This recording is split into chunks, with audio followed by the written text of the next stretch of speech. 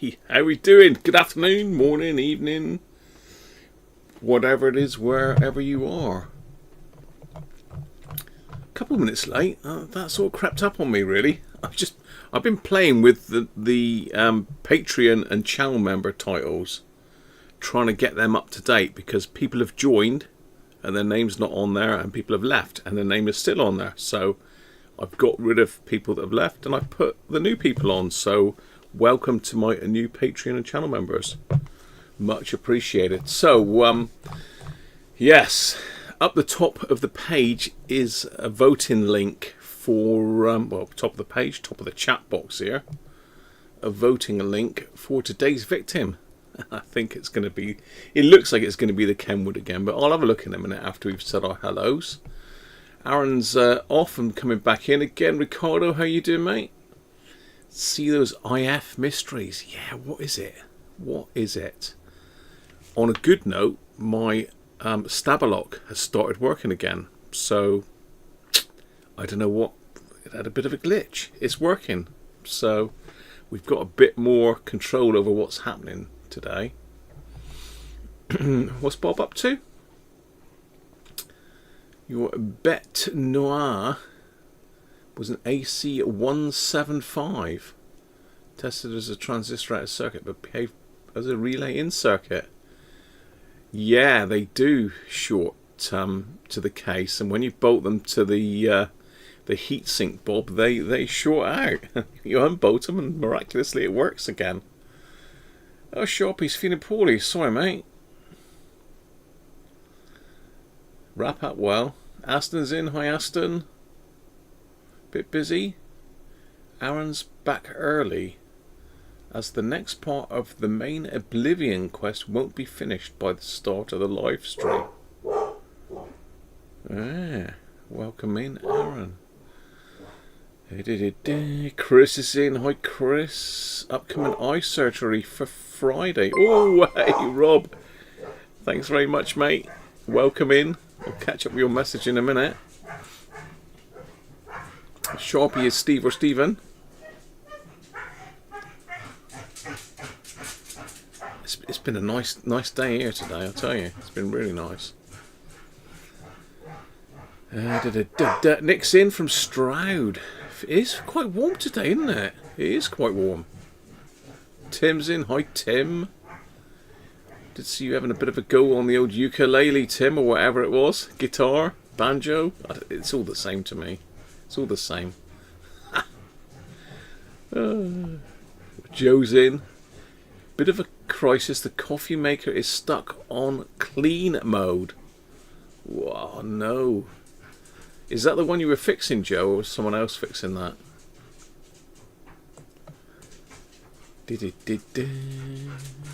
Who else we got in? That's Mrs. Cruncher just back, as you can hear. Martin's in. Hi, Martin.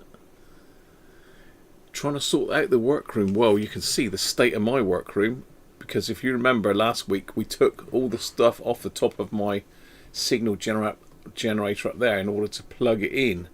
Well, I haven't got round to putting it all back, so it's still, a lot of it's down. You haven't seen that. Don't worry about that. I'll sit in front of it. There you go. How about that? That looks better, doesn't it?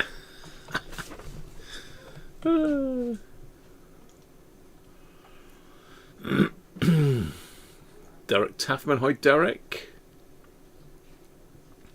I'm looking for lots of help on this one today, because I can't work it out. I can't work it out at all.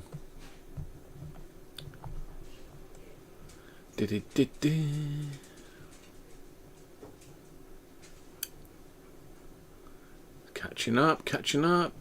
A Cuisinart at 25 years old. Wow. Might be time for a replacement, Joe. That's a pretty good life for an electrical appliance. They reckon about 10 years, don't they, for electrical appliances? Not that I'm trying to encourage you all to go out and buy new electrical appliances, of course. Thank you, Rob, for more components. I need more components. I've just ordered loads of stuff from China, which I'm waiting on. You know, can you remember the hi-fi receiver amplifier thing? Well, I've ordered all the parts for the phono stage on that. All the transistors. Benji's in. Hi, Benji. Derek Cooper. Hi, Derek. 574. Well, you've got to vote up the top. It's your choice. There's a link at the top of the chat here to vote for what we're going to work on today. I've got 4 items there, which the same 4 as last week, really. But obviously, the R2000's having a revisit potentially. Baz is in. Lucky for me. Welcome in, Baz. Hope you got your thinking head on today. Multi's in. Hi, Multi.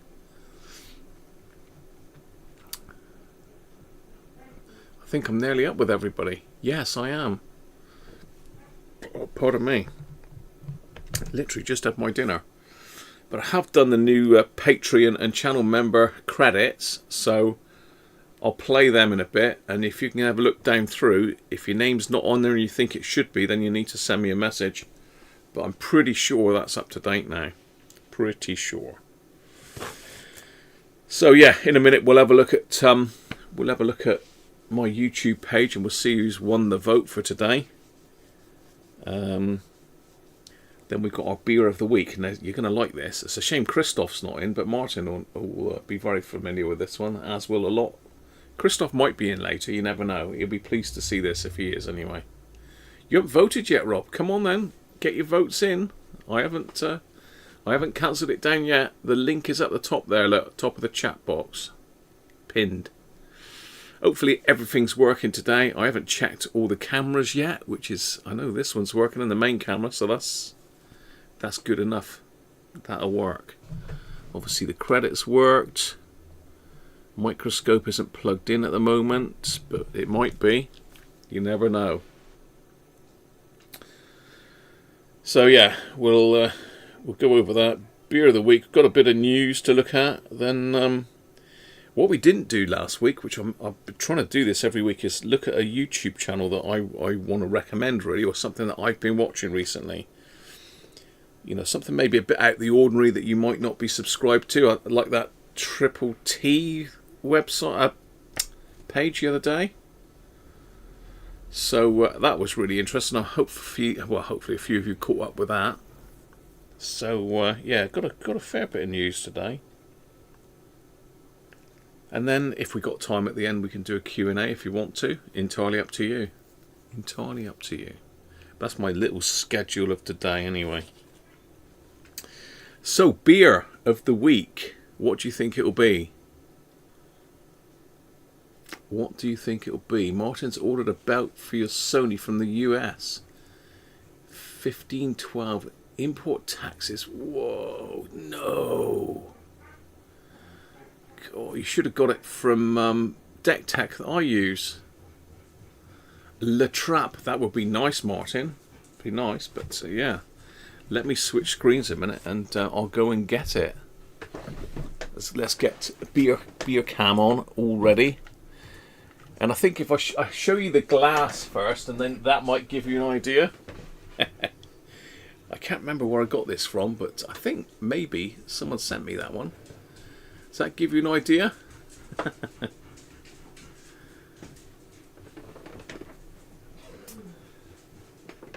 The only problem I've got is this hasn't been in the fridge. Oh dear.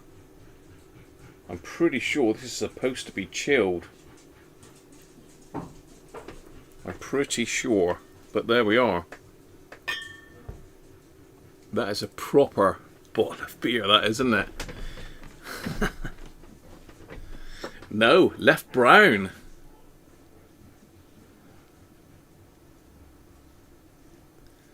To a 20 quid. I know. Sometimes it's the only way you can do it, isn't it? You watch Mend It Mark when he puts that video. Yeah, totally, Derek. Me too. Belgian. Yes, it is. So this is Left Brown.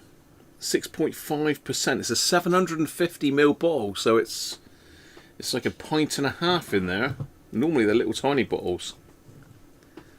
But yeah, they do a blonde as well and a brown. This is the brown. But let's have a quick look at their website, because they do a lot of stuff. Let me just put in my date of birth.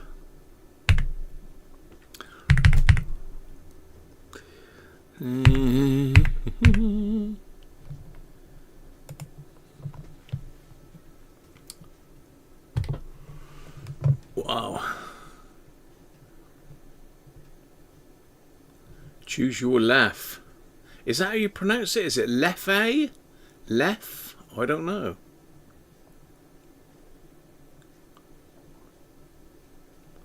Ta-da.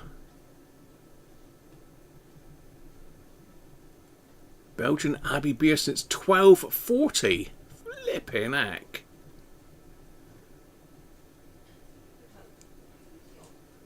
$12.40. Visit us, yeah. Anybody wants to get me over there to do a visit, I'm happy to go. Look at that building though. Wow.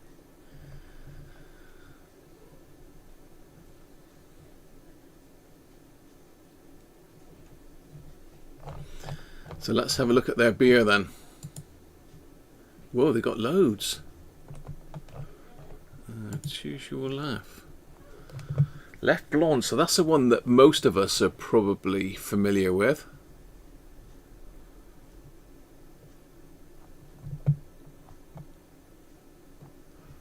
.6%, and again, it's one of my favourites. This is why I've got this one on here, because it is one of my favourites. So they're giving it accompaniment to fried foods. Look, so this could be good for your fish and chips. Perfect to enhance the taste of Abbey cheese, St Jack's scallops, and creme brulee. Recommended serving temperature 5 degrees. Yeah, I wonder whether that's going to have to go back in the fridge, but recommended.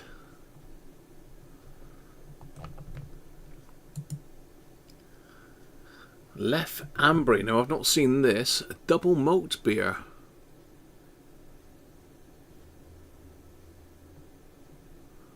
Strong flavoured first courses, gourmet pizzas, mixed fried foods, red meats, pretty much everything with that then. Yeah, pretty much everything. Never seen that before though. Ambry. Amber then, I take it that is. And this is the one we got, Brun, or Brown.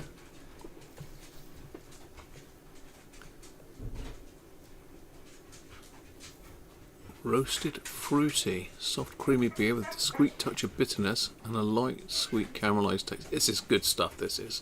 Hummus, Abbey cheese, beans, lentils, chicken, rabbit, vegetables, carbs and red meat.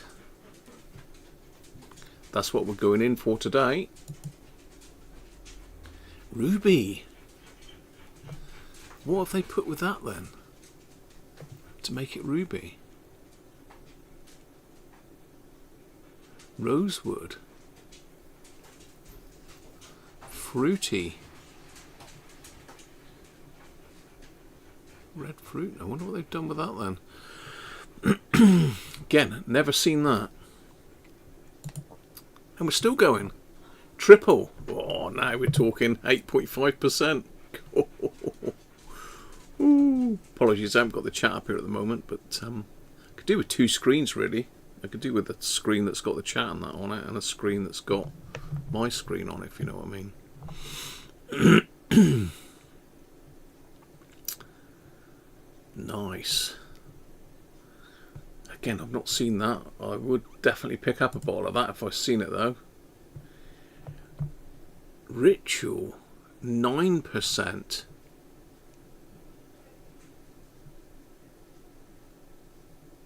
Clove and vanilla. Steak and chips, look. I've just had that for my lunch. Only because I forgot to have it last night. I didn't forget, I fell asleep. That looks very interesting as well. And there's one more. 0%. That's interesting. I didn't know they did a 0%. We'd definitely have to get one of those to try. So it's a left blonde, but with no alcohol. Interesting. Well, there you are. That's our trip to the brewery for the day.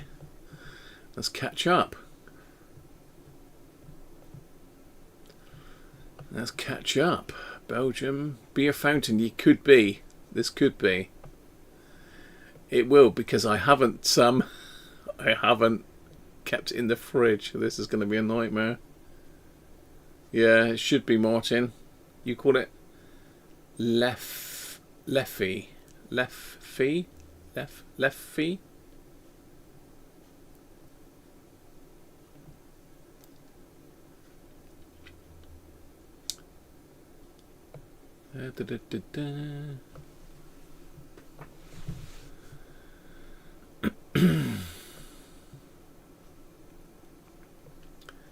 Devonshire stud.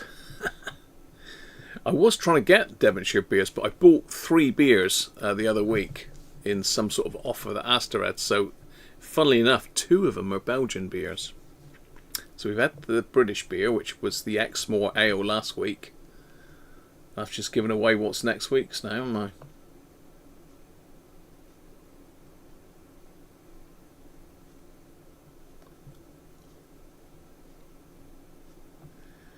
Beer since before radios, I know. Beer snacks. Just catching up. What's come on, 8-ball, it's got to be great, surely. Oh, we've got some beer coming down, have we? I didn't see that because I was on the other screen.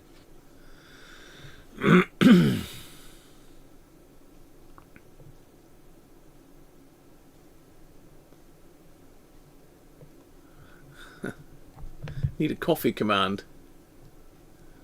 Split screen. Yeah, the split screen? What's that? Alex, how you doing, mate? 9% would fix the radio, wouldn't it? Sandra's in. Hi, Sandra. Way, there we go. I've had my beer fixed. Right, this is going to explode, isn't it? Let's get the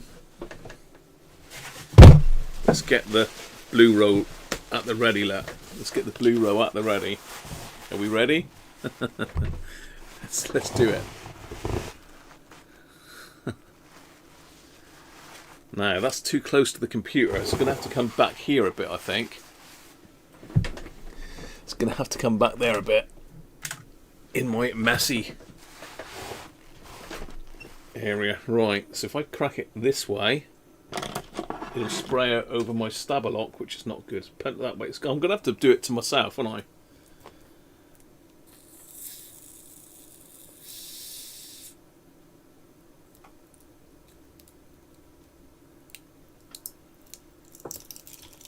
Oh, we're lucky. We are lucky. Oh, don't knock it, Graham. And they knock a bottle over then.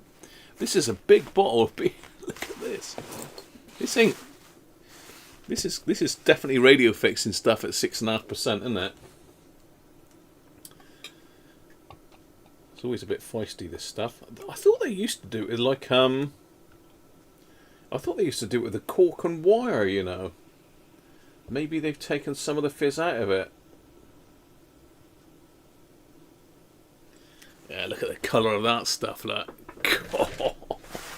We didn't need the emergency. We'll put that over there out of the way. It's got at least another glass of that in there. It's definitely got gas in it, but I let it out very gently. But I'm sure it used to come with a proper cork and like a champagne cork type thing.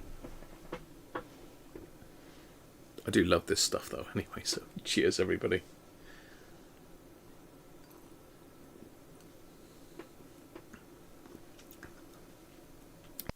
That is nice stuff. That is nice stuff. Wow. God, I could live on that. He's hoping for some fireworks. Yeah, cheers. Beer time.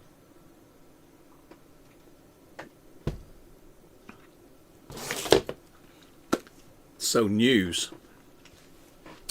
What have you got news-wise? Well, if you remember last week we were working on the Kenwood and we had a problem with the display.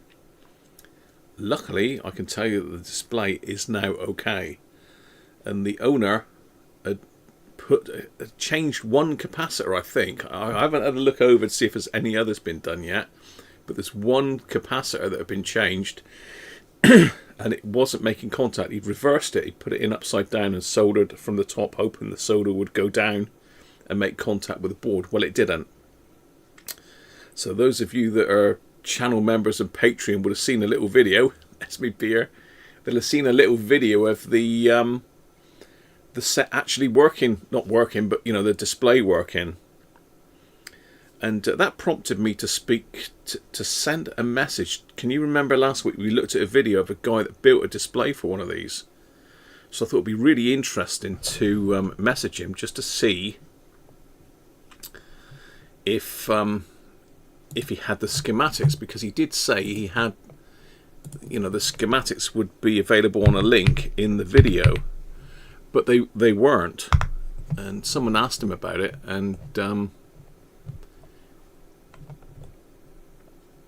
he actually said to email him, and he would send them the files. So I've done that, and he's very kindly sent it on to me.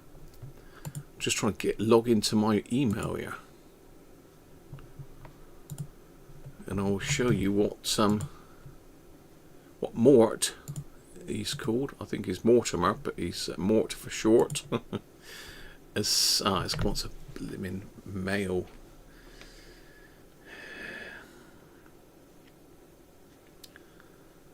So it's code.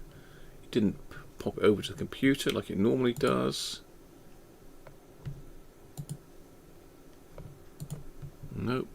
So I'll have to type it in old school. Where are we? You can't see what I'm doing at the moment. I'm just trying to get my emails up, because I haven't opened it for a while on this computer. It wants a verification code for the next 180 days. Gassy.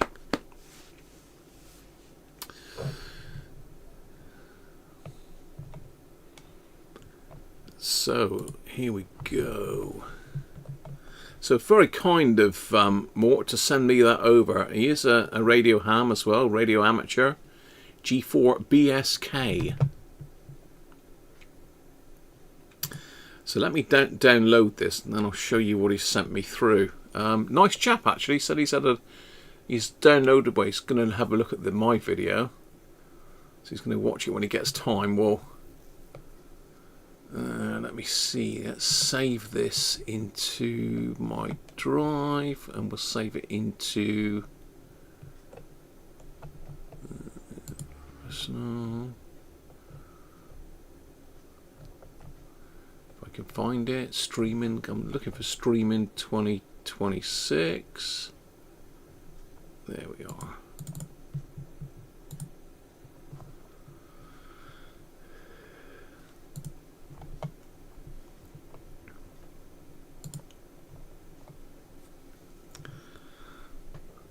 Okay, so this is what Mort has sent me.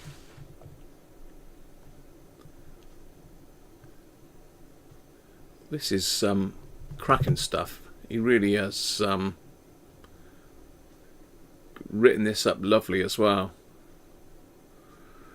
So basically showing how this works for each digit. So each segment has got to have its own transistor, I believe.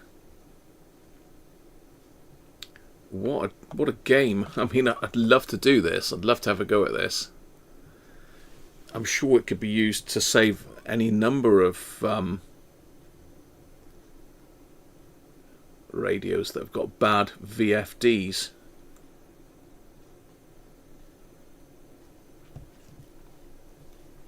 And here's an extract from the service manual showing the pinouts. So it says what display used, and he 3D printed a shape to keep them in place. B7000 glue, I think that's what they used to glue displays in phones, I think, isn't it? And here's some very nice close-up pictures of what he actually did. So you can see we've got this array, we've got a resistor, then we've got transistors, more resistors, diodes. And if we go down a bit further, It's got some things there saying what it's all for. So VFD filament twisted pairs, segment inputs from the top PCB, segment lines to display. So yeah, thanks very much, Mort, if you're watching this, mate. I very much appreciate that. So there you are. I'd need to really sit down and get my head in that to understand it. Those of you that are well into your electronics stuff will be able to decipher that quite easily, I expect. We need to get Les down here. We need to get Les in the house. We need to do a learning with Les to build that. So let's catch up.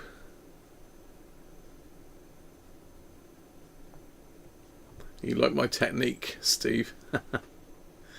Chimay did some beers in Cork. Maybe Chimay then. I think it was Sainsbury's used to do an Abbey beer in like an earthenware type bottle, which is really nice. Beer is food. Afternoon, Jeff.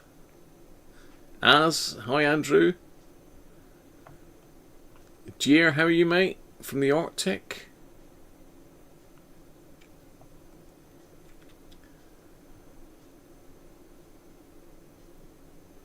Loads of diodes. Yeah, you can see that. Yeah. Make up a PCB. Yeah, you could do, Derek, couldn't you? So if anybody wants a copy of that, I'm sure Mort won't mind me sending it on. If anybody wants to make a PCB, Derek, and send it to me, that'd be great. Or put it up on PCBWay and put it as a user file, maybe.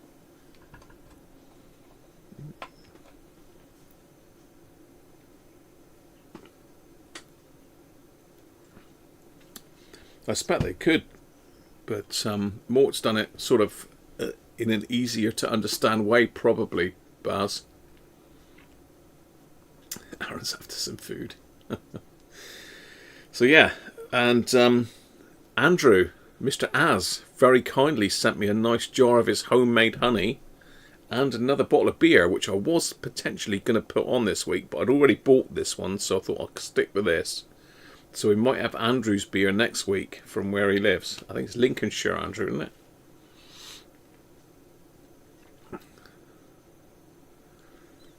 Sill resistors.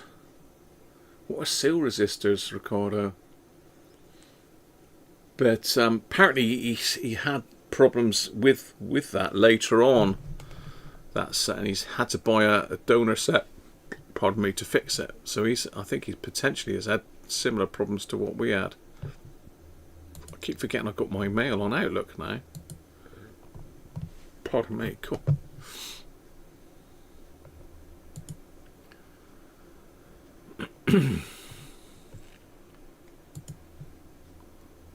Oh, I can't remember the passwords and that.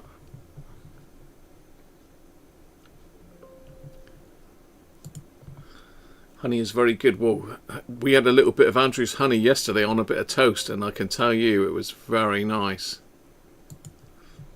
Very nice. Alex, that was my next thing, because somebody very kindly sent me a massive great bag of goodies. And I mean, this is this you? Is this you, Alex? Because it's totally anonymous. Nobody said who it was. A goodie bag for Radiocruncher. So we're still in our news. This is part of our news. I've been sent other stuff as well. I've got to go and get that in a minute.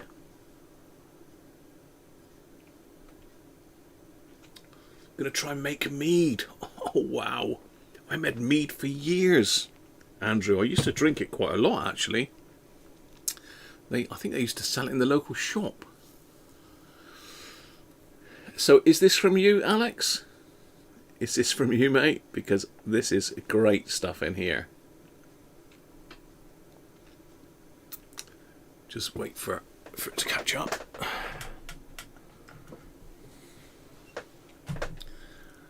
A sill resistor looks a bit like a vintage couplet.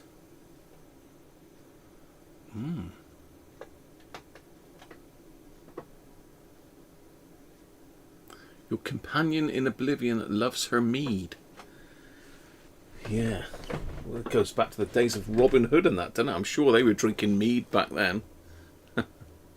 Anyway, cheers everybody.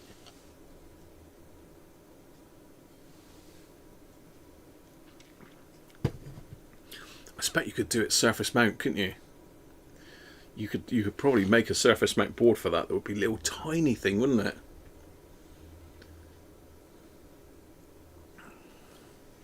So let's have a look at this goodie bag, and it potentially is from Alex. And you wait till you see Alex's radios he sent me. I've never seen anything like it. I mean, I'm literally going to have to wear cotton gloves, like he said. So first of all, we've got a little box which is absolutely full of resistors, and they're all marked as well, which is great. And some of these are on my list to purchase. So these are all, by the looks of it, 1/4 watt resistors. Masses of different ones. I mean, that's amazing, Alex. Thank you very much for that. I'm always struggling to find resistors, as you probably know. Forever trying to find resistors. So they will come in extremely useful. We've got some of this auto wire, I suppose you call it. It's basically stranded wire. Quite high ampage, but it's ideal for bits and pieces. There's quite a lot of those. We've got some solder. Got some very, very thin solder. 0.46 mil. 26 gauge by the looks of it. Fluxed. Ursin multi-core solder. 6040. Tin and lead. Multi-core. That's an old brand, isn't it? So yeah, that's very fine. In fact, that's probably finer than my stuff there, isn't it? Or is it about the same? No, it's about the same. So that is what I use. And we've also got another one there. Cord solder wire. I'm not sure what this is. SN I think is tin, isn't it? And PB is lead. So I think that's 6040 again. Leaded solder. Yeah, it contains lead. That's by Fry's. Now all our soldering, like when I was a gas engineer, all of our solder wire was Fry's, so that's a good make. And I'm always on the lookout for solder. So we've got some more wire. Strangely enough, one of the lads in work has said, have I got a bit of wire? And he needs about 6 inches to hook up something in his car. That's a bit of a coincidence, isn't it? So these are all 16.5 amp wires. 16.5 yellow. There's loads of it in here. 11 amp yellow. 21 amp yellow. That's beefy stuff, that is. What's this? 11 amp again in yellow. And we've got an 11 amp in green. But the sort of what you call pièce de résistance is here. Because you all know that I've been struggling with my multimeter leads. Well, Alex has given me a set of Fluke leads, including a couple spare probes as well. I mean, they should plug into my other leads that were on my Agilent originally. Because as you know, the leads that are on this are just the ones out of my sort of multimeter oscilloscope thing there. So these can go back in there now. And I have got some lovely, exactly the same as what Rob sent me back along. Some Fluke twist. Do they call them twist lock or twist grip? I don't know, but you basically twist them and they retract. So when you're working on higher voltages, you pop it up like that, and they don't short nothing out. So they are going straight into my multimeter. Strangely enough, I actually, last week, I made an offer on a set of these. I actually sent an offer to somebody for these and they refused the offer. So I was sort of thinking about, do I make another offer? But I didn't. And there we are. Someone's very kindly, well, Alex has very kindly sent me those on. So thank you very much for that, Alex. And as I say, these are plug-in ones that go with the banana leads. I don't know where mine are at the moment. Here somewhere. I managed to kill my last set of leads. They do get a lot of hammer, you know, so yeah, I'm not sure where my Agilent leads are at the moment, but I have got the Agilent leads that plug into these. So yeah, brilliant. Again, they're the twist lock ones. The twist, I can't remember what they call them now, twist guard. So thank you for that, Alex, that's great. Thank you very much. So what about that? That's a great gift, so thanks. Ersin Moticore is the OG of solder. Nice.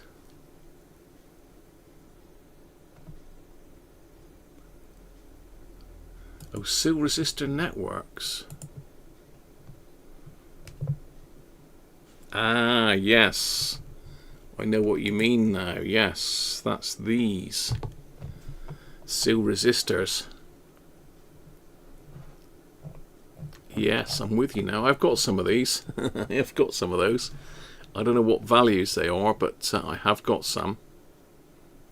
But yeah, if anybody does fancy making up a board, if you send me a message, email me, graham@radiocruncher.com, and I'll send you that copy of that on.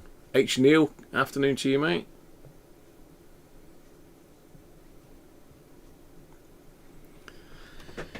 Yes, so there we are, and I have had one other thing in this week as a gift. I'm still going, we haven't even got to the radio yet, there's plenty of time, so cheers.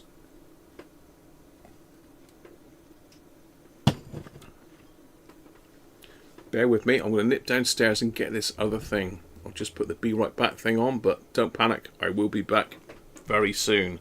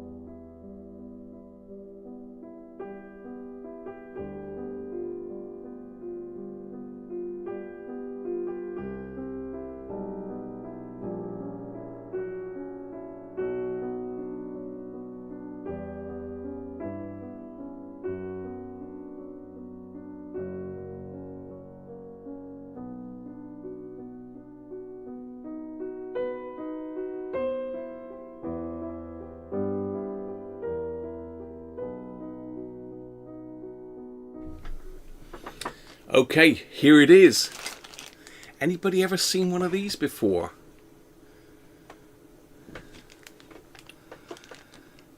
It's a Philips 970, but what a lovely looking bit of kit. Now I've got the knobs here. He sent the knobs separately so it didn't get damaged. So let's put them on.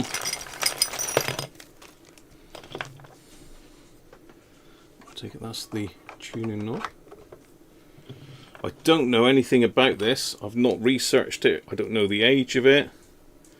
It's got little gaskets on it as well, some of it. So it looks like a well-made bit of kit. I don't know where that would go. Would that be that one maybe? Yep. We've got that one's different than all the others. I'm going to go with that as being the fine tuning knob. Wow. These look like they're all the same. Volume. Treble. Strangely, it's got minus and plus. Strange. And bass. Fine tuning is interesting, isn't it? So it's 1, 2, 3, 4, 5 wave bands. Long wave, medium wave, short wave, 1, 2 and FM. I don't know anything about the date of it. I mean, it looks quite modern, but it's in really good nick. Slight scratch there, but that can easily be touched up. No BFO on it. But on the top we've got these like touch sensitive buttons for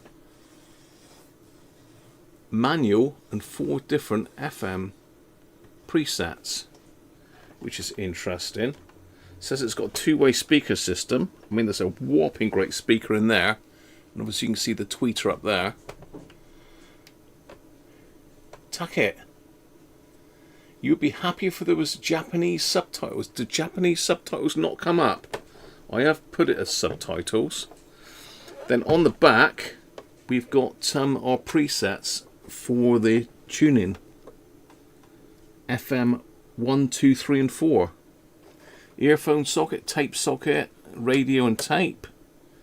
Battery compartment. It looks like it takes D cells. It's pretty big. Yeah, no idea of the date of this. I don't know whether it's... So it's got a figure of 8 cable connector, so that would mean it's sort of fairly modern. It's got a dial light as well at the top, look. How about that? I really like that. When it came I thought, wow, I wasn't expecting that.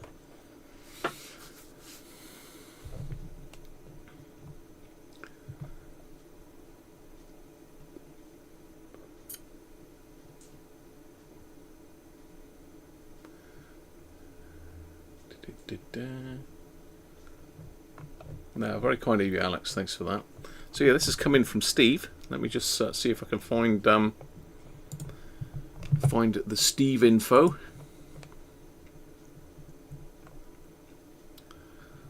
I did send him a thank you message. Let's see if I can find it.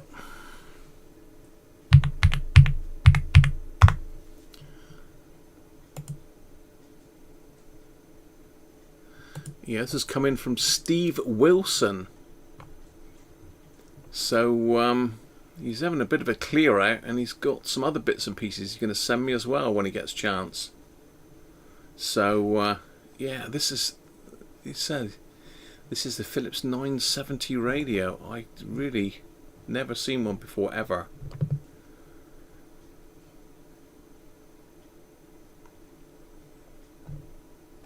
So thank you very much to Steve Wilson. Thank you, mate. Much appreciated. We won't have a play with this one today, but we will at some stage dig this one out for a once over. So yeah, good stuff. Sheffield Steve. This isn't from you, Steve, is it? Brian, welcome in, mate.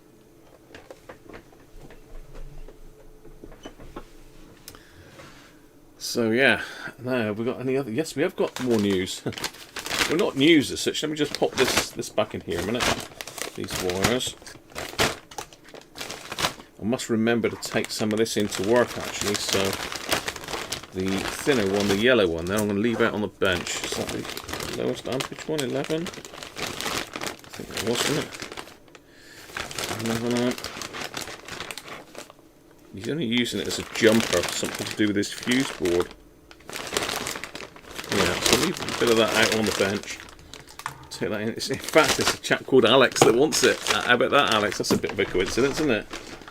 Alex wants a bit of wire, and Alex has sent me some wire. How strange. So I'm going to need that multimeter in a bit, I'm sure. they can go in my stash, and I'll keep that with my solder. So, I've been buying things. Again, thanks to my patrons and channel members, I can just pop on PayPal and pay for this. The first thing I've got is a pair of these. Now, these are my sort of go-to brand for side cutters. If you remember, I've got these CK, which have been very good, but the spring's gone. I've lost the spring and they are starting to get a bit blunt. You know, I'm struggling to cut stuff with them now. So side cutters don't last an awful lot of time. If you're cutting a lot of capacitor legs like I do, they don't last. I mean, I've got a pair here that I outgrew that Andrew Elsfer got me. But I've got a set of these in my portable toolkit, so I thought, well, I need another pair. I'm going to get them. So there, if you're interested in these, there is an Amazon affiliate link. If you scroll down on the info for today's video, go down to my tools, you'll see an Amazon affiliate link if you want a set of these. But they're really, really sharp. They're nice and flush on the back, so you can get close down to the board. And yeah, well worth the money.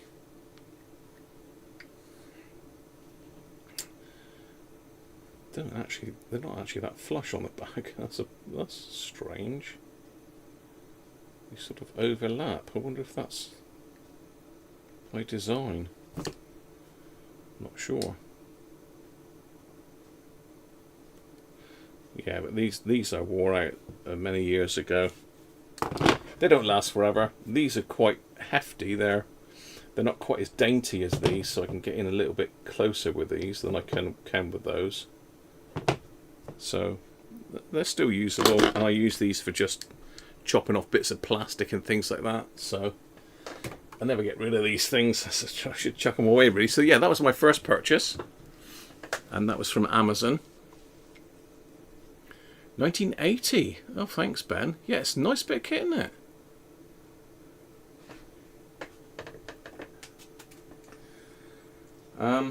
My next purchases then, what have I done with those? Over here.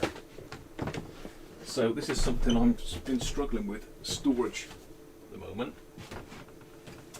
In that all of my storage compartment things are full. I have got other storage compartment thingies, but they're all for larger stuff, not for the small components. So if I can get my camera zoomed out a little bit, because these are a bit bigger than a set of pliers, I'll show you what storage boxes. So my favourite brand of storage box, and they do tend to be a little bit expensive, are these. I mean, anybody in the electronics industry will know Rayco. Really good quality boxes. These are supposed to be unbreakable. Well, the courier didn't break them, so that's a good sign. And are they open? That way and that way. So they've got a very, very positive lock-in mechanism. And I think these are... How many's in there? 3, 16, 32 compartments. And I mean, they were quite reasonable. I was thinking this something would be about like 30 quid. I thought 30 quid maybe for a decent Rayco box. And I actually bought 2 of them. They stack quite nicely as well. But they weren't that expensive. Again, the link is in the description underneath, under my tools. But if I go to my orders,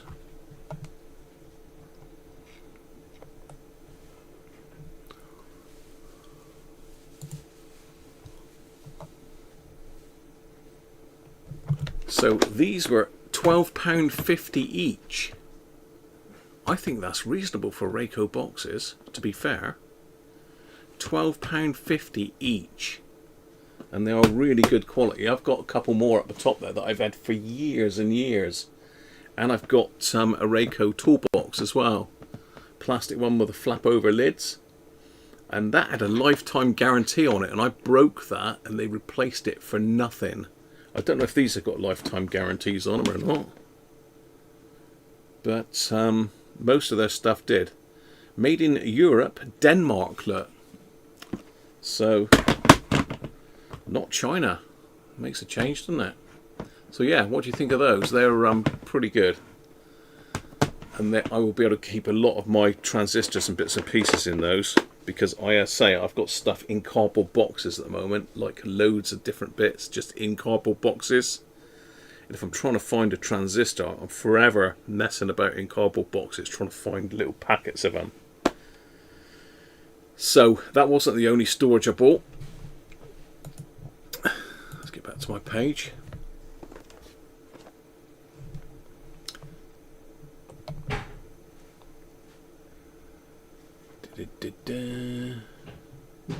Bishop.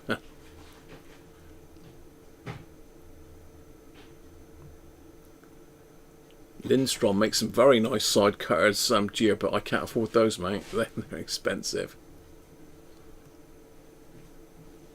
So yeah, if you look it up on my, if you click on my link in my description, I'll get, I think it's 1% or something like that, 0.5% commission. So it all helps, doesn't it? It all helps, especially when we got cocoa bills to pay. So, you know, I thought, well, I'm in the market for some boxes, so I'm going to get some more. So I got the baby brother, and I thought, well, I'm going to get two. So I got two baby brothers. Now these were even cheaper. These were £6.48 each. Again, the link is in this video description down underneath my tools. Yeah, £6.48 each.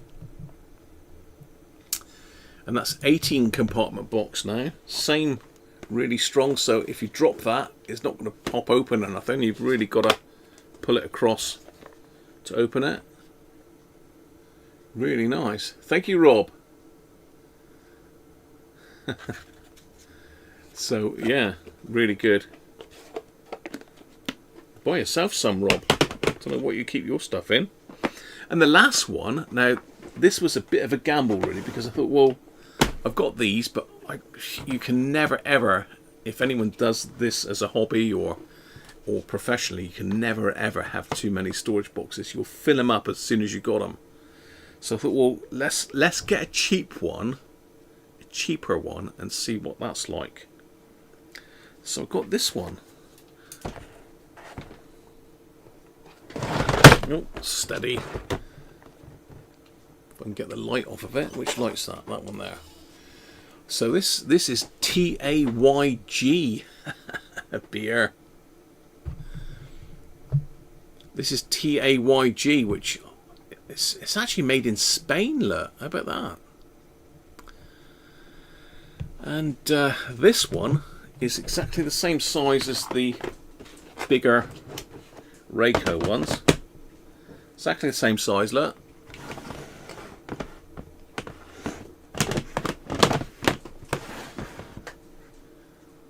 Very similar in size.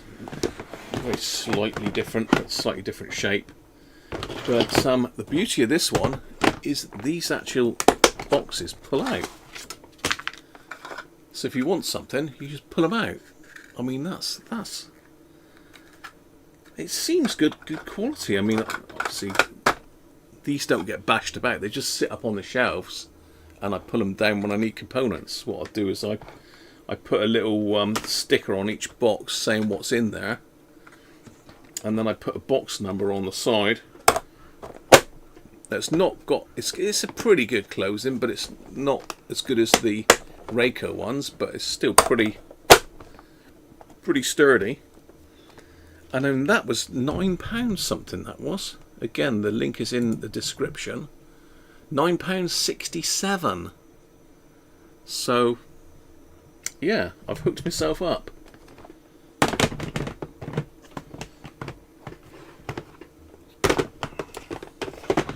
So there we go.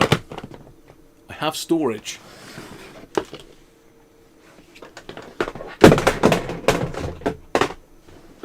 think that's everything new for this week. I think that is everything new for this week.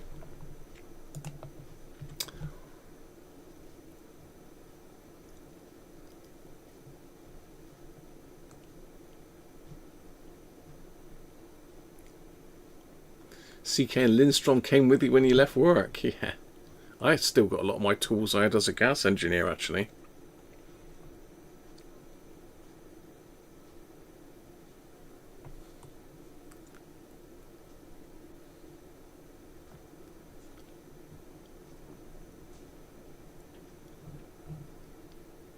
Yeah. Thanks, Bob.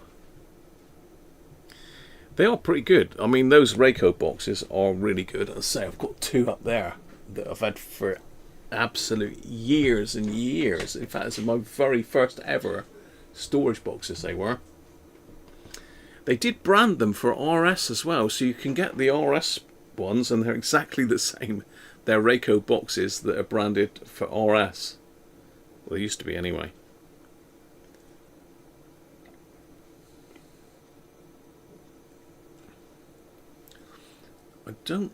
I don't strip wire with the side cutters. I use the CK wire strippers for that. Ecotronic ones. Very sharp, very good. Right, it's time to have a look, see who's won today's victim of the day. So let's get to YouTube.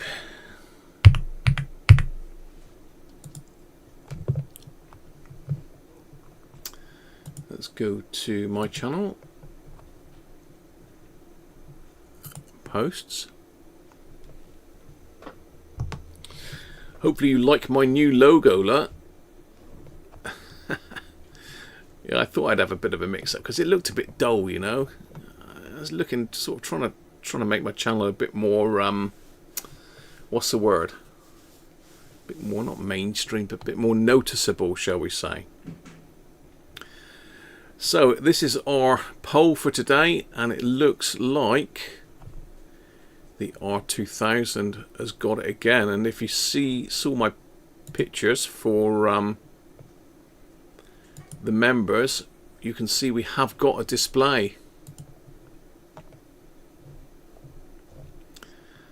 And I did put out some member-only videos as well. So thanks again to all my members and Patreons, and I do try and give them little bits and pieces extra to what you normally see. So if you're thinking about it, if you're thinking about joining up, then join up. You know, you're all very much welcome, and it all helps the cause. One day I might be able to give up work, you know. Another 50,000 subscribers and I'll be good to go. So hit the subscribe button as well. Anyway, let's get the poor old girl up on the bench for another look. We gave her a good run last week, didn't we? We had a lot of input last week. Shame Les isn't about today, but I was hoping that Les would pop out this week, but I've not seen him.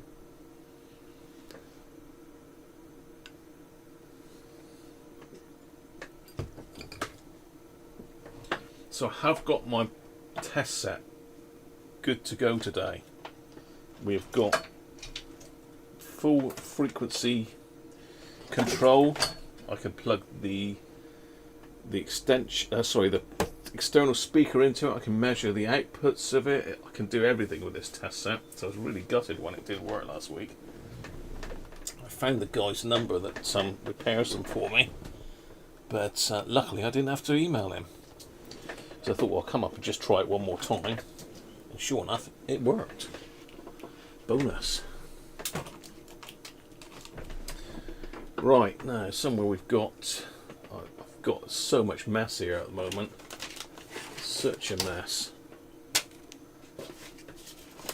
Because of the fact that I took all that off last week.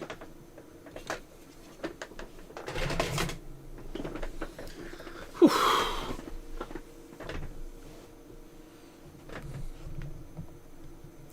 Tom and Susie, how are you doing?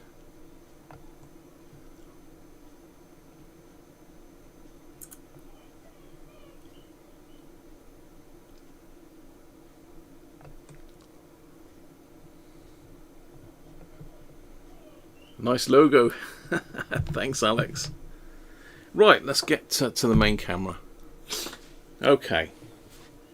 So somewhere here, in amongst all this junk, I've got the power lead for this. It's a great big thick one. Here it is. Hopefully it's still plugged in.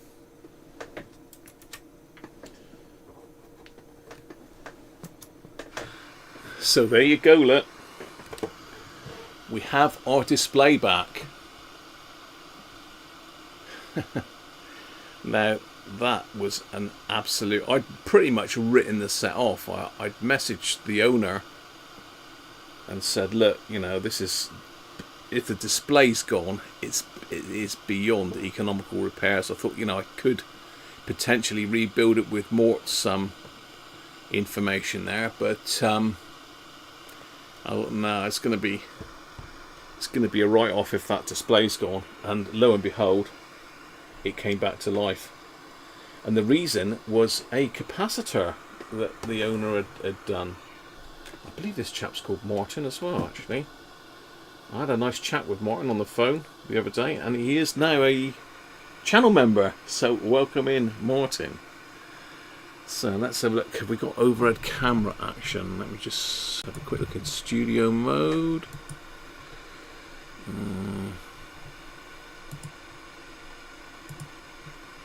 Yes, we have.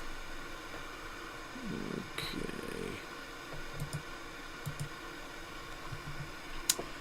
Yes, we have. So let's go to the... Let's just focus it first. Let's go to the overhead camera. So let's get my... I'll zoom in a little bit. So the culprit was C185. This one. Now, all that you saw on the board was two legs sticking up with a load of solder on them. And what Martin had done is he actually put the capacitor in from underneath and soldered down through the legs. Of course, that didn't take to the board, and that is what caused the thing to fail. So let's get my test set. Alright, see if I can find the leads. Just connect that up. What are we putting out here? 10 microvolts, 4 megs.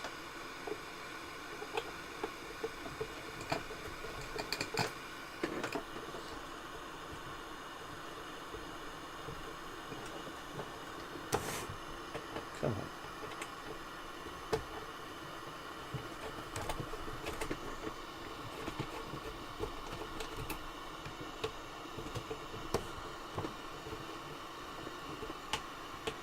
Strange. Okay, so 4 megs.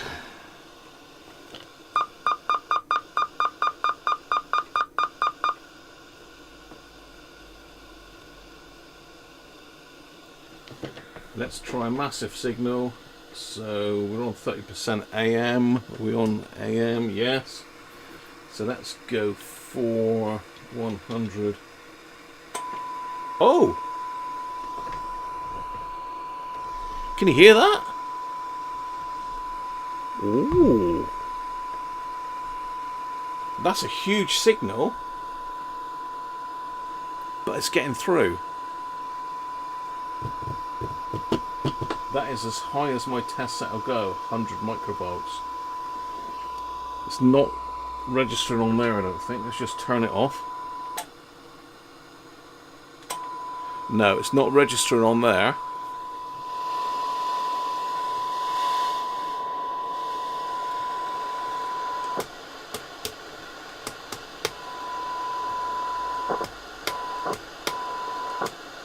And if I put 10 dB attenuation in, it cuts it completely off.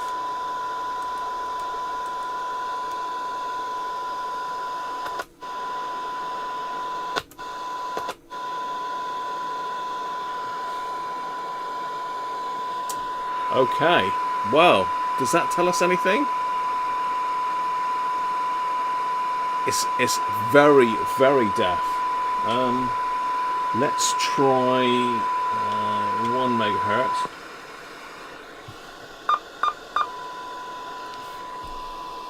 I think that's even deafer. 10 megahertz.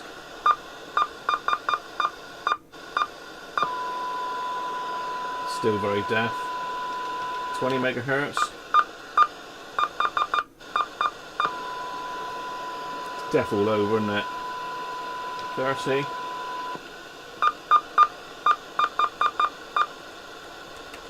No, not quite. I'll only do 29. Well, I'll do 29,999. So it's receiving, but it's very, very deaf.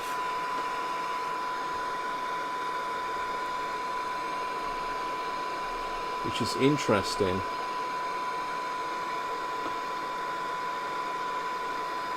Very interesting. So that means it's getting through the attenuator, because there was talk of the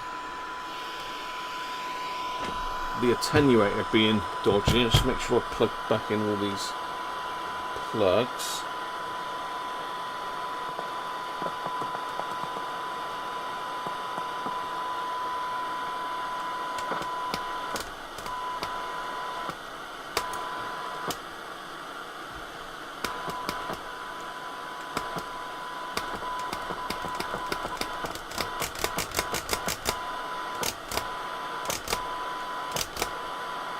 So that means it's getting through the attenuator, surely.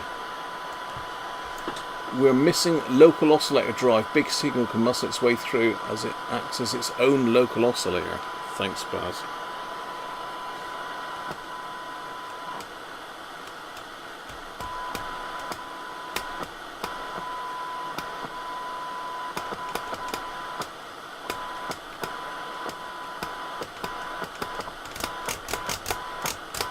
That attenuator switch is still playing up a little bit, because if I turn it once, that actually sounds stronger. And now it's gone off.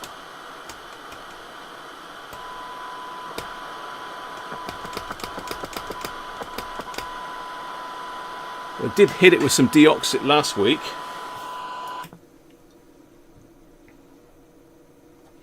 I don't know if it comes apart, but we're going to hit it again with some more deoxit.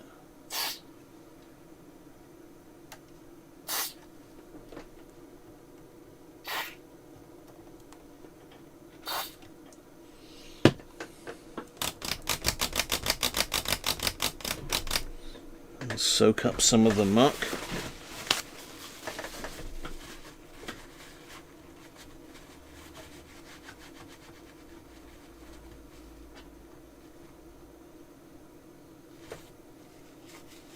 Don't really want that all over the board.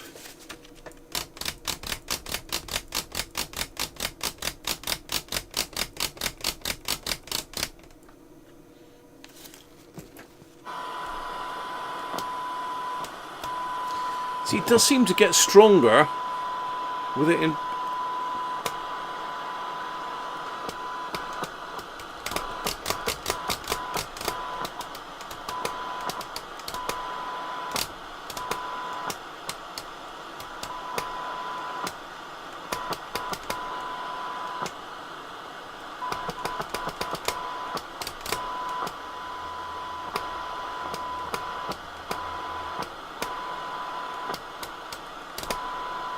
I mean, is there a way to bridge the attenuator out completely? Hello?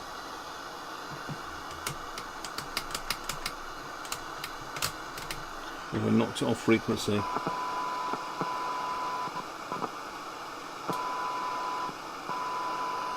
It's bang on frequency.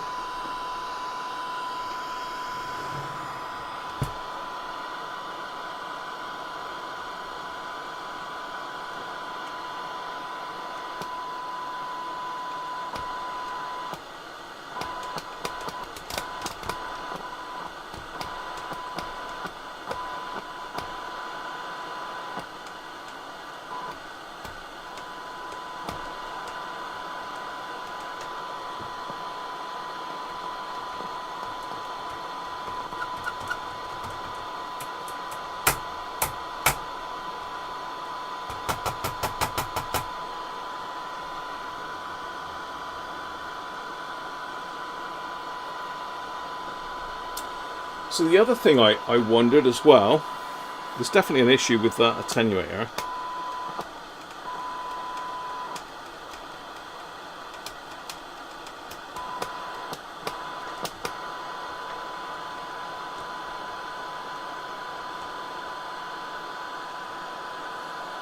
Yeah, the other thing I wondered was whether maybe some of these plugs were plugged in wrong on the back.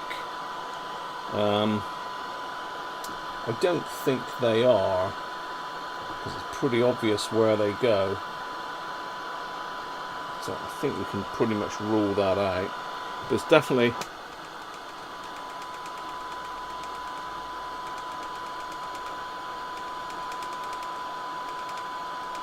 that attenuator needs to come out.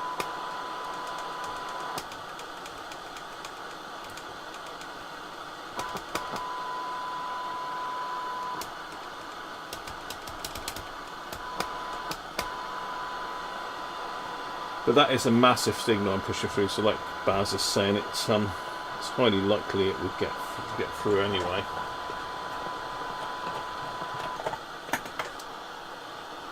So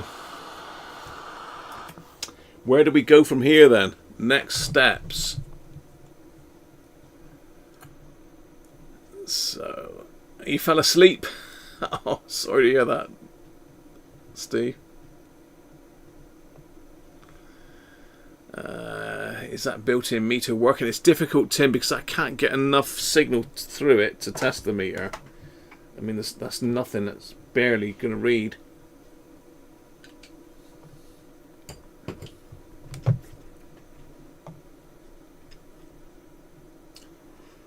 I don't know whether it's worth popping this board actually out and having a look underneath. I don't know whether the chap has done any other caps himself. I mean, there's some brown ones in this side that look different. Let's unplug this a minute. The one that was done was on this side, and it was an Elna cap, but I don't know whether it had been taken out and just put back the other way. I don't know. I can't really see any evidence of any more done.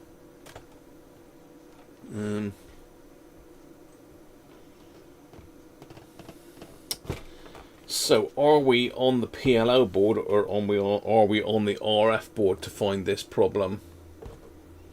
And I mean, can I trace that signal through anywhere? You know, can we trace that signal through to the front end here anywhere?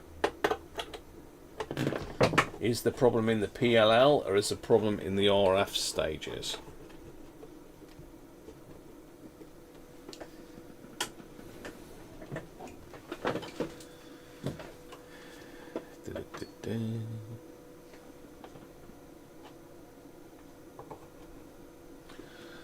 Are we able to use my signal tracer maybe, or a scope to check it through the stages?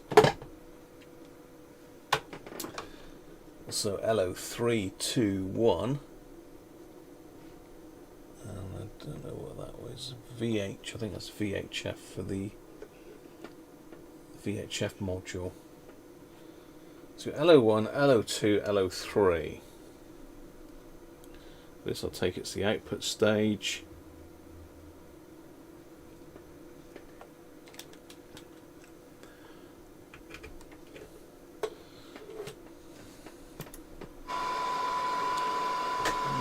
Let's see, where's this coming through?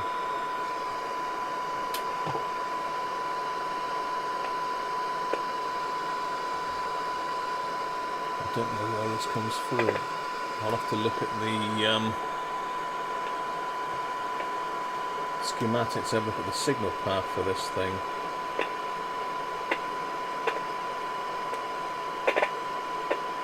There's no signals on any of the test points in that area.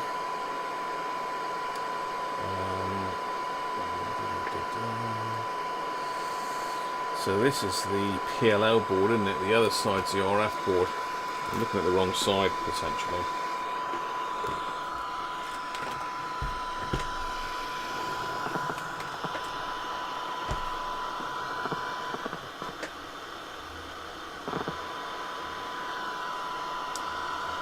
We've got a lock here, we've got a lock.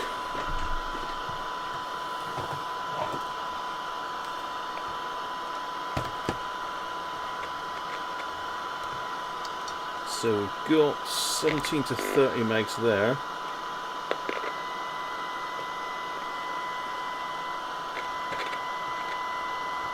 If I turn down the volume on that, that's quite loud coming out of the bandpass filters. So they're clearly working. That's coming out of all of them.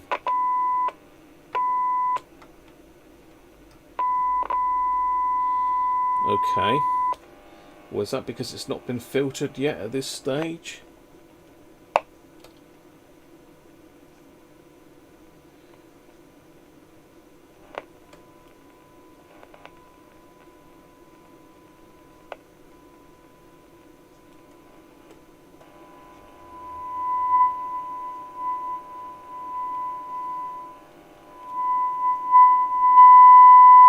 Whoa, that's loud there. Okay.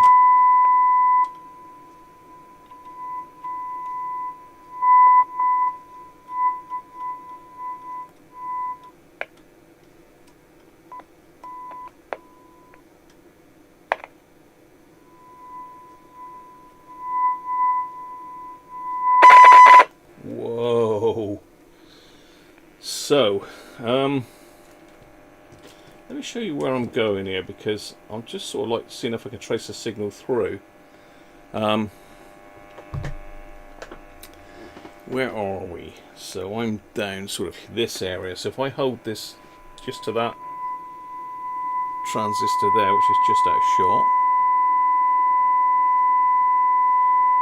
Let's just put a bit of light on that.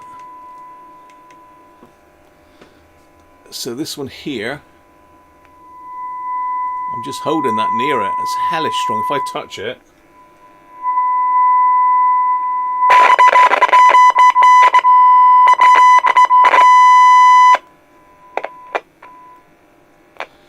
so that is Q4 by the looks of it.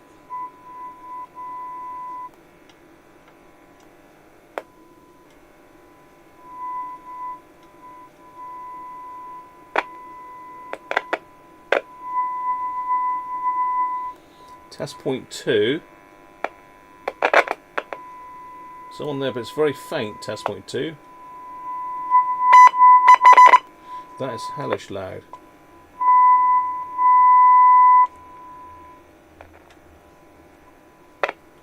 Now I don't know if this is taking it out through here.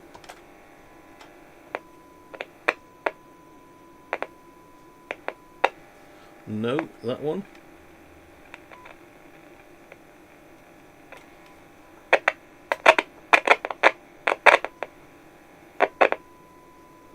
Very quiet.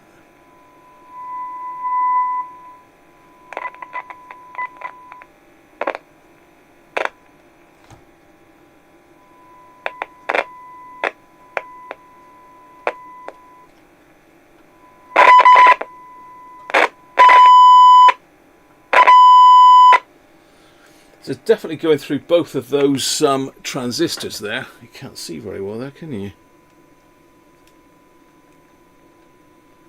Let's brighten it up a little bit. Ah, there we are.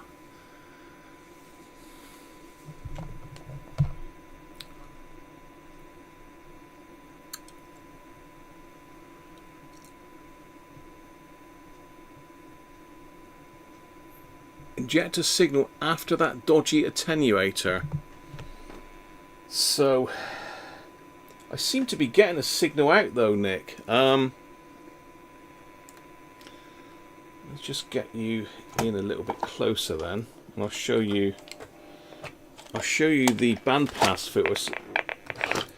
I don't know whether I should be getting a signal on every single one of those though. So you can see here, this is our filtration stage, isn't it? This bit here. This is all, I believe, what would be the bandpass filter. I need to make sure I don't touch that.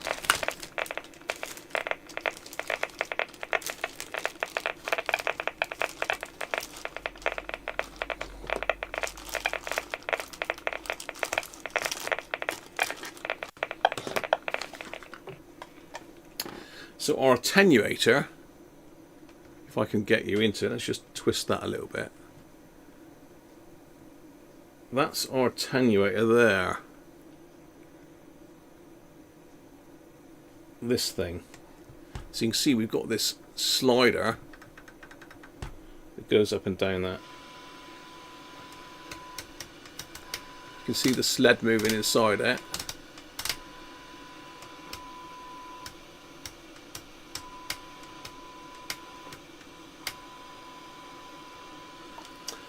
So if I put my,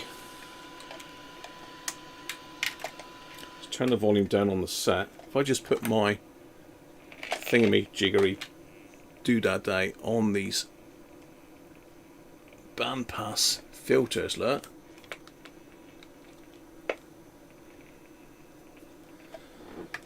Yeah, I know, Baz, but sometimes it can be a lot quicker to find the issue. So let's go on these, look. So we're on 29 meg, so it should be there,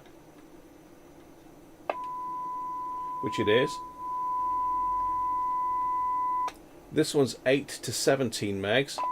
It's also there, and I'm not sure if that's right. I would have thought that should have filtered it out, but it's also on the 4 to 8. It's also on the 2 to 4, and it's also on the 1 to 2 megs, and it's also on D12. So, you know, just touching some of these caps here, it's on these. It's very loud there. C83. I only got to hold the probe near C83, which is down here. Where are we?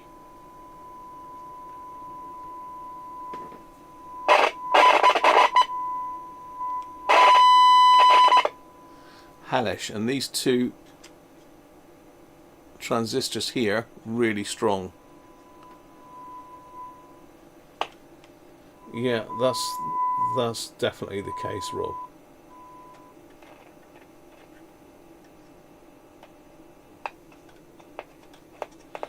So we don't have it. We have it, the signal in this area.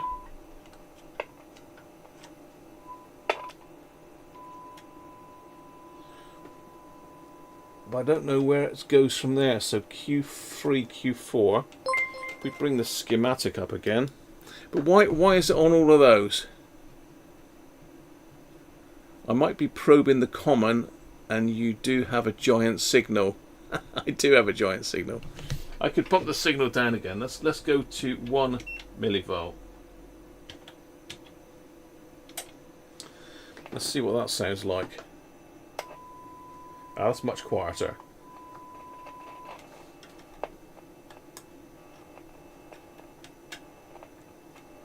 I can't actually hear that on the diodes now.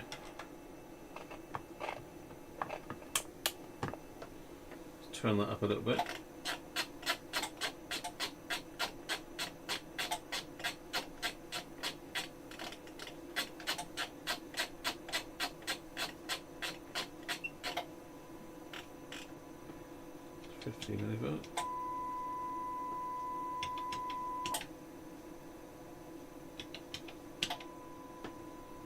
Just about hear it there now. Still on all of those diodes though. Sorry about this if it's doing your ears in. Let's go back to 1 millivolt. Okay. So it's much quieter now. So it's getting through to C83.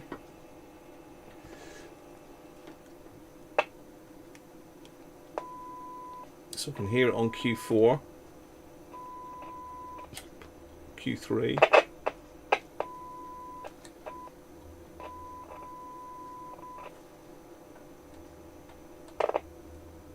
Can't hear it on that, so it's not going out through those.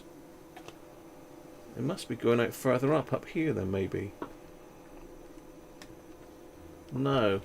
So it doesn't seem to be getting past these two transistors, Q3, Q4.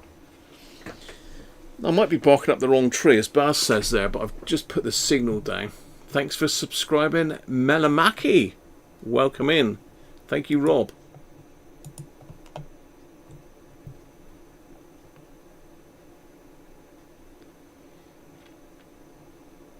Is the signal getting through T5, 6, 7 and 8? No. I can't tell.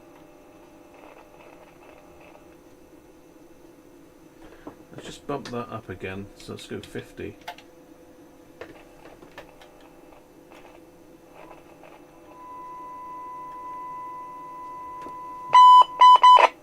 So I've got it on that diode there, which is in between the cans. So this is the cans that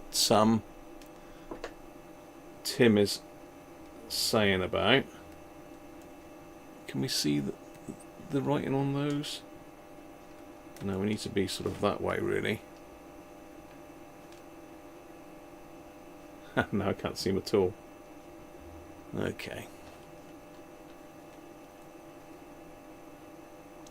So, I'm not sure where the output is, but I can't get to the underside of these.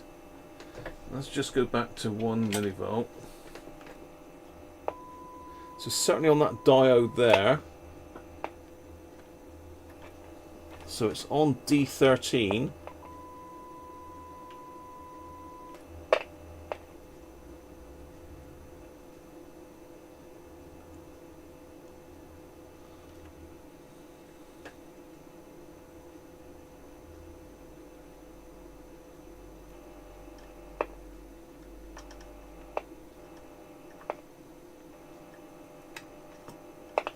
Don't know. I need to look at the schematic a minute and have a quick look at the signal path on this.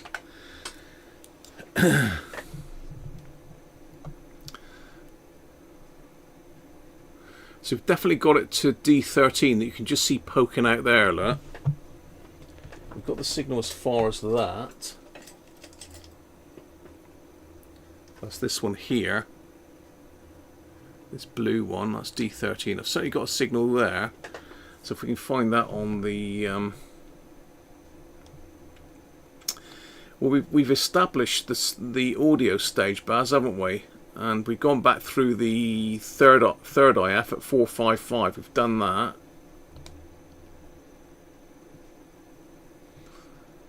So you still reckon we're mixer's not working due to lack of local oscillator?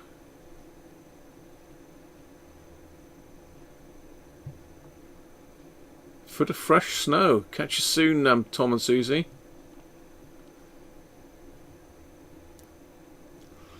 So local oscillator mixers. Are we talking a transistor here? Let's close some of this stuff down.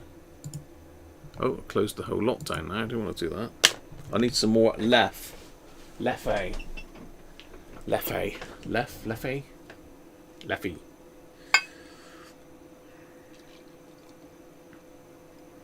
Careful not to spill this into the radio. I'm sure that won't help it.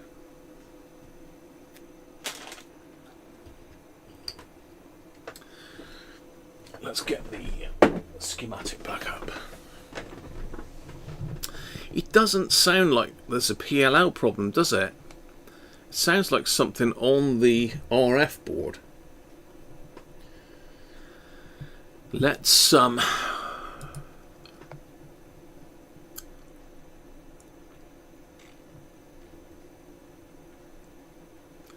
let's get the schematic back up. If I can find it, RP30, R2000, there we go. File not found. What? Okay, to get it another way then.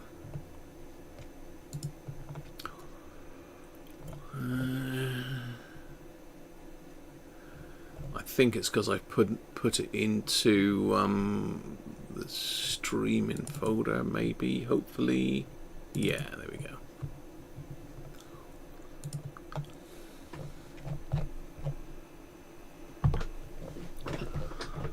Right. I mean, this does talk about the local oscillators here.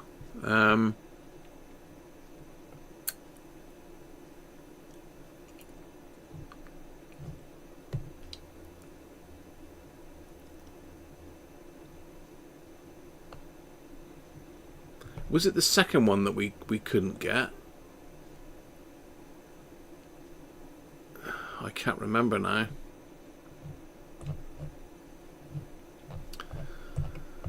I can't remember which one, but I did manage to get a frequency, and I will show you that. I did go back in afterwards.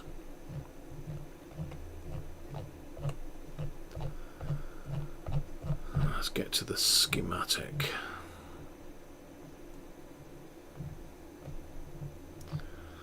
Now, let's have a quick look at the RX unit.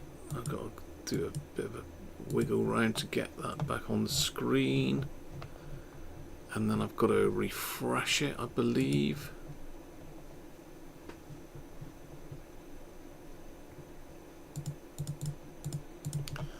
So this is all the diodes that I was testing. Now I've got the signal on all of those diodes, even at low level. When I turn it down, I've still got the same signal on all of those, but they are linked, look, so that's probably why.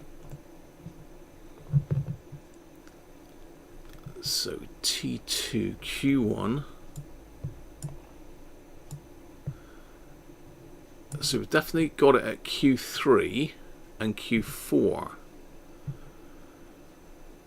D13, is that the one that I said? D13? Yeah, we've got it at D13.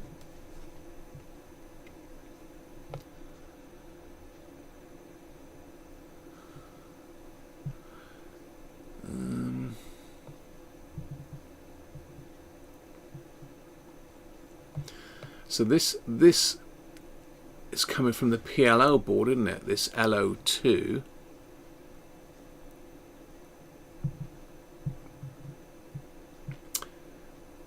So the second mixer, Q7, Q8.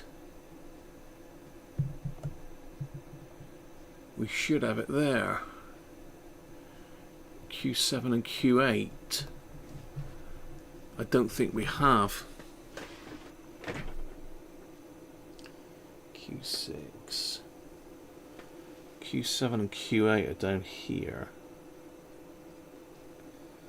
Okay, I'm not sure what screen. I think you're on my screen with me there, but I don't think we've got the signal at Q7 and Q8. I can't see which leg is which though on this board. So I don't think the signals get into here now. Whether that's because we've got this problem with this local oscillator not coming through, like Baz is saying, I don't know. Let's go back to my main screen a minute, and I'm going to just bring in the YouTube chat onto my other screen.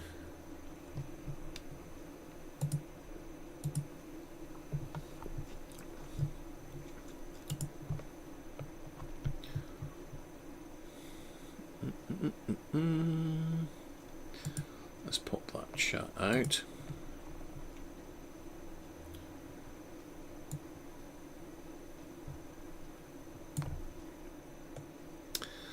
You need to probe the bar end of the diodes to test the band switching.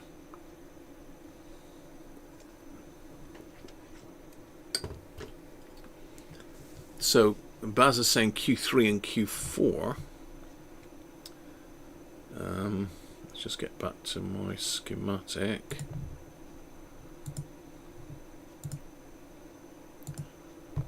Let's put the chat on top of that.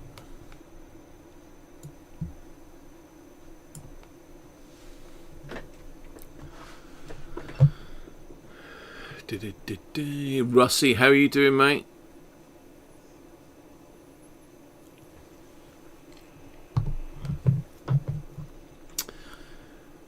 So we know the signal is a D13. It should also be at Q7, Q8, the second mixer. Now, Baz is saying Q3 and Q4 the first mixer, which is quite right.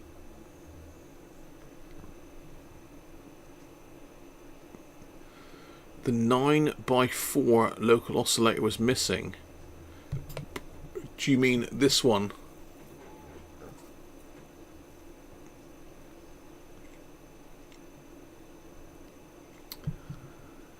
So I don't think we've got anything at the second mixer, have we?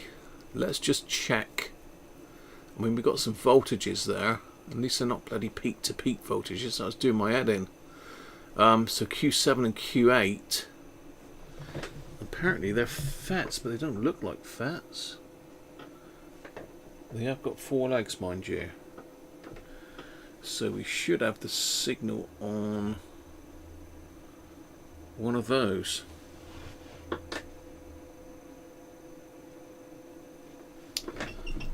So let me have a look. Q7, Q8.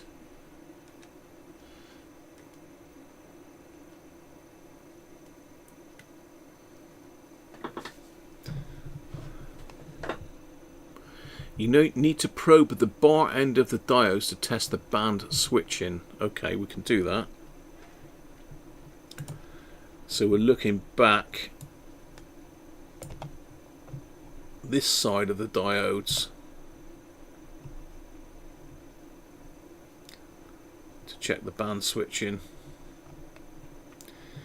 D7, 8, 9, 10, 11 and 12.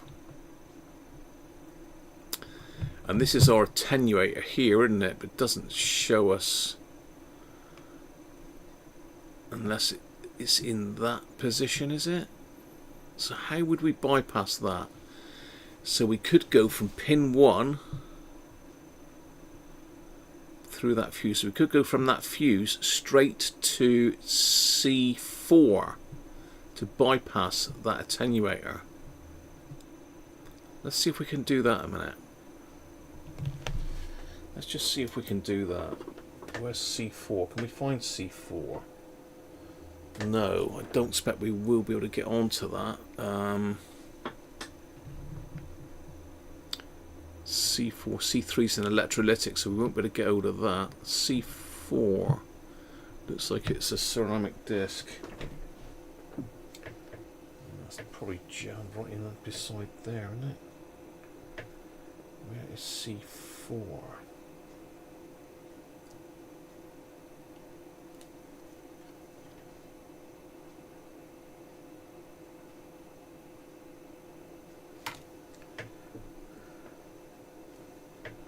Oh, I see it.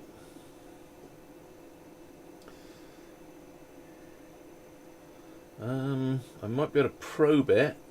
I can't. I don't think I can get this side of it though, because it's literally right underneath that cable.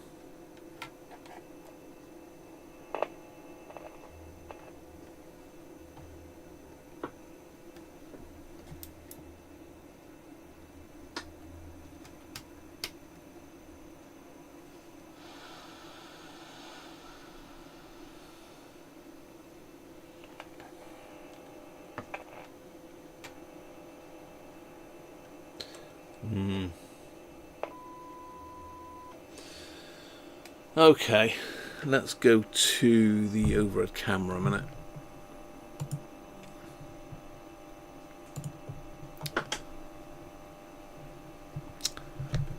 Now, we need to go to the bar end of the diodes, so let's get back to the diodes. Let's go to the bar end.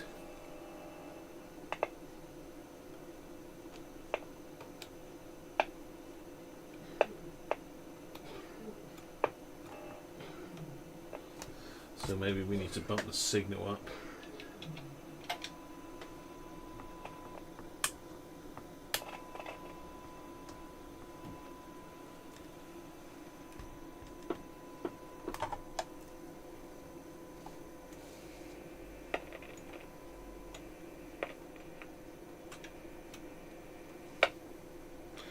Okay,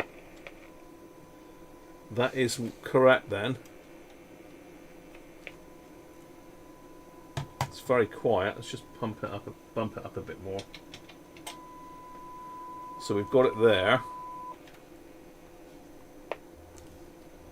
No, no, no, no, no. So it is coming out the right one. That is correct. Cheers, Baz. That's got the head scratching out of that one.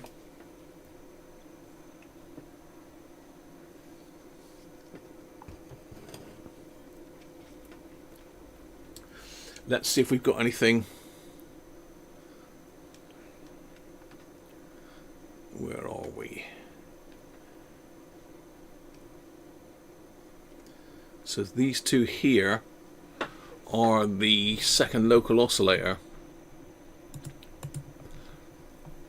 That is Q7 and Q8. So we should have the signal there. Yeah. So you've got the signal at D13. I can't see any of this because it's all crammed in. We can potentially check at C96. It says we should have 28.4 dBu there. I'm not sure with what signal that is on the input. Unless that's saying that's what we've got to inject there. I don't know. What does this mean? 28.4 dBu. Is that the amplification through the circuit? So it's dropping back down through this and then it's amplifying it back up. We've got 29.6 dBu. So let's check Q7 and Q8. Let's see if we've got any signal around those whatsoever.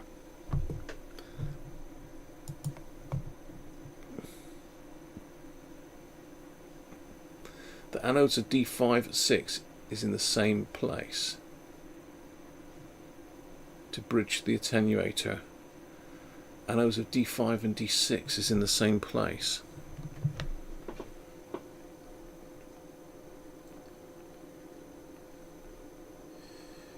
D5 and D6.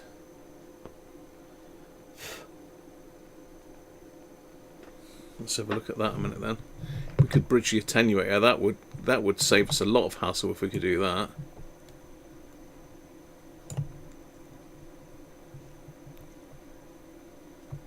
That is after the capacitor though, Baz, isn't it? Does that? Oh, that's the wrong one. I want that one. So this is our attenuator here. So if we clip onto the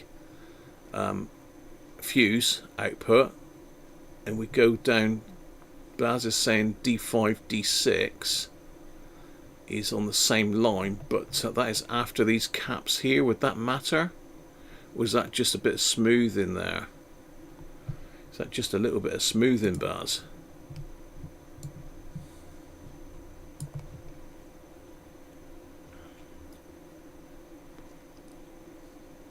$78 dBm, Ricardo.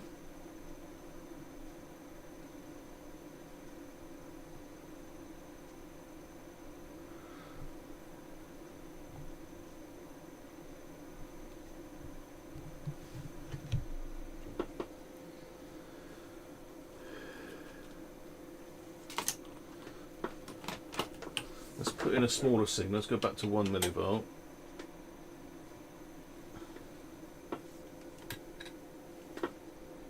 So that's going to be the output there.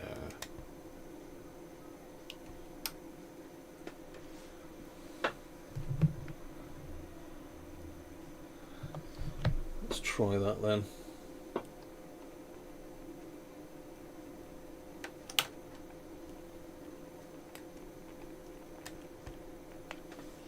Turn that off a minute. Can't quite clip onto that. These are a little bit too small. There we go. There. And there.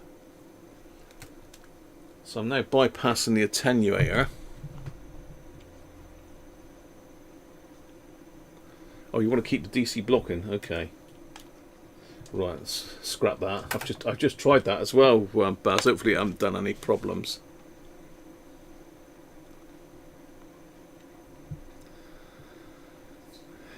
Yeah, I mean I can try. Yeah, hopefully I haven't popped anything there. Buzz doing that.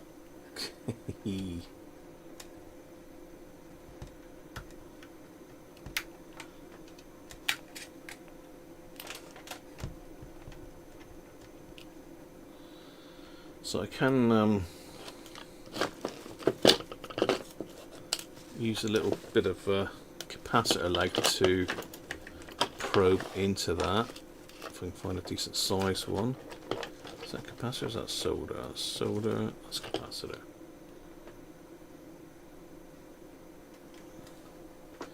So I think the problem is I can't get in here. I think that's the other side as well.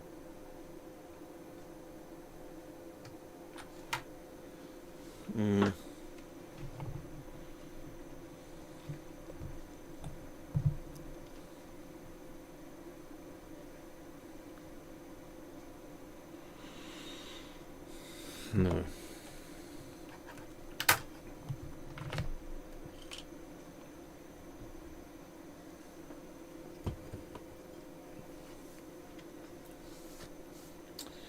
Right, I'm going back to my original plan of just trying the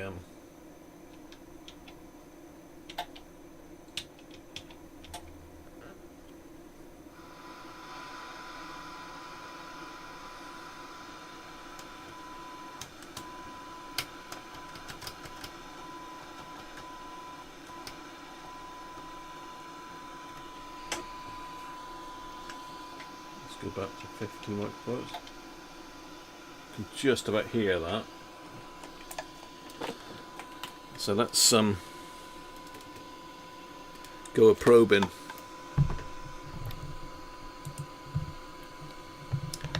Let's see these two here. So these are our two FETs, Q7 and Q8 on the second local oscillator.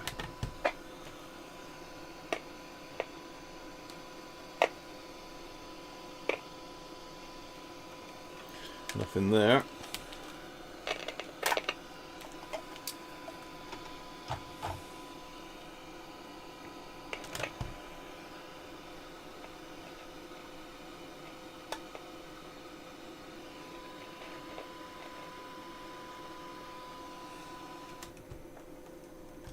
Nope.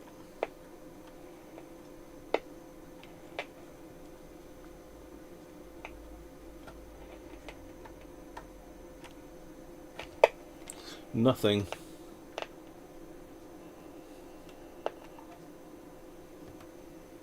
Could just about.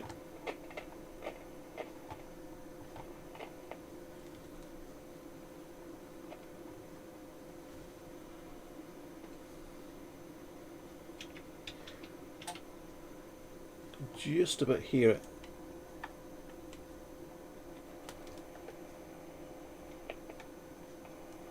On R68. I mean, with a big signal, can just about hear it on Q7.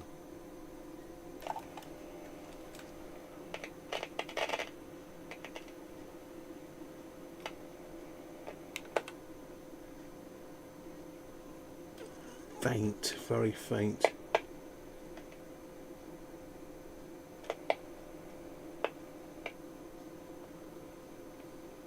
Yeah, so it is getting through with a huge signal, but yeah, with a normal signal, nothing.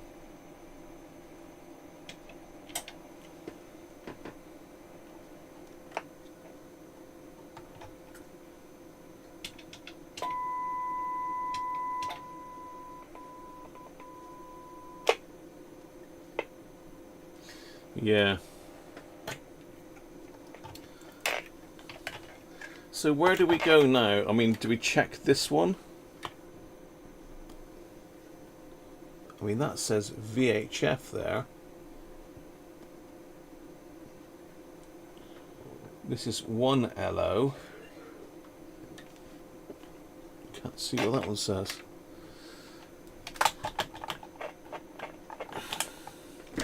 So it definitely seems that we haven't got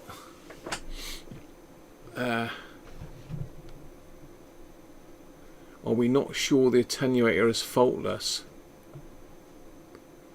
We're not, Buzz. No, I mean the only way to do that, I think, really, because I can't get at anything, is to lift the board and bridge it out. That's the only thing I can do with that. That's the only thing I can do is bridge it out by lifting the board.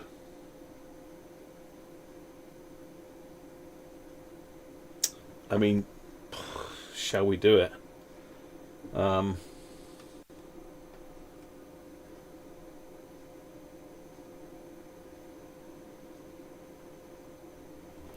mean, you don't think, just playing devil's advocate here, you don't think these two leads could have been swapped over, do you? By somebody? Somebody putting their own faults on this?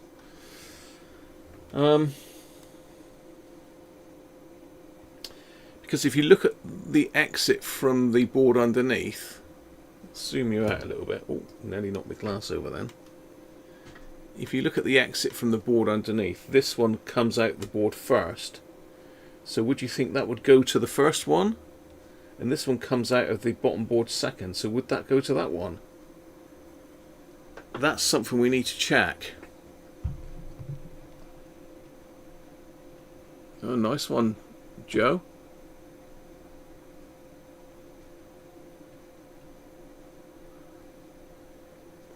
So Bob is saying if there's a signal on both, there is a very, very faint signal, Bob, with full whack going through it. It's possible, isn't it? We need to have a look at the manual. I don't really want to risk changing that over in case I pop something. I mean, I don't think, would it really be that simple? I'm sure there's a hookup diagram here somewhere, isn't there?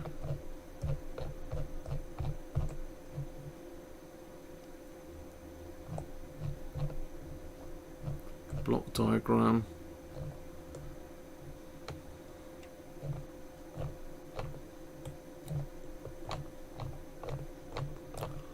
I thought there was a hookup diagram here somewhere, but I don't think there is.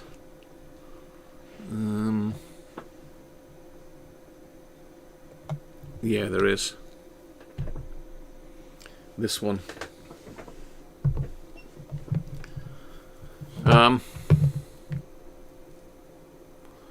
So LO1 on that board should go.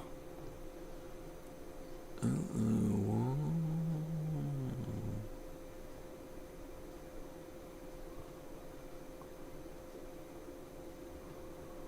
Yeah, so they should be marked. So let's just double check that. The RX unit and the PLL unit. Let's just check the LO1, VHF, BH1, LO2 and LO3 are all plugged in the right place on both boards. That's a simple one, isn't it? How are we doing? Right. Okay. So I've got everything unplugged. Let's unplug the air. I'll say it's a godsend being able to connect that signal generator properly now. I was really worried that I knackered that.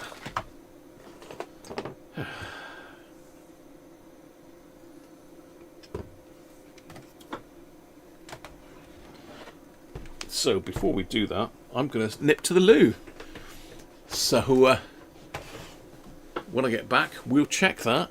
It won't be a sec. Play amongst yourselves.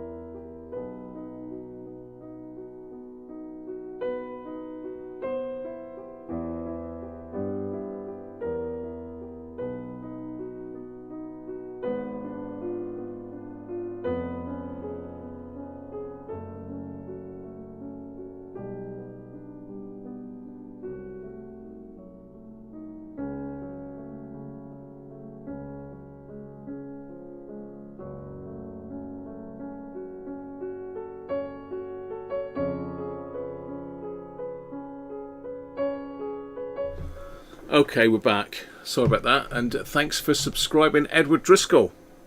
Good to have you on board, mate. Pop in and say hello. Response to Moonlight Sonata is now Pavlovian. What does that mean? The beer's not kicked in quite yet.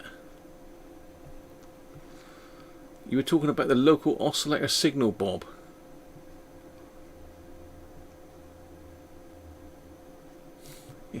Beer. A beer shower. Thank you. Right, okay. Let's just check this, because this would be crazy if this was wrong. So, let me see. Which is LO1 is that one. That is going into 1LO. That is good. LO2 is that one. It's going in there. No. Typical, I can't see that much. Oh yeah, 2LO. Yeah, that is correct. And LO3, LO2. LO3. LO3 is there. That is going into 3LO. That only leaves the VHF one, which is this one here. Yeah, they are all correct. Okay. Well, it was worth a try, wasn't it? Right. It was worth a try. It was worth a try. But yeah, they are correct. Incidentally, I did manage to get a decent readout on test point 4. Can you remember I was struggling to get a readout on it, and it wouldn't work with the thingamajigger.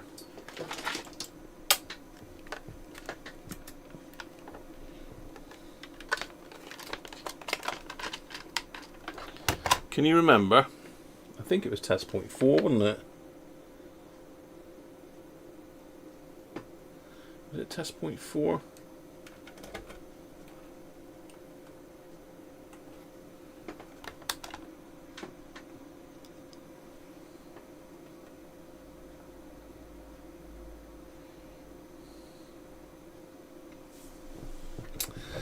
Let me just double check.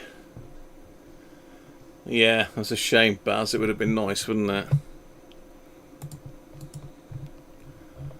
So let me just go back to the adjustment section a minute, because we were trying to find the local oscillator, weren't we? Not circuit description. It's not there. It's on the adjustments bit. Where's that gone to then? Adjustment. Here we go.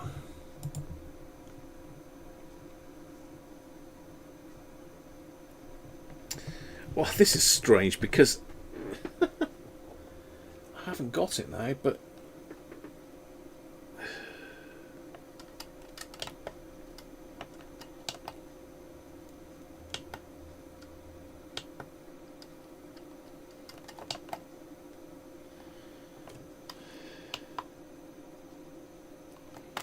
that is bizarre because I actually had a frequency reading on this.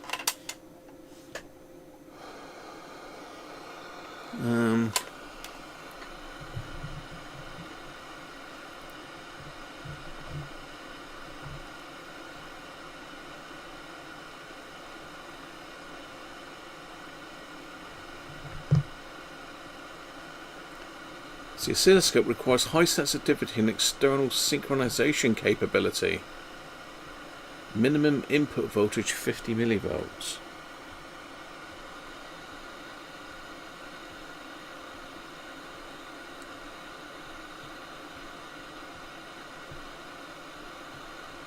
Frequency range greater than 80 megs, see which it is, 3 gigs.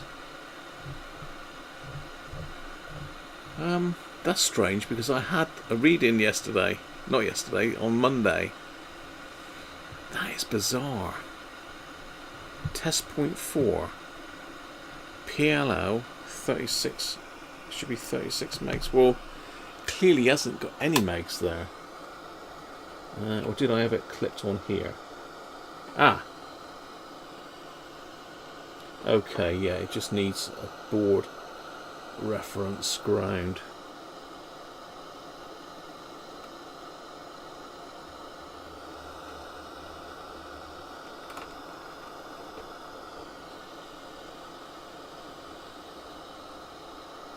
That's strange.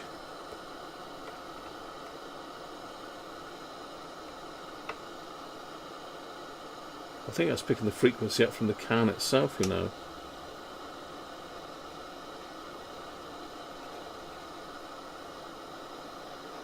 That's strange because I did have a sound reading yesterday on it, the other day.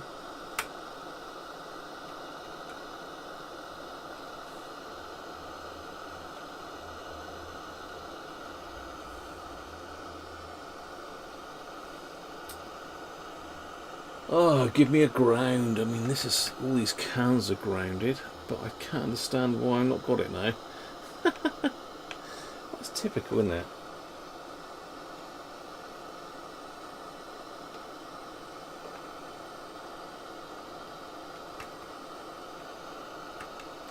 I literally sent a picture over to Les saying, look, I've got the frequency now.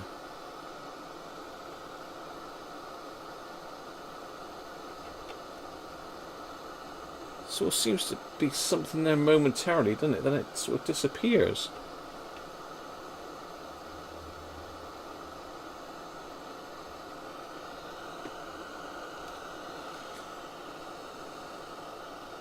I mean, it should all be grounded. I mean, that should be grounded to there. We just haven't got that.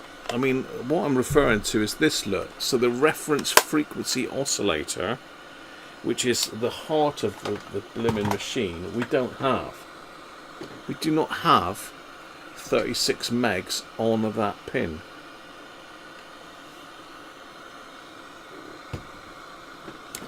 Now, I don't know how I managed to find that the other day, but I swear I sent a picture of that to Les.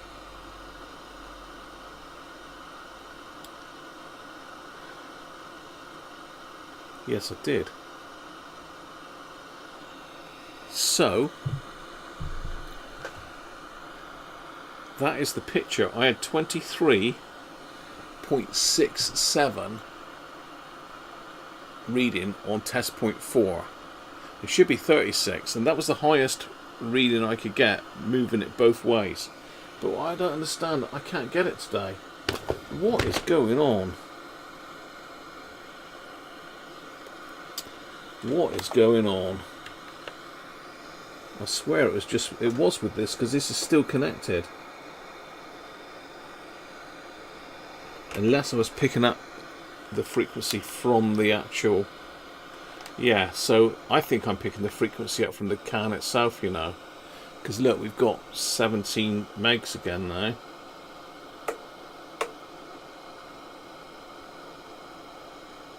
But I think that's picking up the frequency from the can itself. I don't know.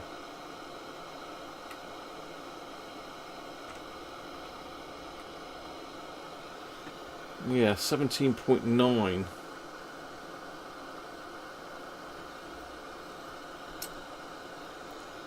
And if I put a screwdriver in and turn the adjustment point here,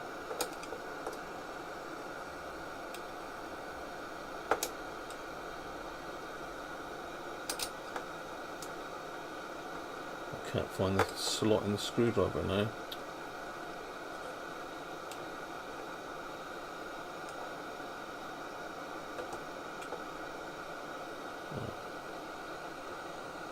See, it's moving a little bit.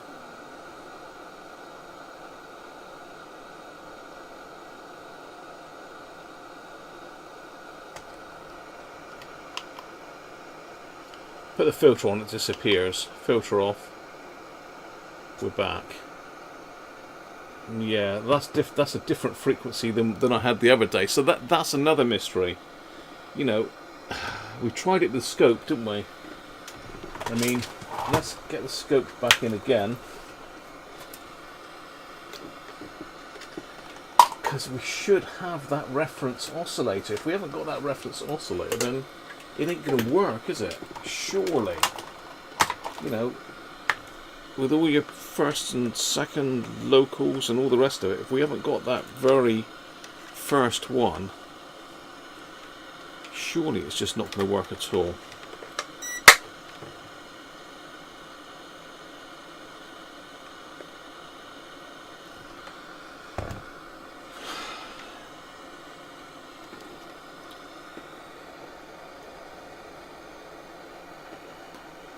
Let's hook onto it with the scope then, see what that says.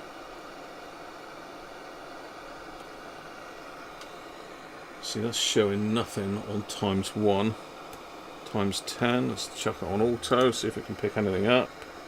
No, ×1. Just noise.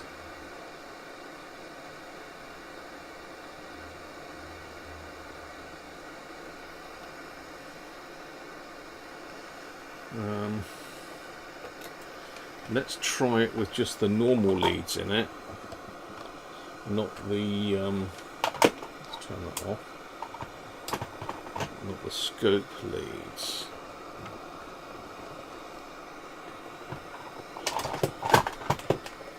Exactly as we were hooked up before.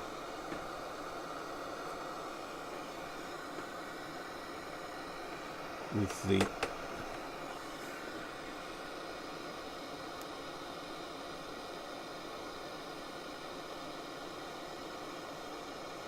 yeah, that's giving me all sorts of weird frequencies.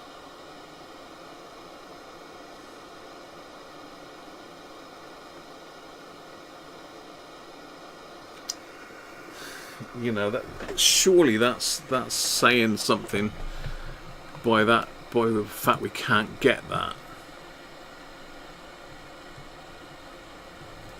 So let's Elmer, how are you? Let's just catch back up with a chat. Pavlov dog.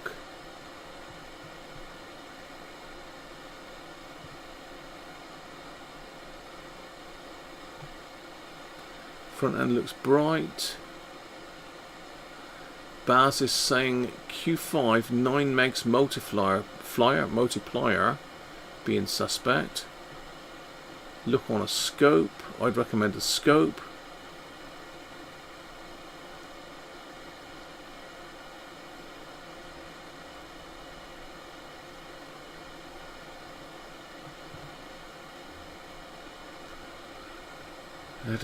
Bored out, Sharpie saying I shouldn't be trying to measure frequencies on a 1 meg scope probe. Yeah. A 1 meg scope probe. A 1x scope probe. What should I be measuring it on then, Baz? A 10x probe? Because I did try it on 10x and absolutely nothing. You know, 10x on that. Unless I'm not connected to... There's just nothing there, you know? It's dead, Jim.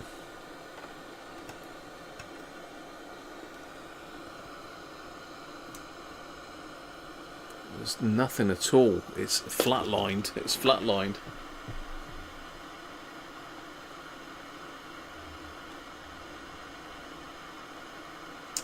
Why not try and trace the frequencies via test point 1, test point 2 and test point 3?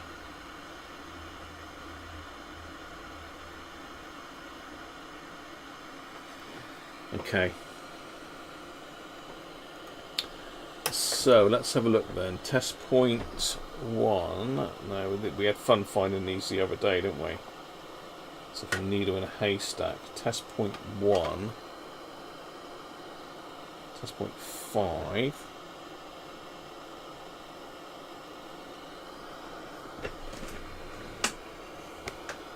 Stay there.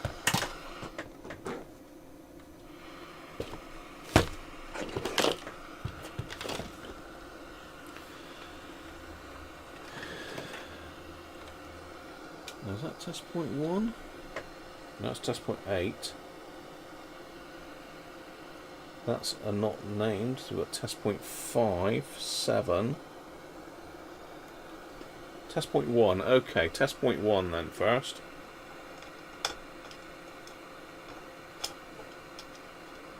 What are we likely to get on test point 1, Bob?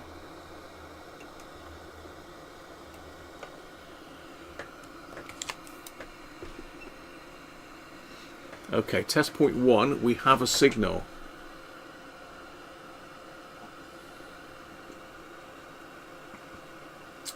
Check the collector of T5, Q5. Gavin, how are you, mate? Go big or go home. So that's test point 1, Bob. And that is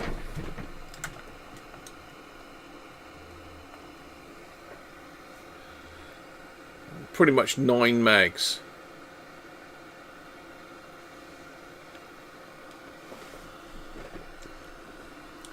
Check the collector of Q5 with a scope.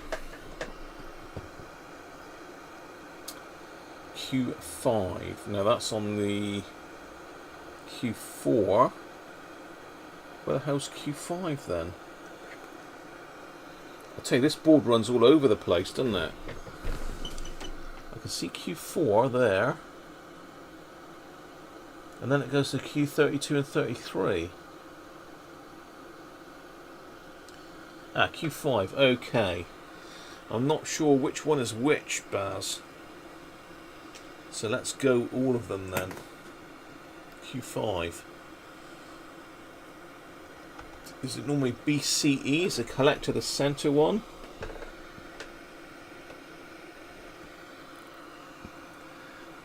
So that's a center pin of Q5. 35.9.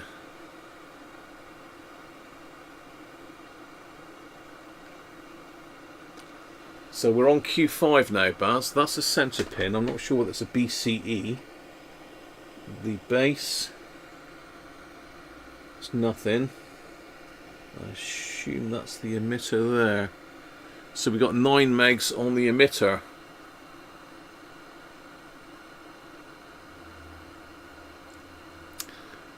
So we've got 9 megs. I think if it's a BCE, it's a 1815. 1815. I think it's on the schematic. Oh, they're pinned out. Is it?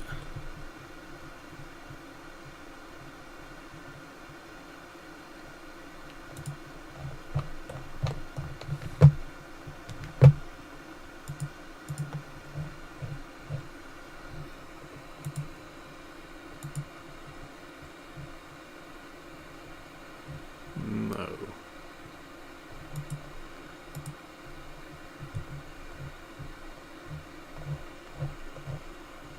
1815 capacitors, semiconductors.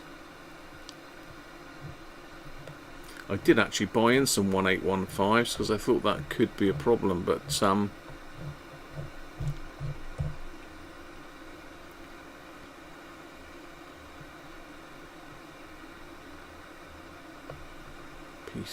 board, that's the RX unit. PLL.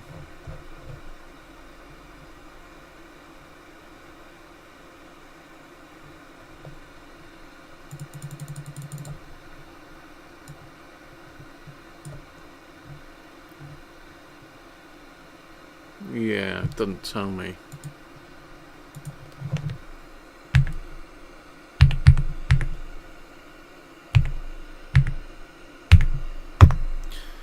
Is it a BCE?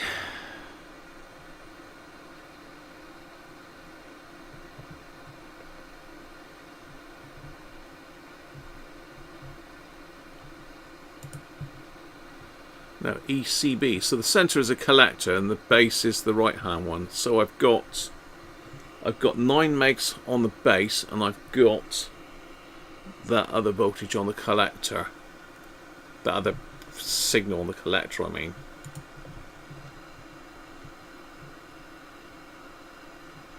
So when it says 36 megs, that's the one I've got to trim, isn't it? Because I've messed with that. So I have messed with that.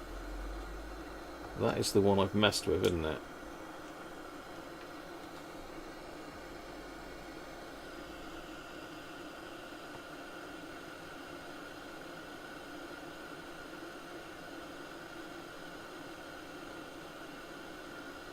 It's pretty much there, it's not far off. Yeah, so that's the collector, and that's the base.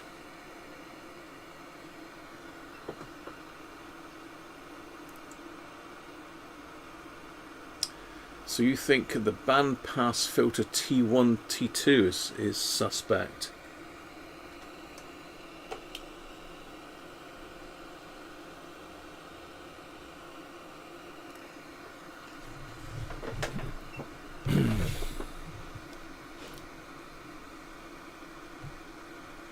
Does it tell you in the schematic what readings you should expect on the various test points? It does a little bit, Alex, yeah.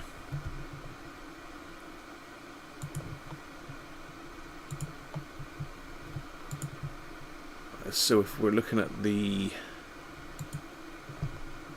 PLL,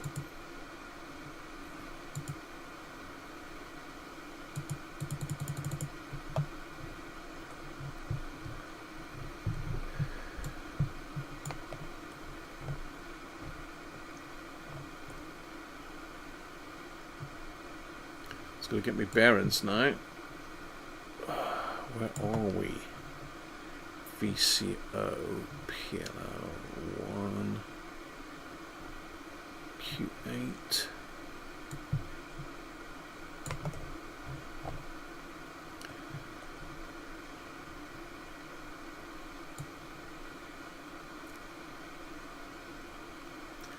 Q4, I've got up to Q4, Q5 is up here.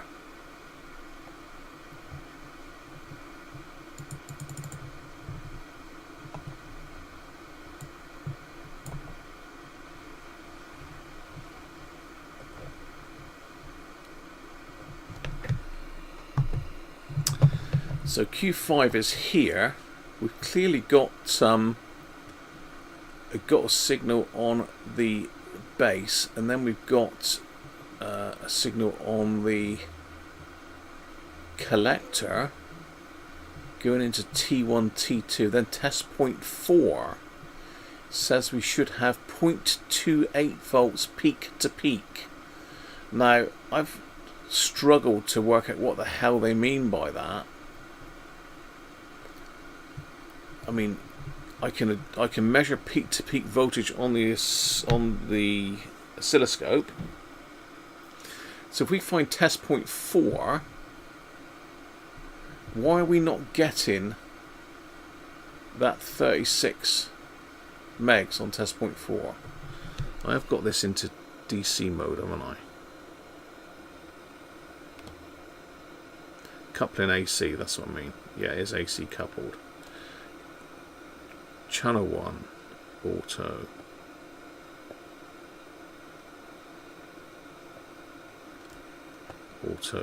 auto trigger, AC coupler, channel 1.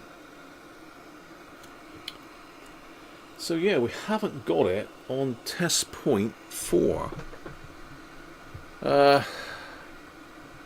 We try C31, see if we got it. I mean, if we've got it there, we should have it on C31, but that should pass the signal C31. I'm confused with that. Let's get my chat up and see what the masterminds say about this part of the circuit then. 36 meg should come out on TP4. Solder joint inside one of the cans has come adrift. Could be. T1, T2's broken. So Ricardo's saying no filtering at the can. That's a tiny coupling cap. C31. So test point 4. We've definitely got nothing on test point 4.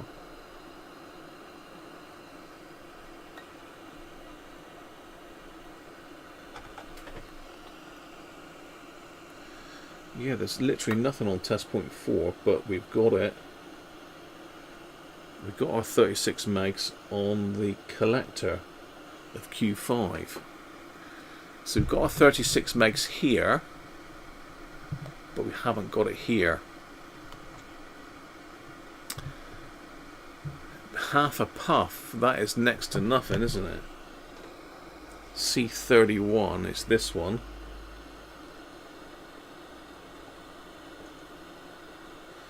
I've got it one side of C31.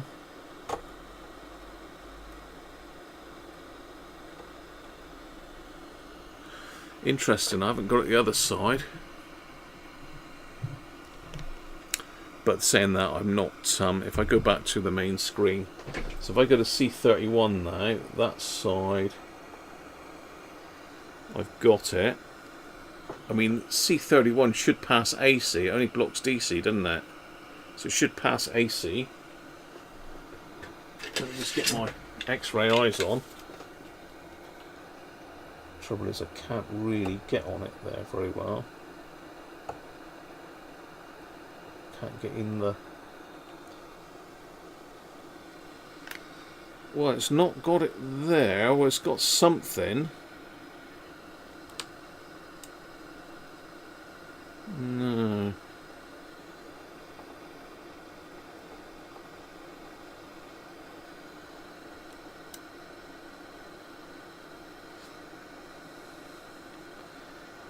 So we've got a 36. Strange. It's different. Okay, it's just the way that this is.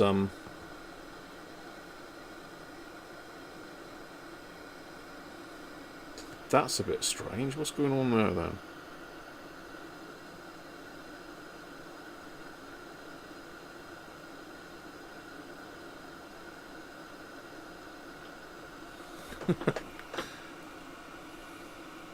Have you got the 8.39 on the end of R27? I can't check T2 without taking the board out, to be fair. That would be very tricky indeed, taking that out and propping it up with it connected still.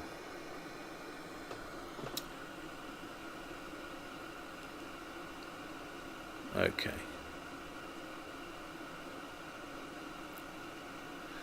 So C31 is very small. Can you check T2? I mean, we've obviously got R701, which is our test point, and we haven't got it there. You know, there's nothing there. There's nothing at all there. Not a dicky bird. So we've got it there. We've got it one side of that cap.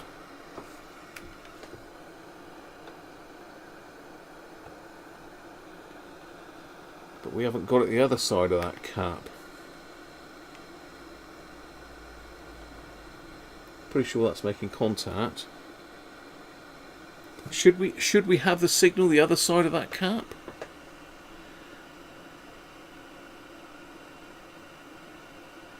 Check from the test point to ground.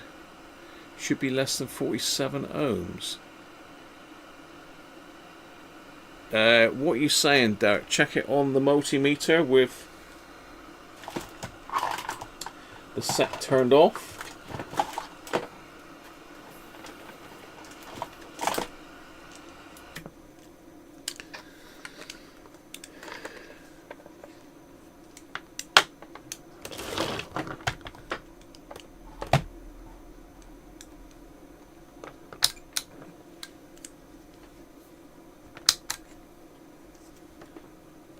Point.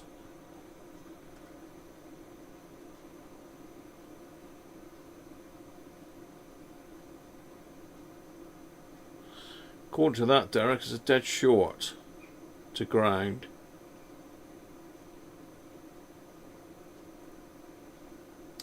So test point 4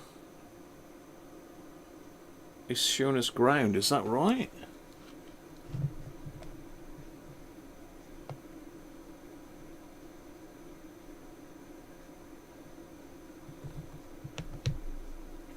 Certainly less than that. It's actually, well, let's ohm out the leads a minute first.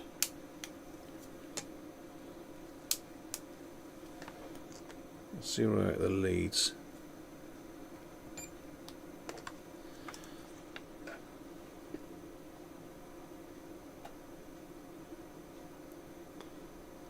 Minus 0.12 ohms. It's a dead short, Derek.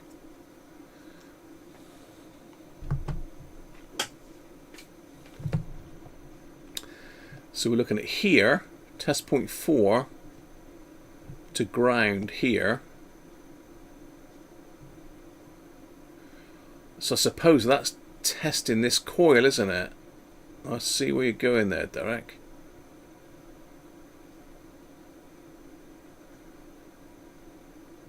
I suppose if I measure C31 to ground, that would check that coil, although there's a capacitor inside the cam by the looks of it. Dead short DC. Because it's going through that coil, isn't it? So C31, the other side of that to ground.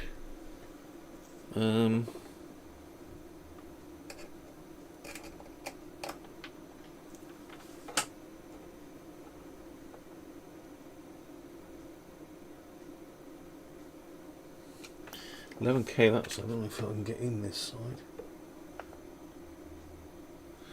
Yeah, so that does prove that that coil there's not open. So that coil's not open and that coil's not open. So the only other one we've got is this one here. So we could test that to C29 to the other side of C31, couldn't we? We've also got a voltage measurement there as well.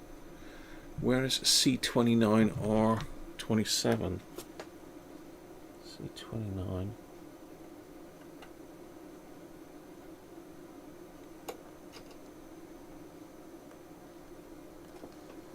R27 actually isn't in there. We have, oh no, C27 is missing. C27 is not fitted.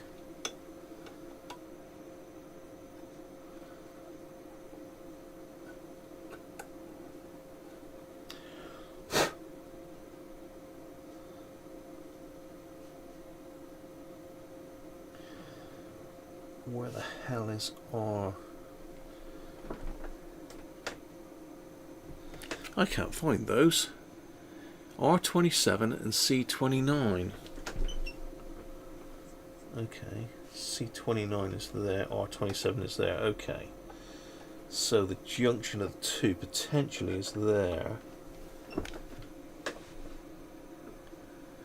1K. That side.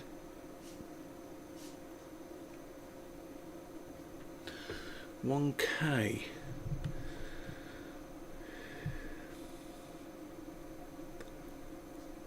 To C31. Hang on, I'm going to ground. C31. Where's C31? That's there. So there to C31.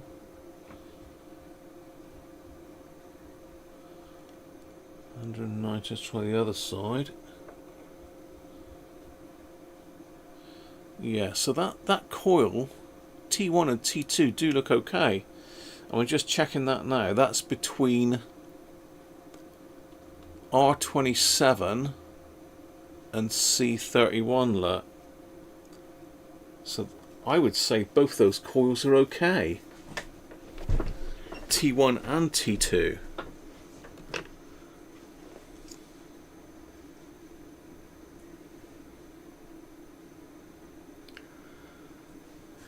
So have I just done what you've asked there, Derek? What screen are you on? Ah, damn, you're on the schematic. Right, okay. Let's just change you back to the main screen. So I'm going to check the coil then. C31 to R27. Look. So that is going to be T1.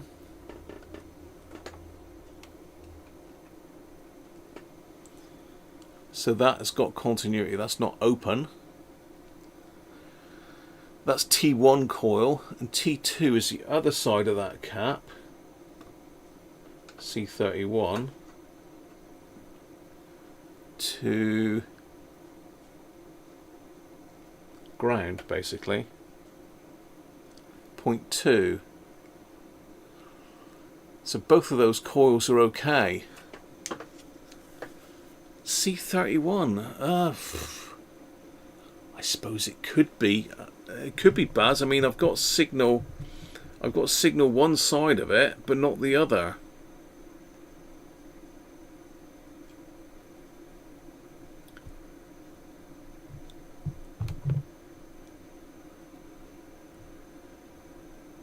Board out. Sharpie wants the board out. They're definitely okay, but C31 could be a suspect, couldn't it? Because that is passing the signal from one to the other.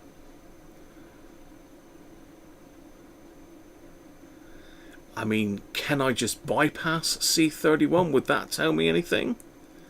Or would that cause a problem? Would that potentially let DC through, wouldn't it?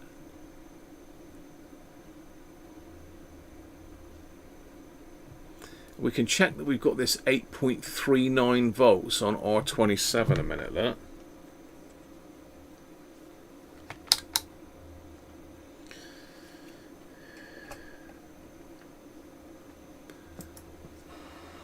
So that should be there. Well, we've got 7.9. That's good enough, isn't it? And the other side should be lower because we've got the resistor. Well, oh no, 8.9. Oh, hang on.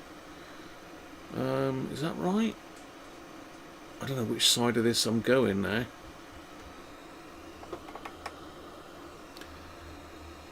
Yeah, so it should 8.39. It's difficult because I can't see the other side of the board.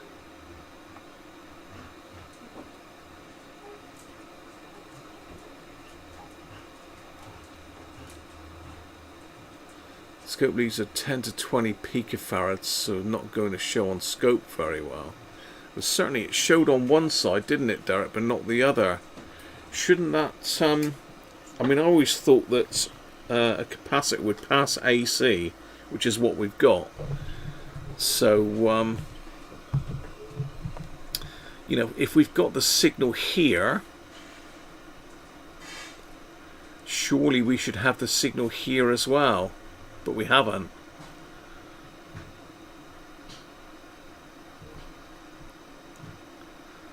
R27. I've just done that, Alex. Yeah, I've just done that.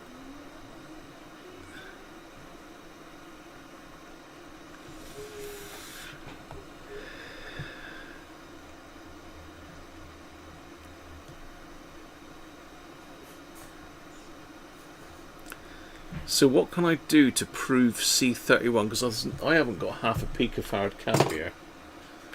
I got no chance of a half a picofarad cap. That's like nothing.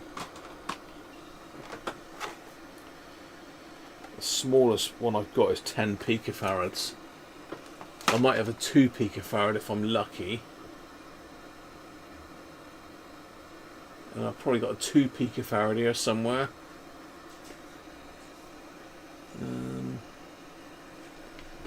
My really low value caps are in here, I think.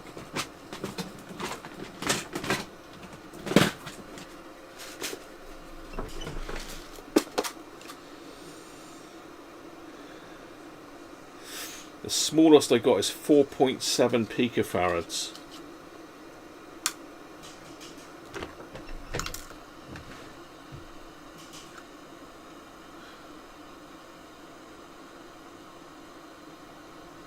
Oh, the right side won't show on a 10 times probe.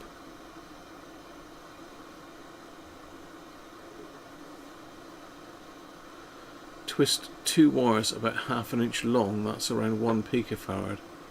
So the smallest I've got is 4.7 picofarads. Could I jumper it with that and see if anything gets through maybe?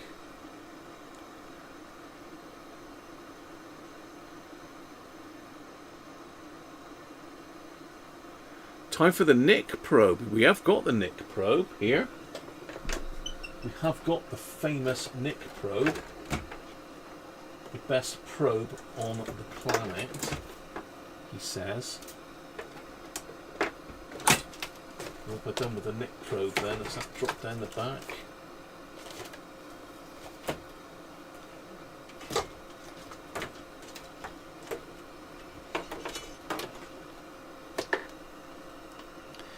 We have the Nick probe.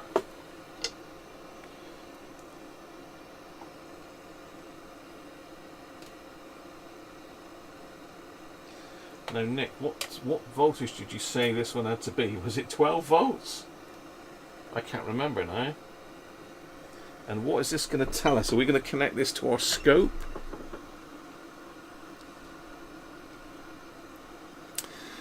Talk to me about Nick's probe.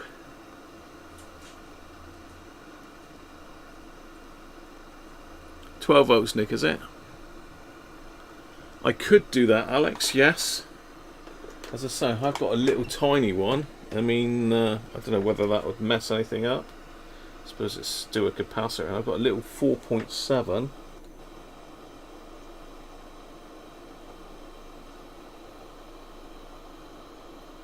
No, that doesn't do anything. Mind you, I'm not on a... I've not got it connected to a signal. That's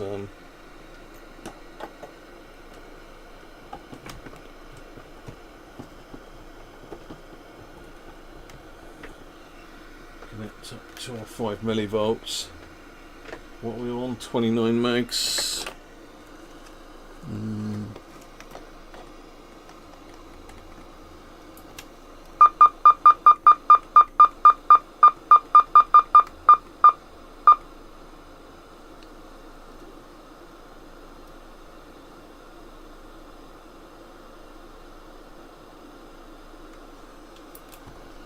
29 mags.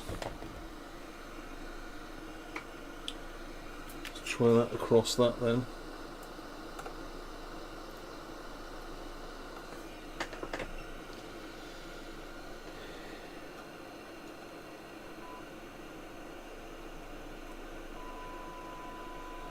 Well, that is coming through.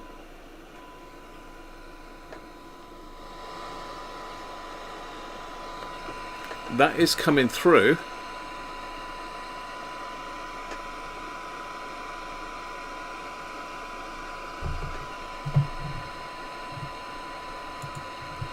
So what I'm doing is just holding a 4 picofarad cap across there.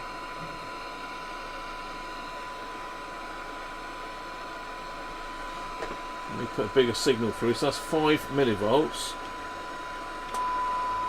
10 millivolts.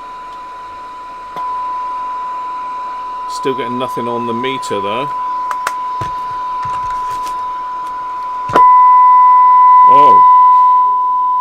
Oh. 20 millivolts. You can see I've got the cap jammed in the back there.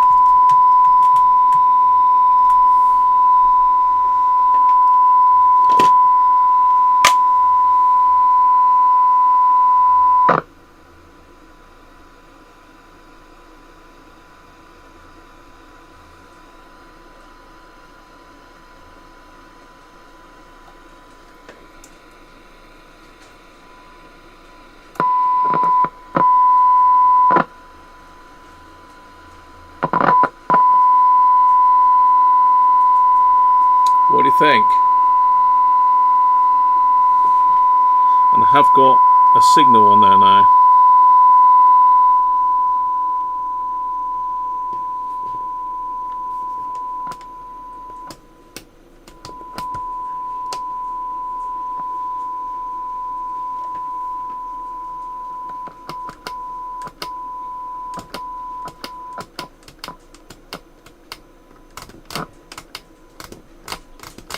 That attenuator is definitely knackered.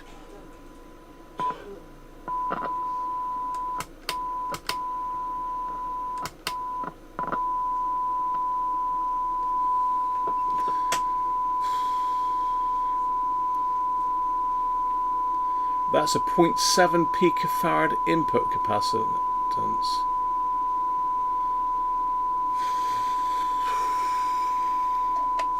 Right, let's check. Let's get Nick's probe out. I mean, is that telling us anything though?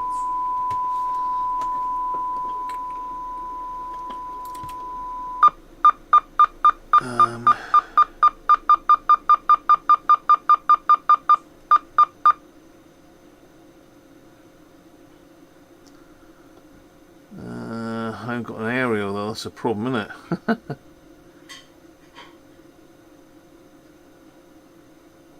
I mean, there's still not a lot of RF noise there, to be fair.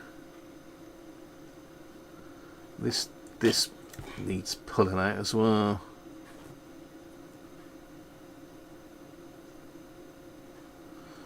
Yeah, this is naff.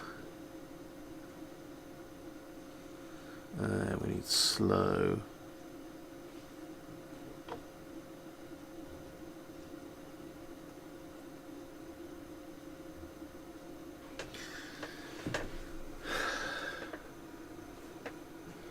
Could be C31, might be T2. We're gonna have to take it out, aren't we? Like Sharpie keeps telling me, we've got to take it out. Let's just try an external aerial, see if we can pull in. Let's see if we can pull in radio 4.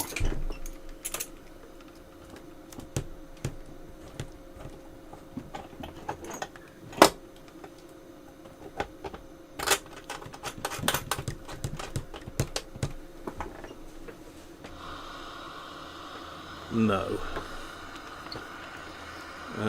What are we likely to have a strong signal on? We got 5.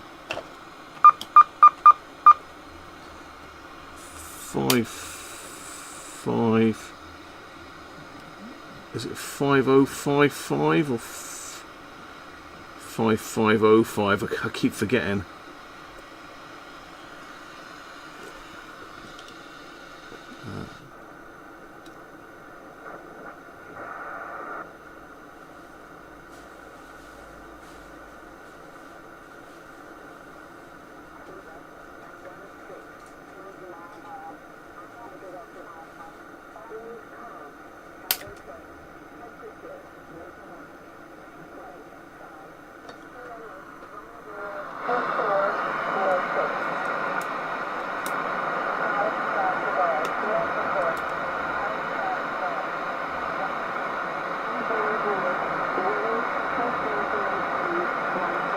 Picking it up.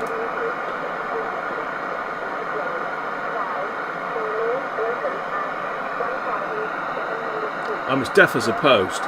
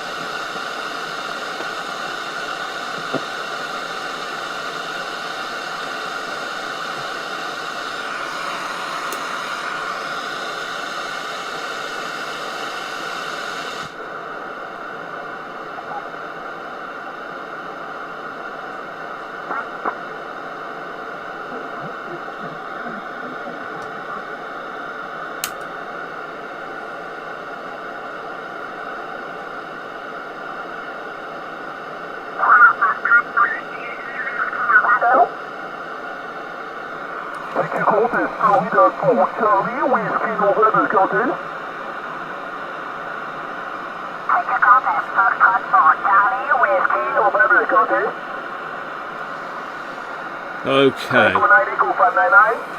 We've got no meter movement, but I'm on 14.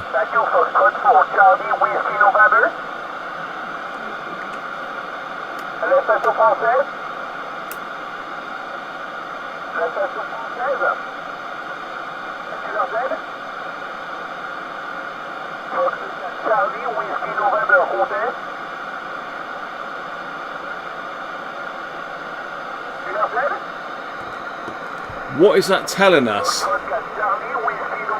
Invincible, welcome in, mate.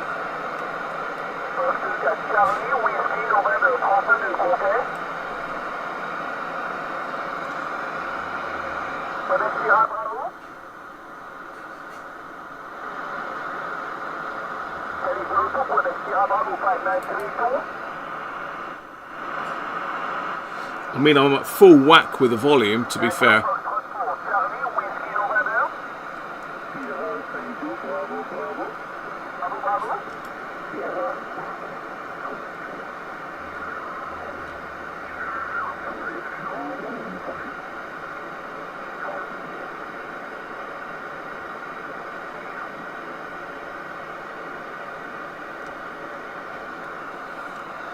So how the hell are we going to sort this then? We're going to have to take the board out to have a look, aren't we? Steve Hayward, welcome in, Steve. It's telling us that we now have some mixing at that stage. That's with my botch up cap in there, yeah?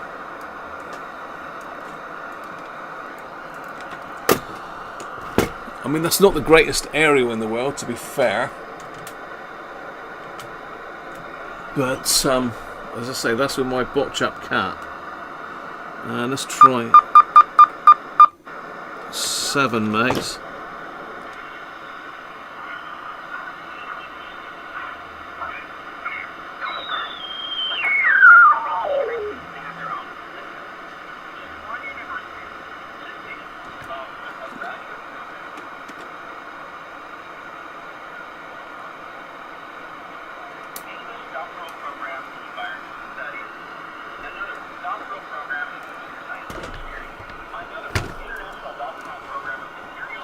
Interesting.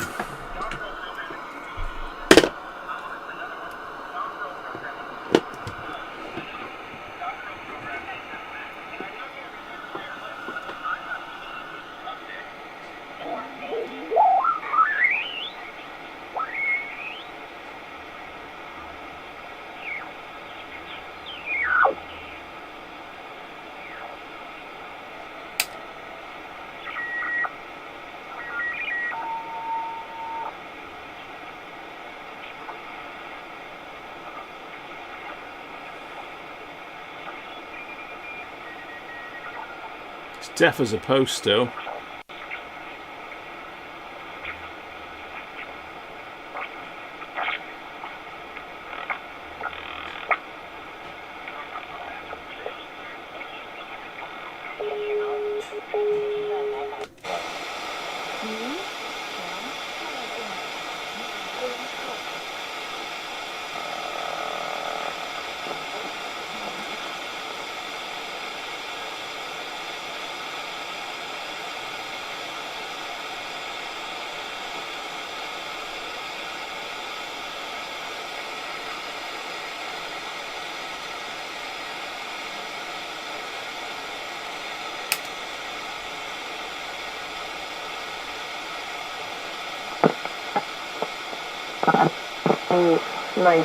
So he's been here for almost 7 years, and he is an owner of his own business here in China, doing something very innovative, and he's absolutely loving it. So here's a clear path that's mapped out for you guys if you want to follow this path. This is possible for you as well. I also want to point out a pitfall, and this sounds, this is going to sound bad. So a lot of universities in the United States, they offer a or a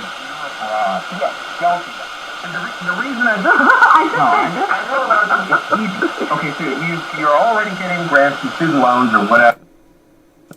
great, I'll go to France, or I'll go to China. Not reading on the estimate at all.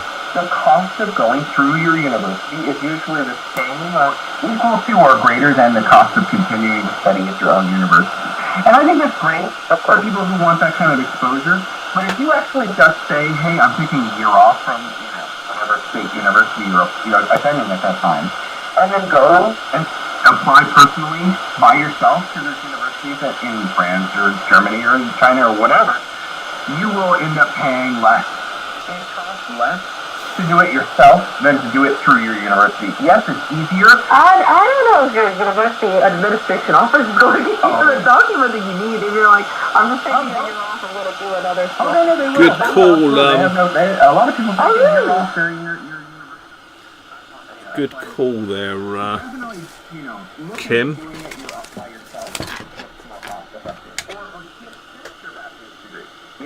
At state, right? And then go to France or Germany or China for a year's master, or 2-year master's by yourself. It's going to be way cheaper than doing it through your university.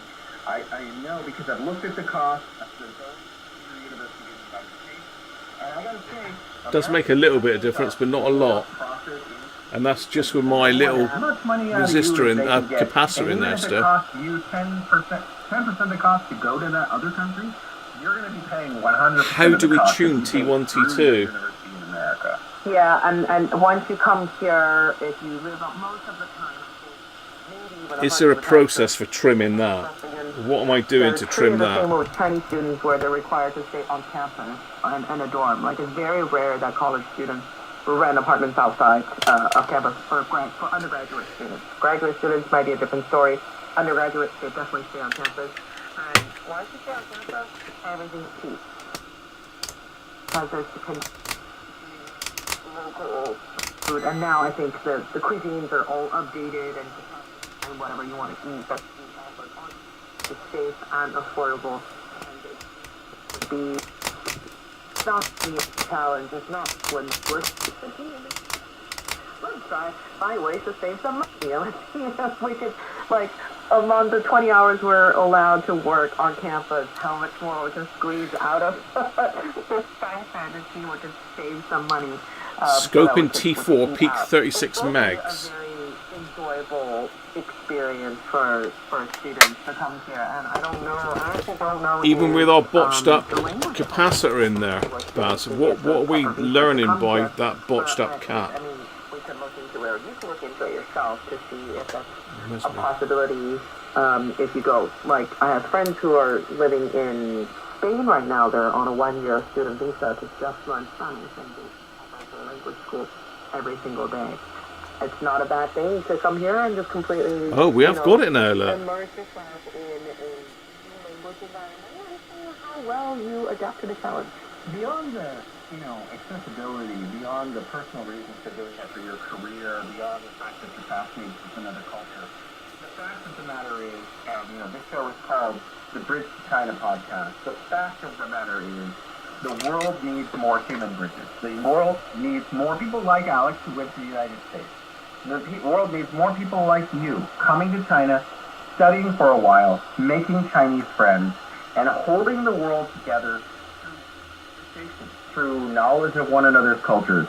If you can come to China and study, you're not just benefiting your future career, you're benefiting the possibility of future world peace and understanding. So we need you. The world needs you. You're doing the world a service by going to any other country, living there, and building relationships between your own country and another people's country. That's all the time we have. We'd like to your ideas. If you record a voice memo of yourself speaking about this topic and you send it to us at welovethebridge@gmail.com, we would be delighted to play it on our program. Thank you so much for your time, listeners. Thank you so much for your time, Alex. Thank you, Jason, and we'll see everyone in China.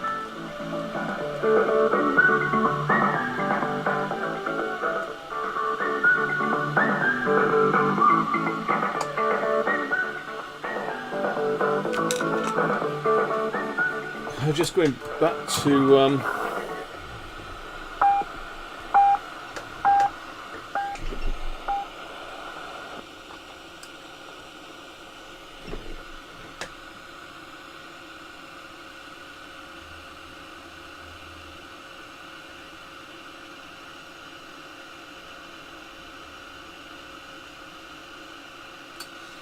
Yeah. I have peaked it. It's come up a little bit, but not a lot. Yeah. So I take that cap out now. Signal is gone. Look. So what is the issue? Is it that cap? Is it the pot? I don't know.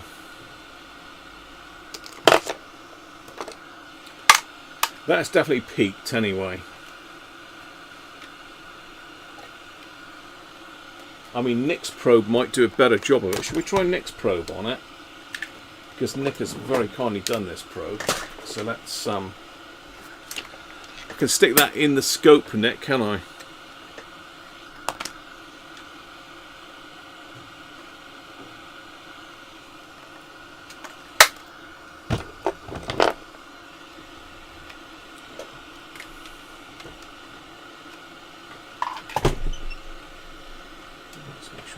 Connected to any of this. Power on. Let's go with this one.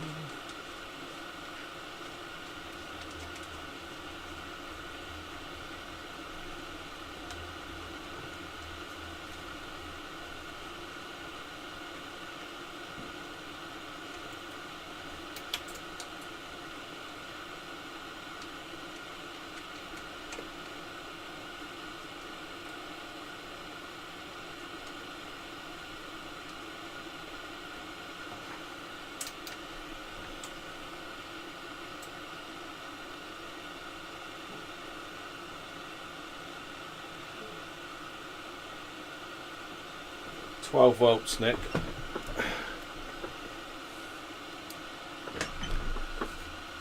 $12. Got to try Nick's probe. I mean, see if we got anything on that. Oh, it won't reach. Oh, hang on. I'm gonna have to move the set back a little bit.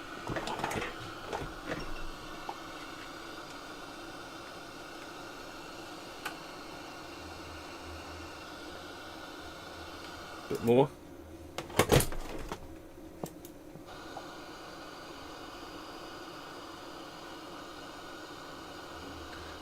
Nothing there. Let's put our little cap back in if I can find it now. Done with our cap.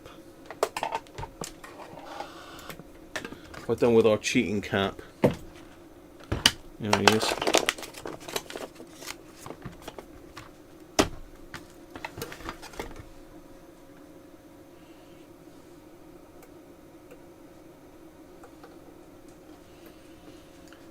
Whew. I'll tell you what. I feel like we're getting somewhere.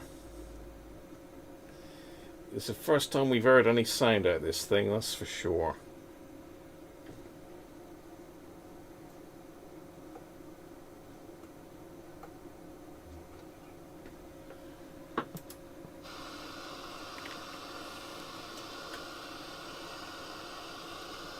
Ah, knocked it out. Nick's probe's knocked the cap out.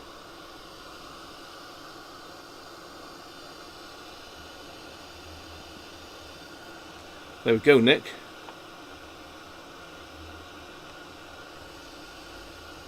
It's attenuating the signal a bit more. It is moving about a little bit. It's not the most stable oscillator on the planet, is it? Yeah, there we go. Nick's probe in action. Probus Nickus.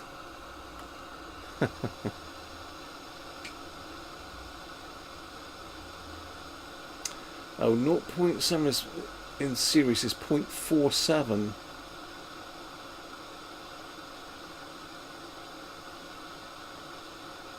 No worries, Aaron.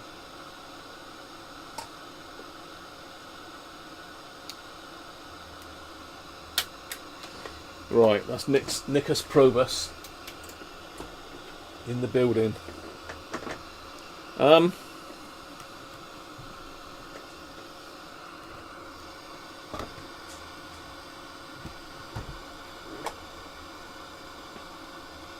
Next, then, what we're going to do?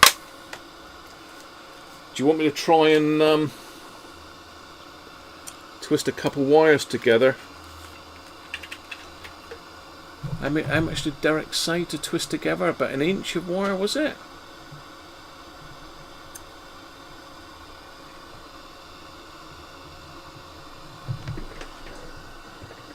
I need some solid wire, really. I wonder if I can do a little bit of this yellow wire.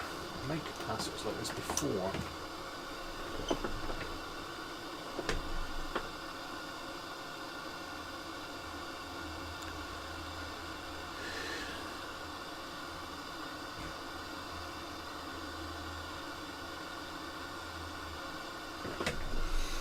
So I've just twisted some wire together there, look. Let's get the old new snips out.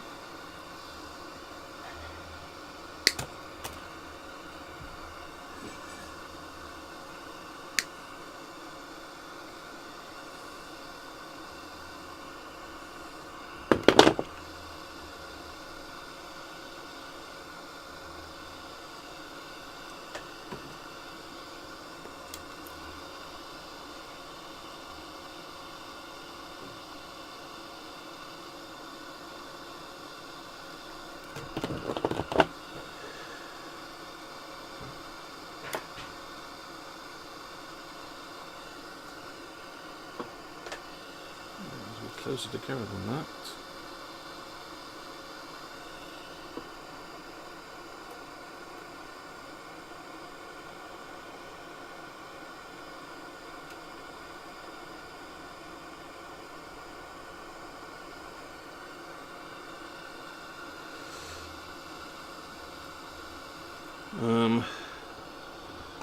What are we going to do here? I don't know if that's going to make a connection. Let's put that back in.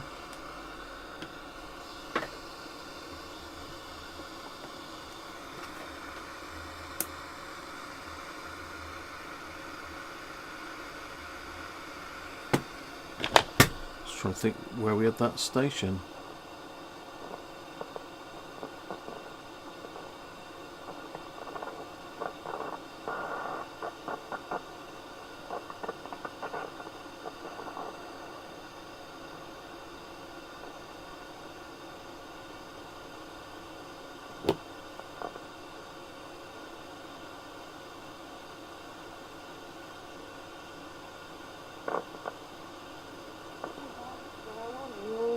Deciding the price of weed. So, how accurate is this?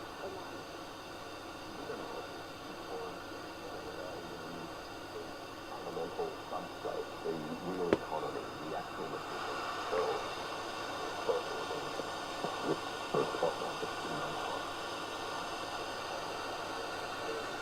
I don't think that's as good as the other cap, is it? Ooh. I mean, it might not be making great contact in there.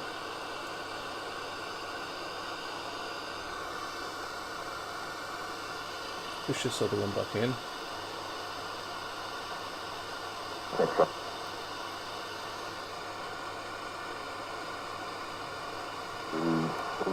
The wiring index, the price of the spot market.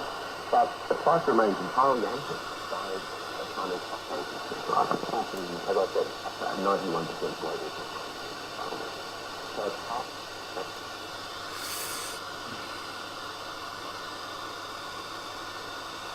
what do we think it is then? Do we think there's a problem with T1 or T2?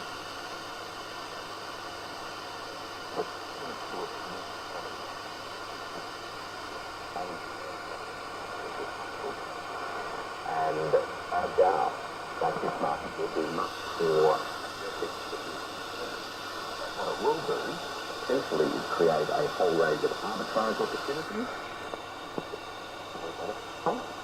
and with the market operated in conflict, operated low volume, and what are we looking I don't know. volume on a particular product. It doesn't, however.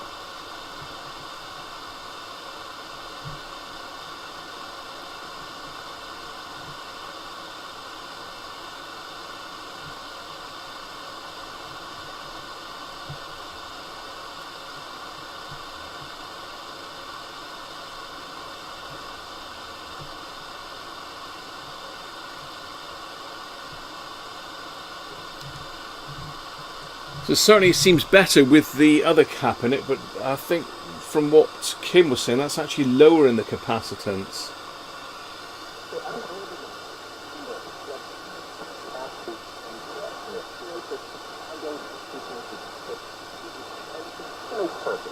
Was to help American farmers, primarily in the Midwest.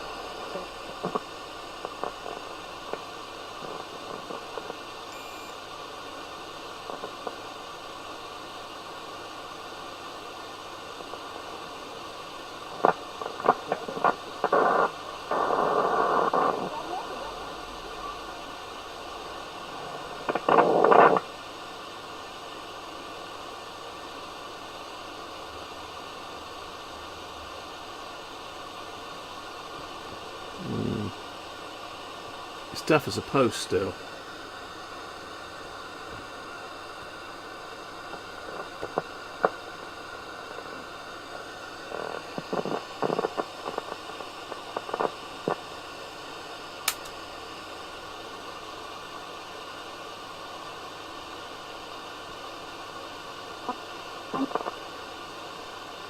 Yeah. 这个星期六上午。对方案。您的东西。不少。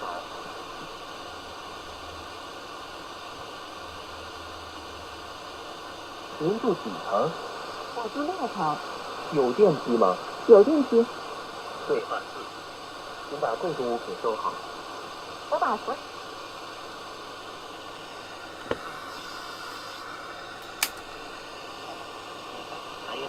Anche moettine che culture.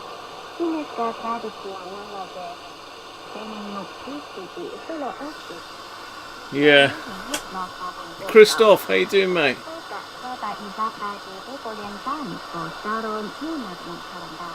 We established last week the next local oscillator was also low.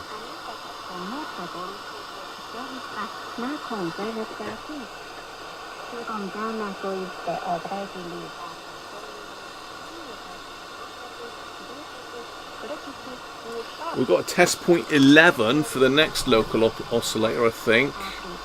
Is that right? Test point 11, would that test the next local oscillator?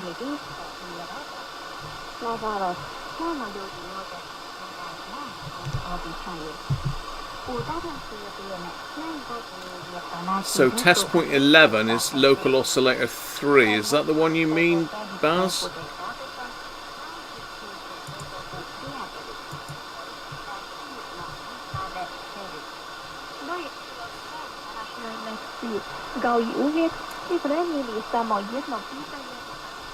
And what am I looking to find there, Baz?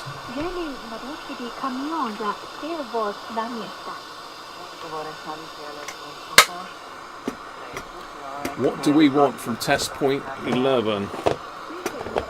Without looking back on the schematic.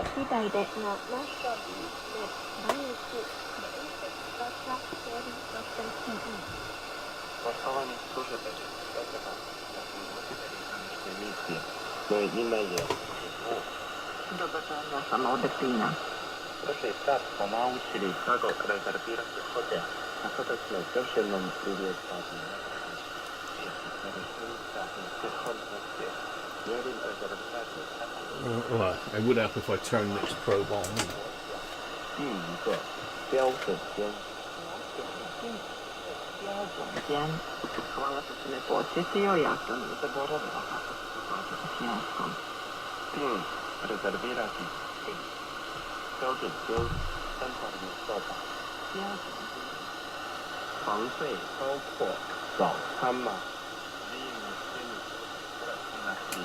Nothing. Let's just try clipping it to.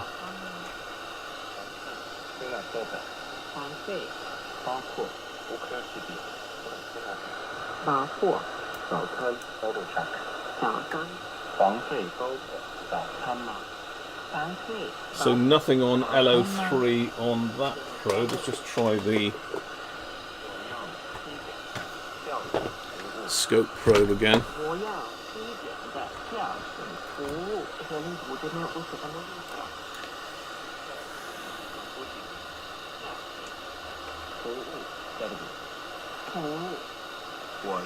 基点的教辅服务，也得不建议是这个问题。我要基点的 Nothing. 教辅服务。请问几点起床？我これがサービスでなプッていくと。请问几点起床？几点？これこれ。起床，那不是一个到。It does, Bob. 请问几点睡觉？请问几点起床？这これこそ。起床。我今天晚上到这里开始的，都是在上课上。对话一，我的这个标准间，这个东西。每天500元，请问您是几天？ No worries, Andrew. 包括早餐。对话三。 请问您吃的什么食物？ Time for a signal injection, Aston. We've got nothing there on test point. No, nothing there on that at all. Test point 11.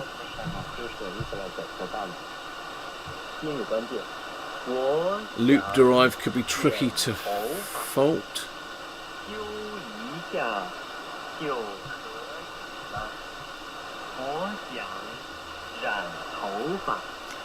So we're looking at 8.33 volts at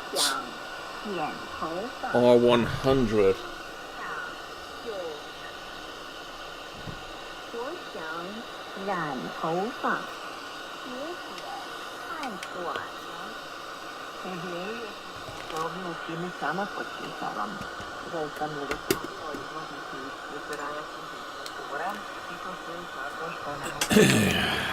Oh, let's get that one out of the way. Get that one in the way.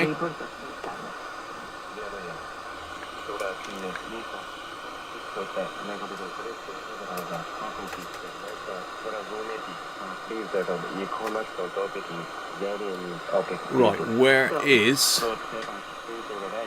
R100 C80? R65 C85. R65 is there.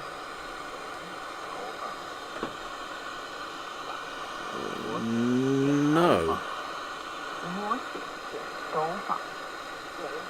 Not that side anyway. What was the capacitor? C85.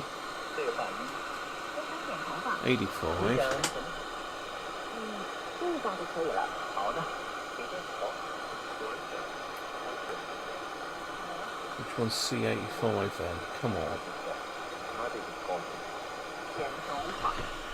I can't see. C85. I don't think I can get a probe in there. I might better get one of my little probes in there. If I can find them.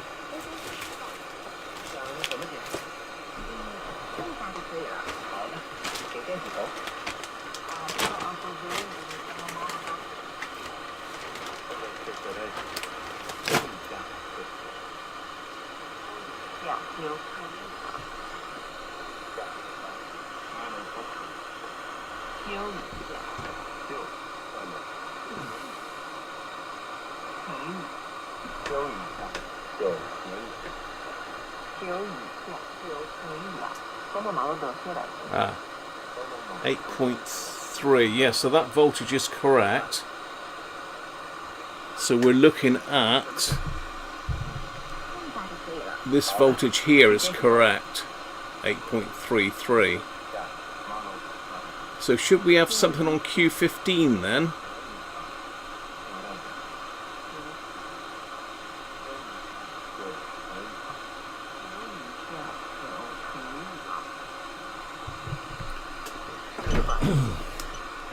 Just Q15. Q15's there. Can I get to the collector? It's going to be the center again.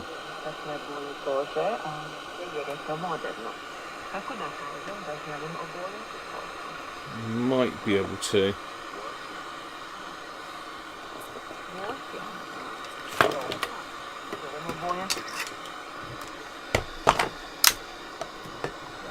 Back to this one. See if I can get to the center of Q15 then.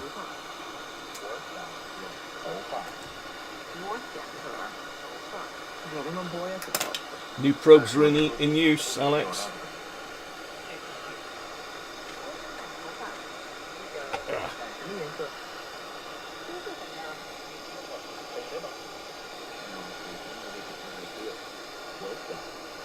Just can't light it down enough really to get in there. There's a resistors in the way. Ah, there we are.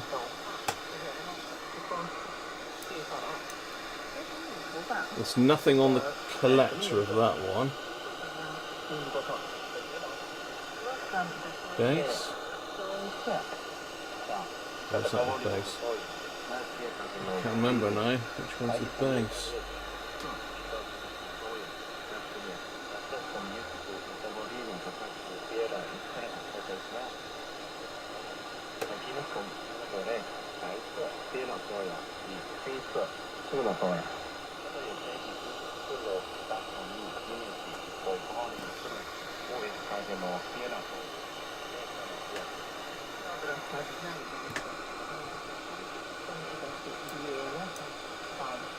No, I've got nothing on that. Around Q1 you have a crystal. This can spoil your gain if it's out of whack.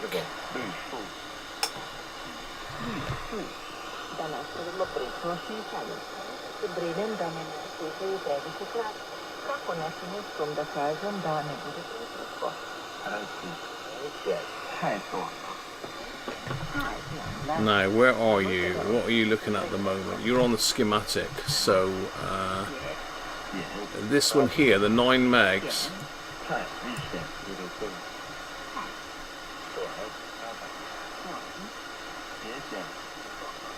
But we've got the 9 megs, haven't we? It's a trimmer there, TC1. I think that's in the VCO can, isn't it?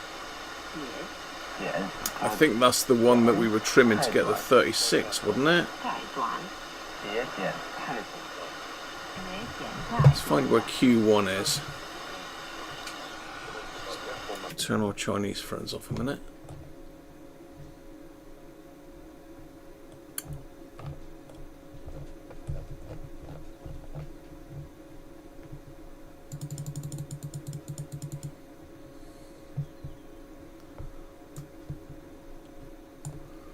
Yeah, so that's in the VCO can, Kim. There's no way I can get to that. But I mean, TC1 is what I was trimming just now to peak this.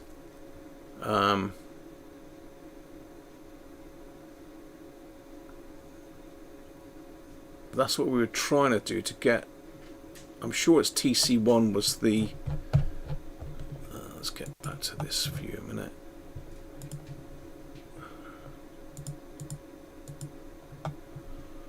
Yeah, so TC1 was to get 36 megs at test point 4, which we have managed to get that, but only with that capacitor pushed in.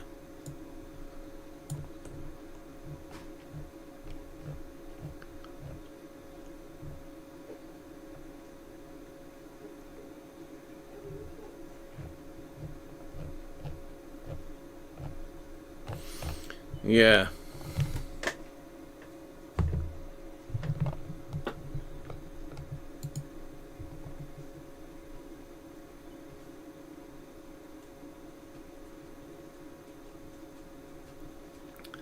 Yeah, I think you were saying, Bob. How can I check that though, Kim? It's like you can't get there, can you? It's, well, I suppose I could take the lid off the can. Potentially.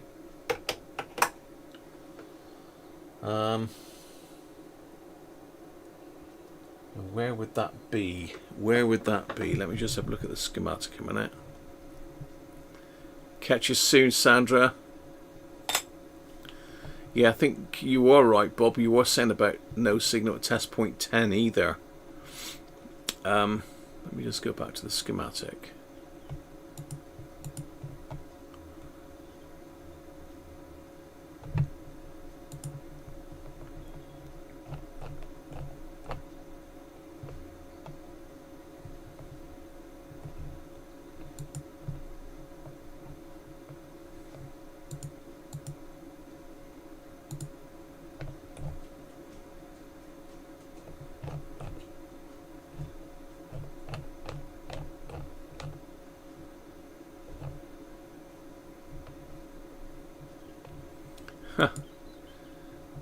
180 degrees out on the schematic. I don't know, does it try to look at it upside down?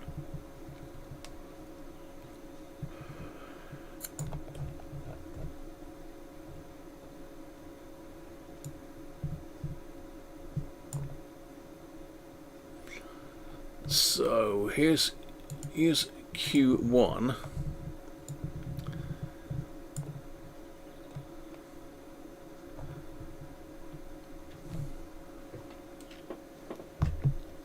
So here's Q1. I've got the lid off now, so I can actually see Q1. So am I looking for 9 megs on the base of this, and do I trim that with this one to get this to 9 megs? Is that what we're saying, Kim?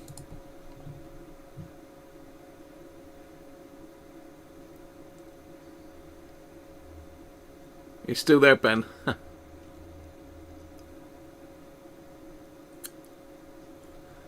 You know, am I testing Q1 base? If I can get at it. Probably can light it down a little bit. Or is it easier to get it up there?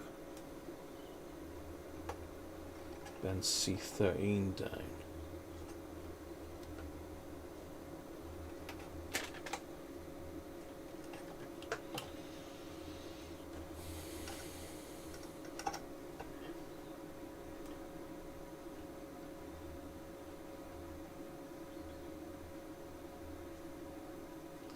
Need a good 50 to 100 microhenry scope.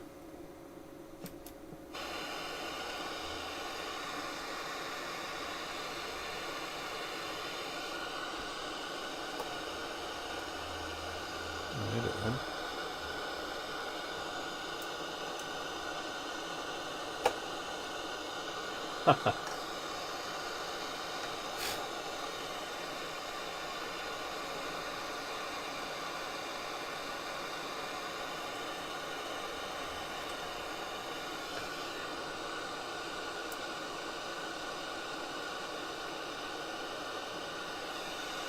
Bang on.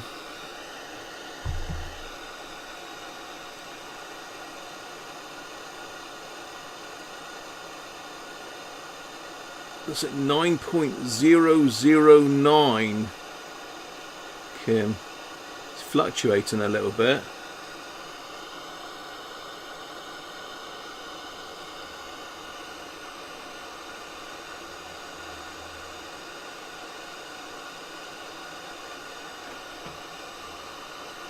I don't know if you can see that or not.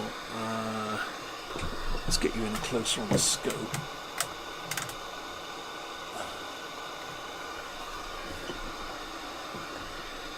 So this is on the, I believe, the base of Q1.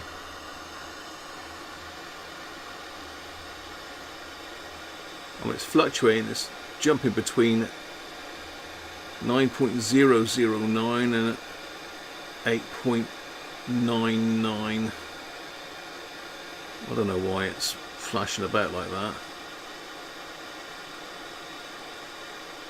It's got a little bit of interference, I suspect. Yeah.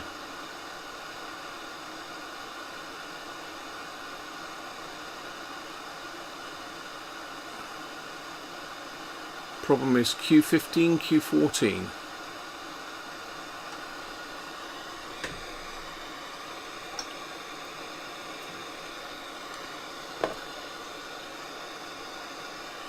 Q14.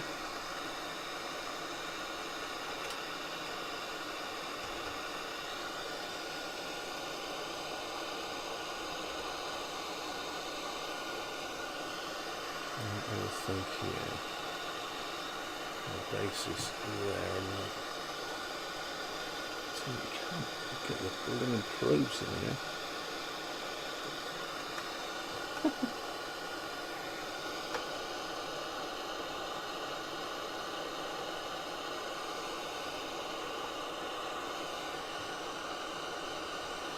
So I've got nothing on the base of Q14.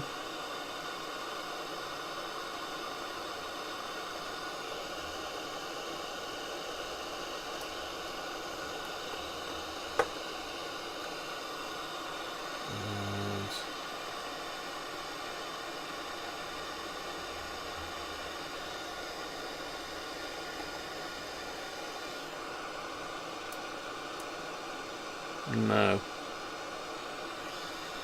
I've got no signal on Q14, Q15 at all. And nothing on TP11.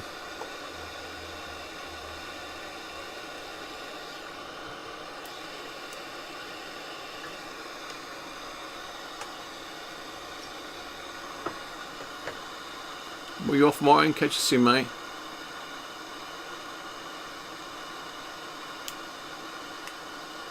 Oh, we do use a frequency counter. Whereabouts, Baz?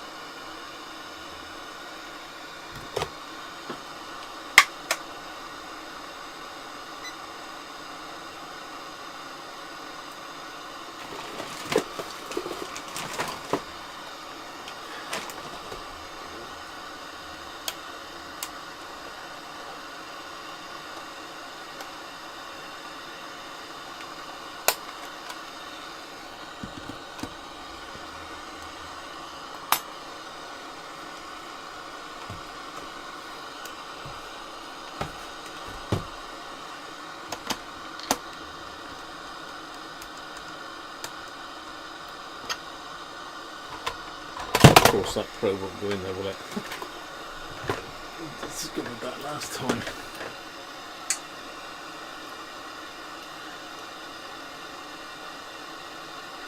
Q14 base drive comes from TP1, which we know is good.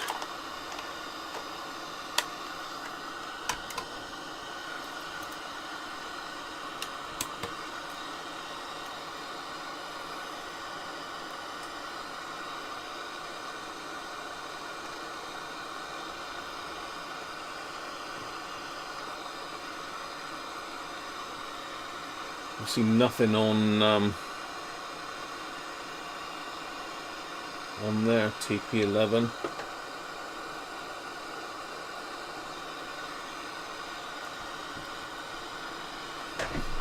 Sorry, Baz. I can alter it to less delay, but I can't do it midstream, I don't think. It'll kick us off the stream.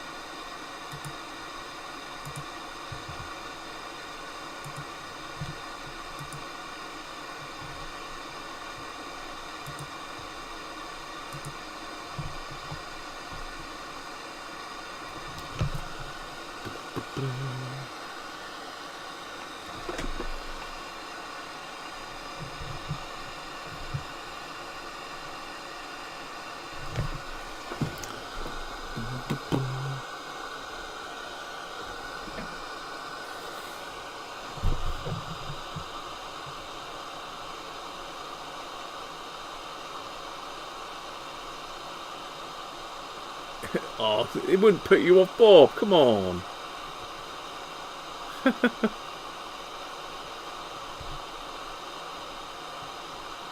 So the lack of 9 megs on Q14 base is a fault. Right, okay, we're there.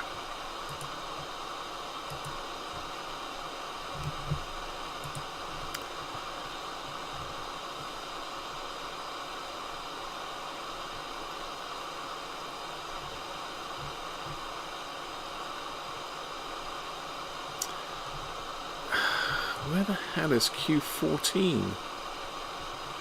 Didn't we have this problem locating this one the other day?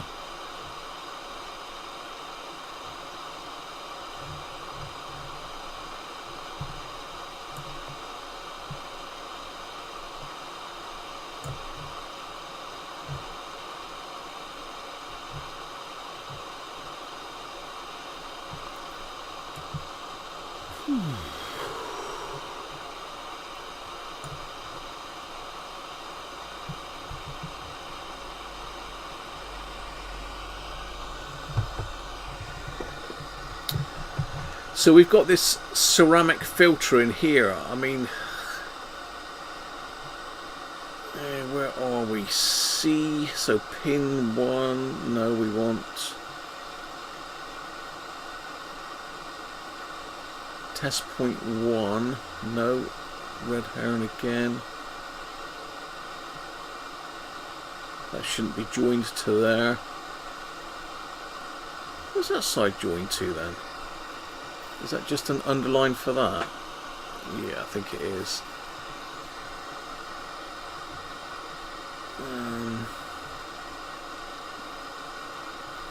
So where's this little monkey?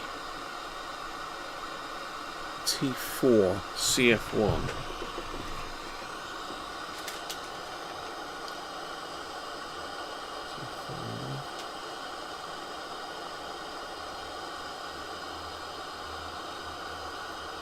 CF1. Okay, got that. Can see T4, I can see CF1. Now I can get my probe in there potentially.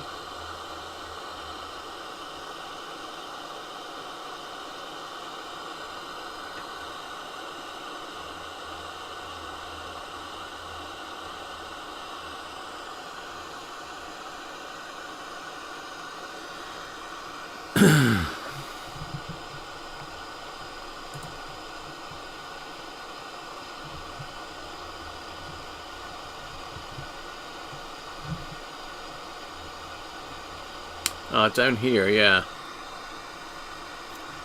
So yeah, there's nothing on the base of that. I can check C75 1 picofarad, see if I've got anything there. C75 1 pico. If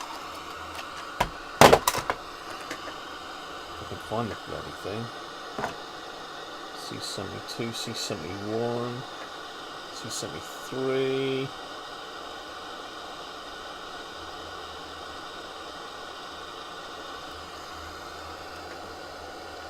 C75, right, okay.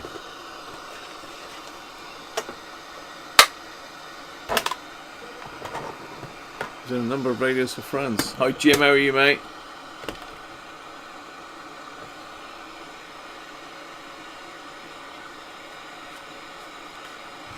Right. Let us probe us. See if we can probe that to see if we've got anything there before the... So we've got a junction there. So we've got C75 that goes into R59.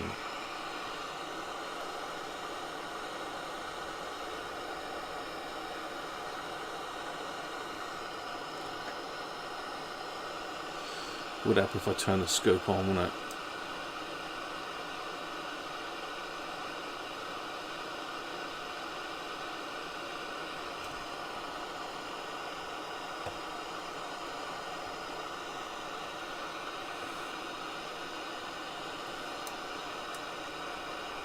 Nothing that side of C75.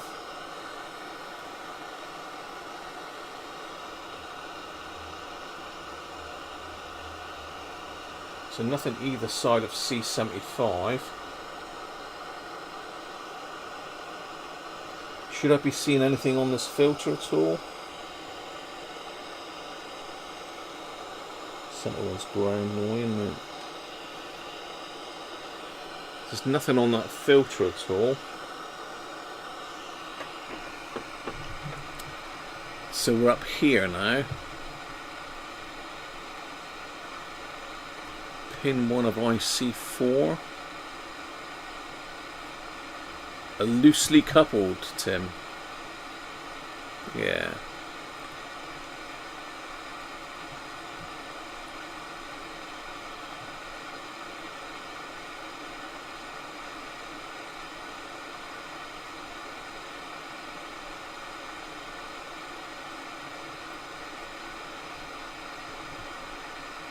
So we should be having something coming out of IC4, shouldn't we? Pin 1.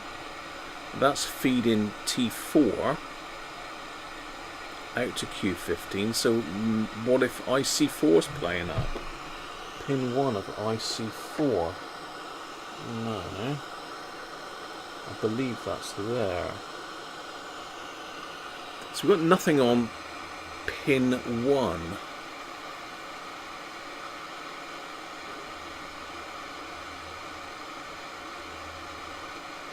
Is that our source? Just auto that a minute, make sure it's not my scope resolution. No. Unless I'm not on pin 1.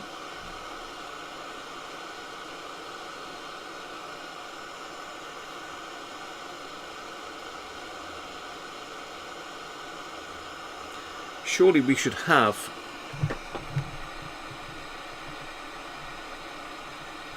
something.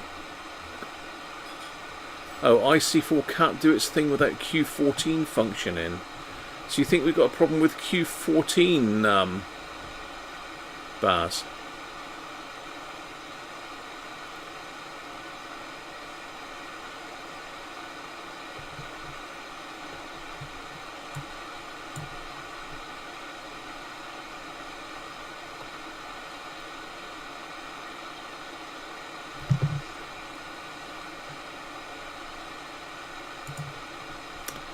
See, didn't we check test point 10 and there was nothing on that pin 5?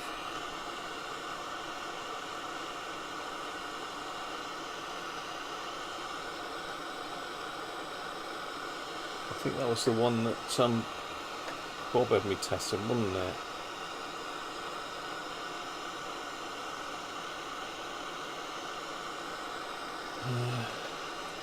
Test point 10, yeah, there. There's nothing on test point 10 at all. Diddly squat.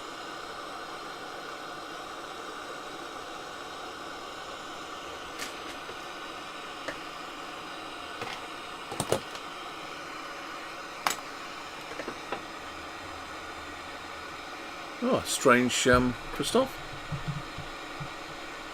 If there's nothing at test point 10, then Q14 isn't passing a signal. So, what is going to affect Q14? I mean, we can check that voltage there, look, at R60. It's the only voltage reference we've got for Q14. We should have 3.97 volts at the emitter. Let's see what screen you're on. Yeah, you're on this. So yeah, let's test that. 3.97 volts, if we can work out where the emitter is. So it's on R60.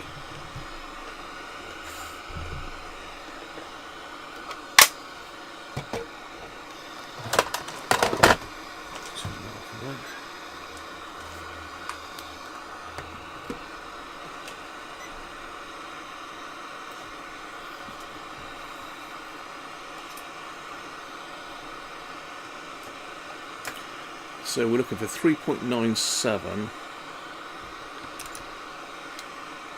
volts DC on R60. There's got to be near Q14 R60, but which I think it's that one. So we've got 4.2 volts, which is not massively out, is it? Let's check the other voltages on that transistor. 8.3 in the middle is our supply. And the base is...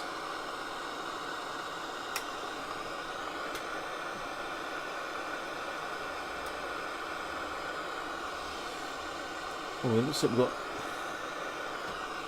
I can't see where the hell I am here. Is that the same voltage on the base and the emitter? If that's the case...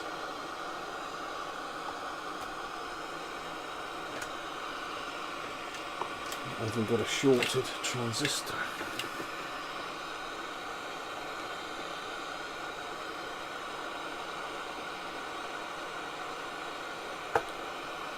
Ah, no. Okay, so we've got 4.8 volts on the base. Collectors looks like it's 8.3, and the emitter 4.2, if that's the correct way round.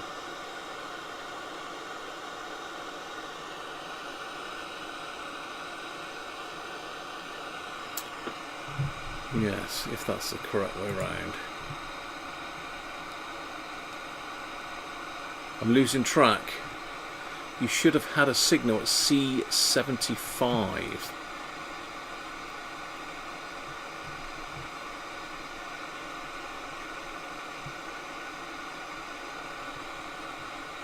Oh, I see.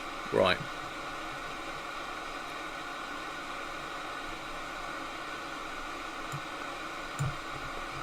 Well, that's off test point 1, isn't it? C75.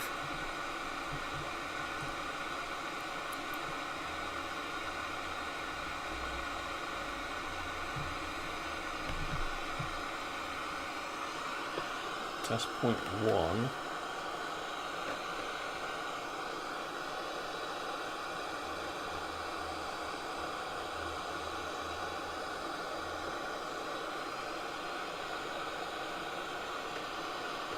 See, we've got our 1.8 volts at test point 1. In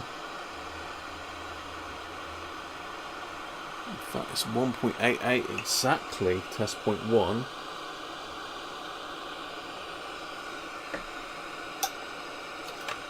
Let's click that on. Well, I don't need to click it on.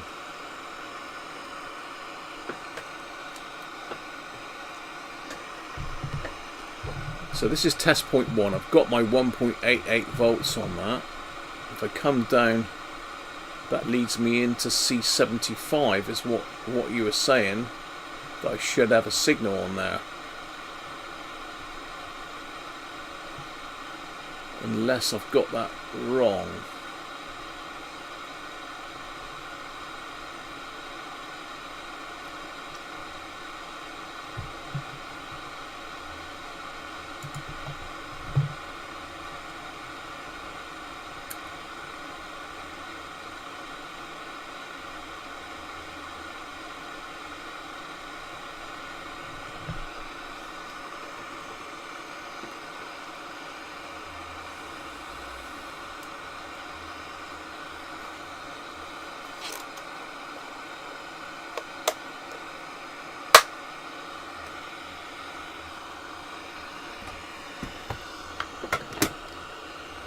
I can't remember. I've lost track now of what was on test point 1. Let's connect test point 1 back up again a minute.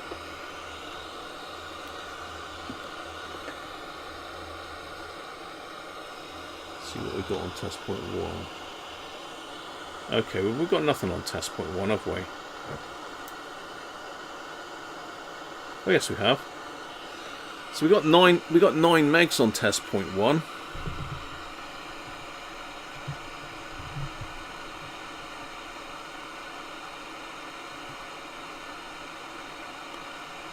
And C75 should have the same signal. I see. I'm with you now, Baz. C75 should have the same signal. It might just be that my probe's not gone in there properly, Baz. That's the trouble. It's such a tiny little thing.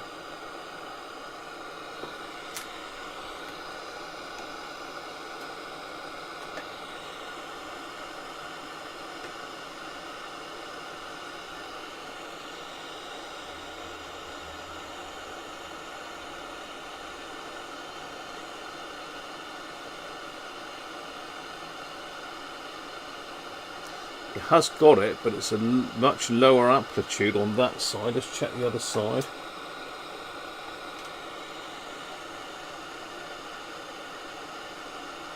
Nothing the other side.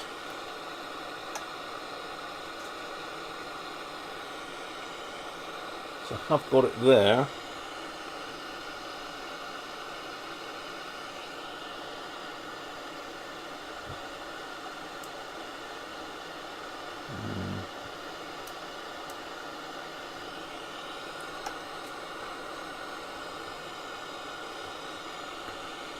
It's gone out now. It was there.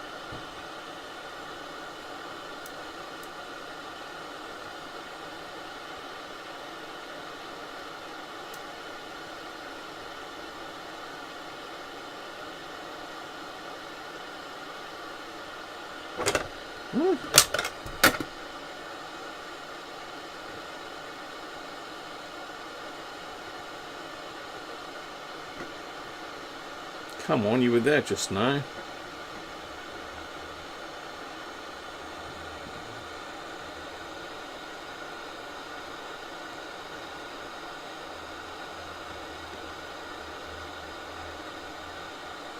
Yeah, there. It's very weak, but we have got it there. But that's on one side of that cap.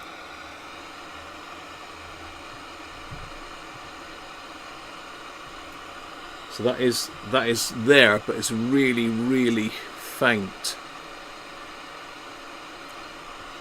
Let's go back to test point 1.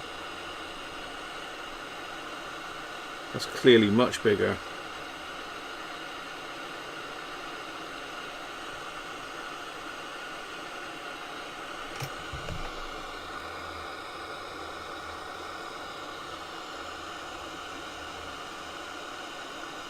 I don't know if you can see that properly on the pictures there.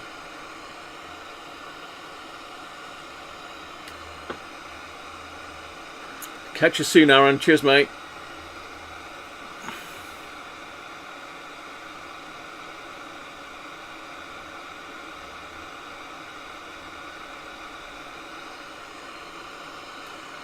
So let's have a look. I mean, there's nothing between those 2 points.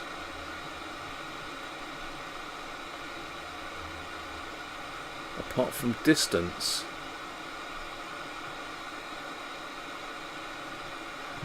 So should have that 1.8 volts on there as well, shouldn't I? Let's just check that.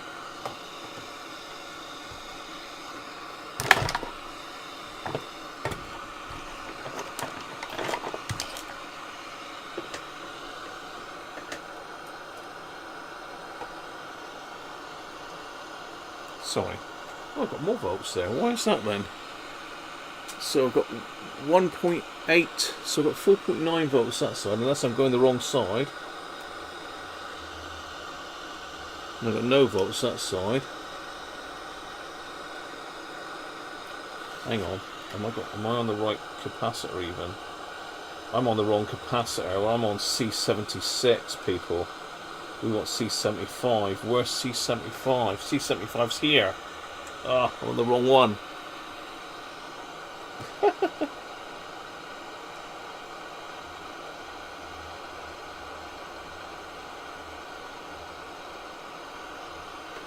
I'm on the wrong cap. Ah. God, this damn board. I hate this board.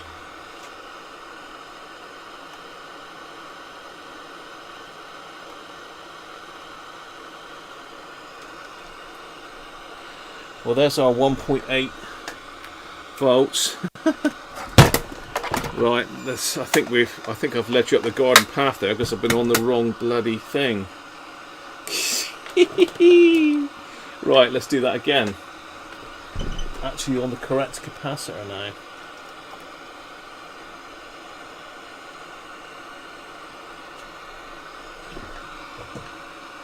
Okay.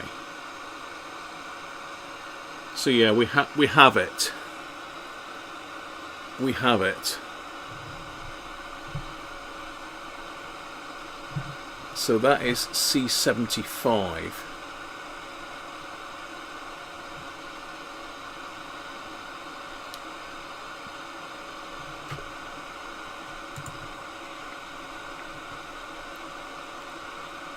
Scope the emitter of Q14. I think that's the emitter there.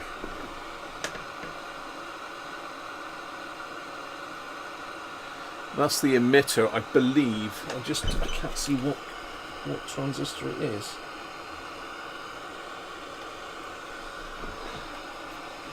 I cannot see for the life of me what that transistor is supposed to be.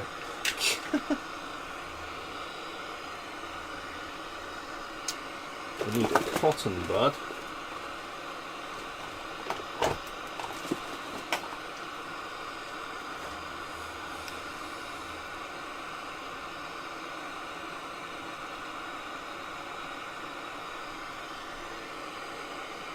Still can't see.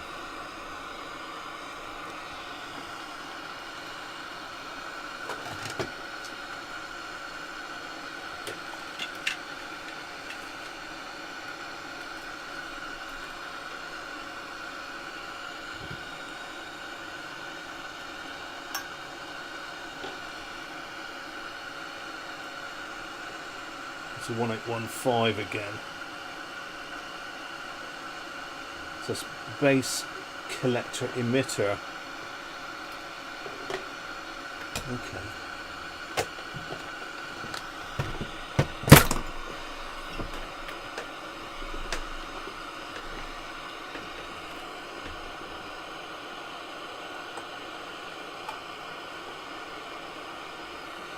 Yeah, I'm pretty sure that's the emitter there.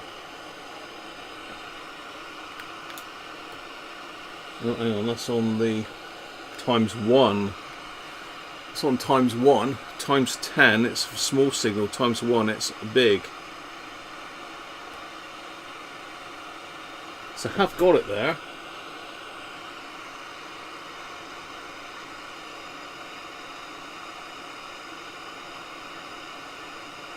Base has got enough in.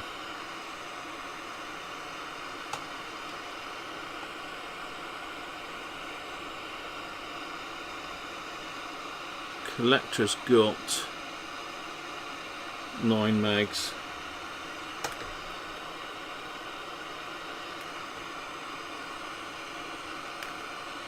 Again, take it off.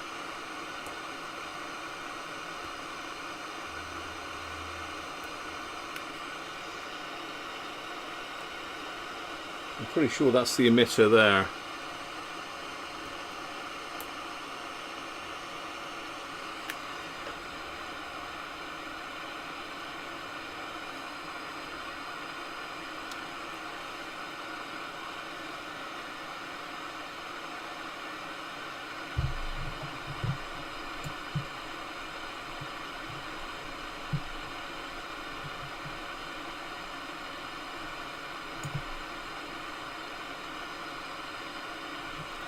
Just waiting for the chat to catch up.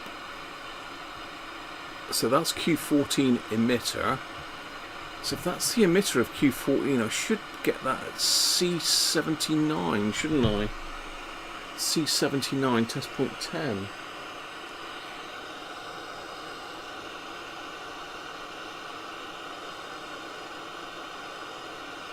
C79 is here.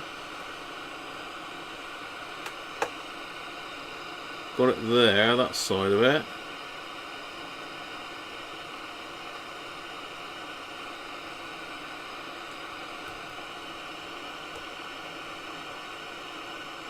So got it that side of the cap.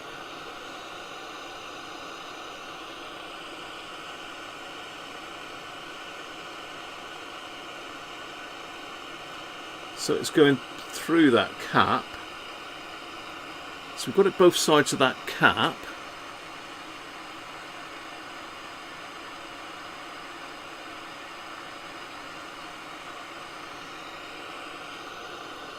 But that gets me up to test point 10. We've got it on test point 10 now, but really low.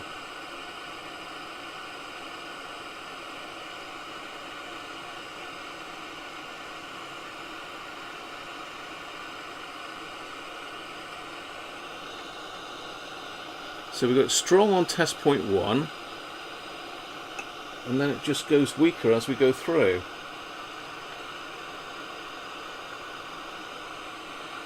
Yeah, so it's even better. I'll just flipped it onto. No, that's at C. So that's at test point 1.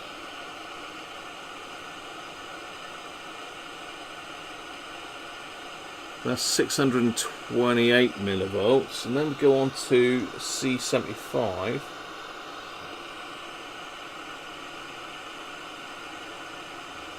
It's 1 volt. Why has our voltage? Why has our amplitude jumped up then between those 2 points? Just because I haven't got a decent. Yeah, it's just because I haven't got a decent connection. So yeah, we've got the same signal there. So coming out of that cap,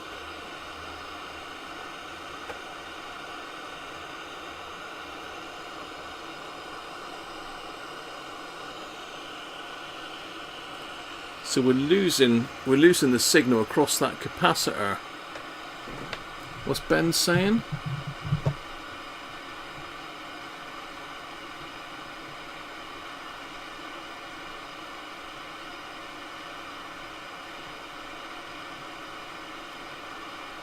So 1815, 2SC 1815, Ben. going through 1 picofarad into a load of 5, so it'll be about a fifth of the size. Well, that's about right then, isn't it? So we're now at 100 millivolts on one side of that cap and 1 volt on the other side. You know, one volt one side and 100 millivolts the other side. You boys know your stuff, don't you? So Bob is saying the signal at test point 10 should be 1.15 peak to peak. Let's clamp onto it and get a decent measurement. Actually, it's better to put it straight in the board.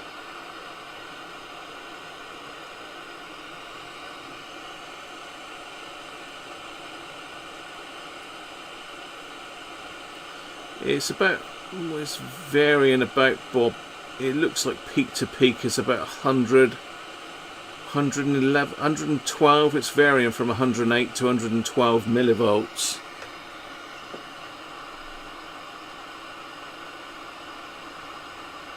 This is probably not far off, is it?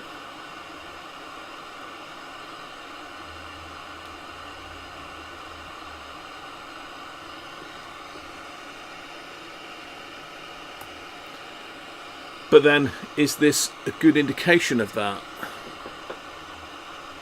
Marginal.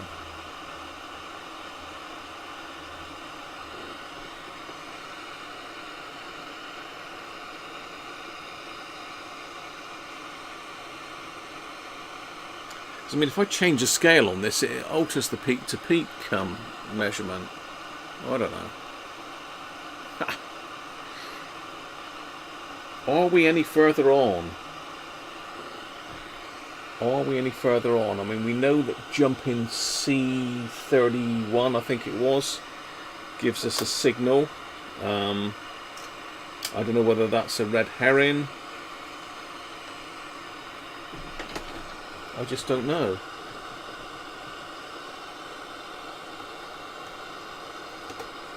So C31, yeah.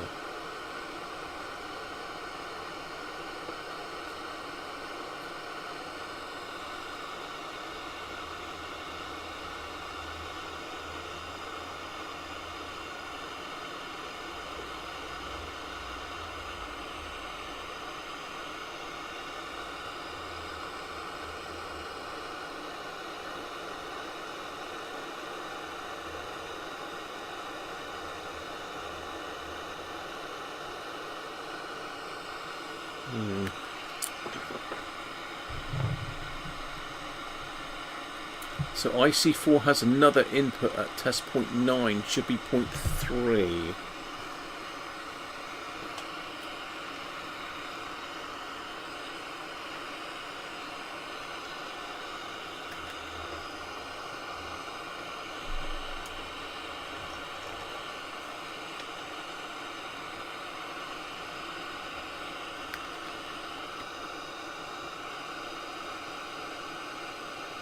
Yeah, that's bang on. That's test point 9 now. Look, that's actually 437 kilohertz, but 300 millivolts peak to peak.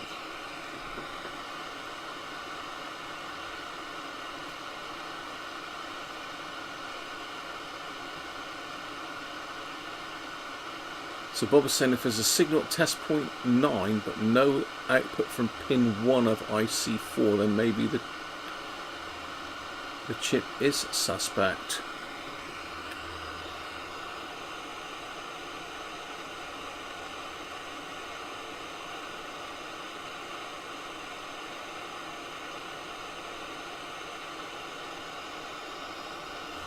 I mean, let me check the orientation.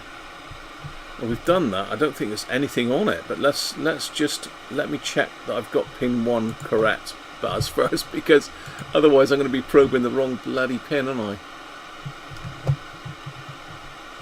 Right, let's zoom in on that. Yeah, okay, I was probing the right pin. So pin 1 is here.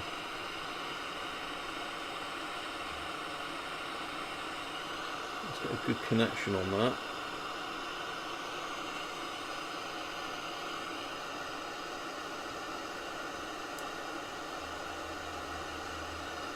Yeah, it does look like there's something on there, but it's really, really weak, if there is.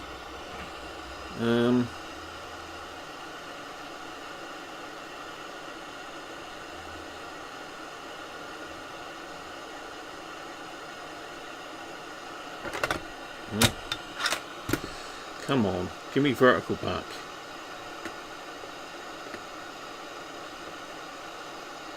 Why won't you go vertical?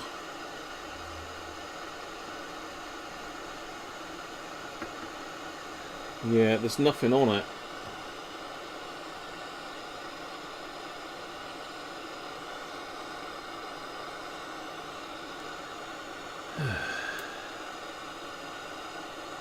This is pin 9. Sorry, test point 9. Pin 1.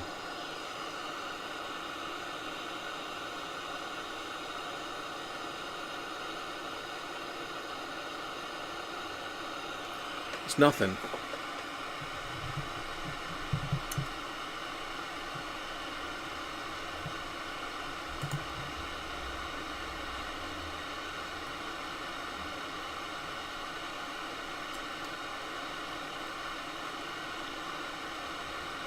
Yeah, we're not 100% sure, Kim, but the only way to sort that out is to pull the board. You know, I would have to literally pull the board out to get to the attenuator and bridge it out.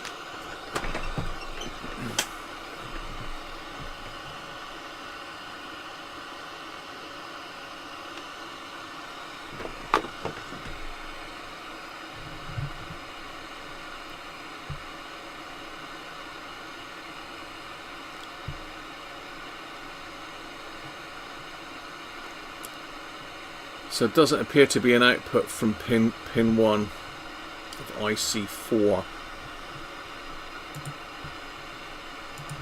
which is SN 1691 3P.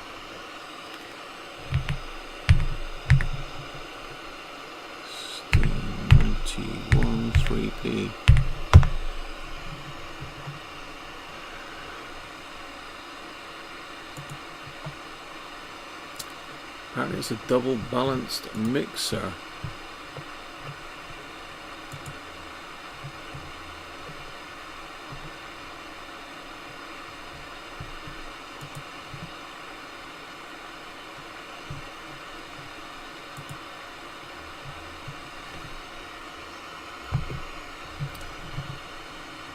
It's an RF mixer apparently, but we've certainly got nothing on the output.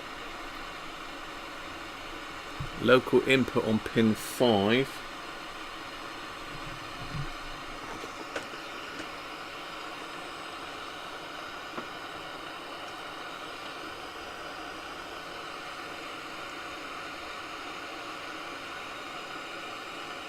So yeah, we have got 9 megs going in on pin 5, but nothing coming out.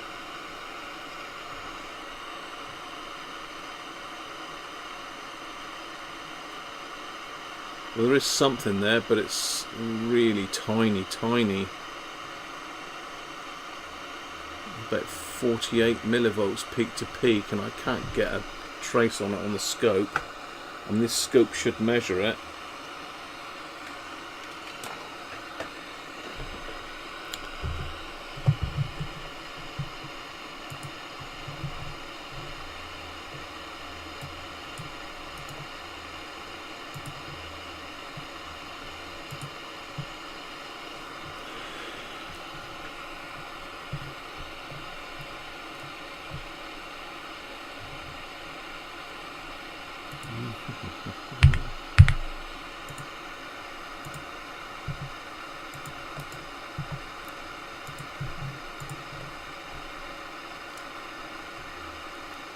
Cool, they're expensive. Flipping heck. 11.99 is the cheapest I can get, and that's Nico by the looks of it. Even from China there, 11-12 quid plus delivery. Well, that's 10 pieces. Okay.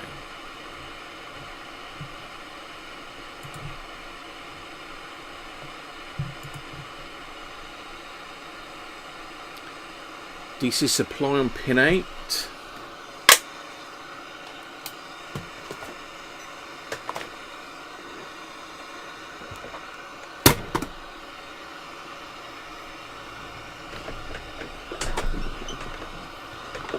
DC supply on pin 8.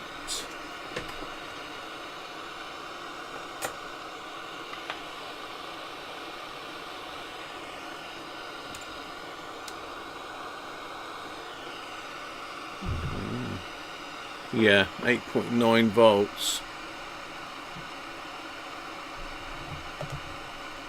It is a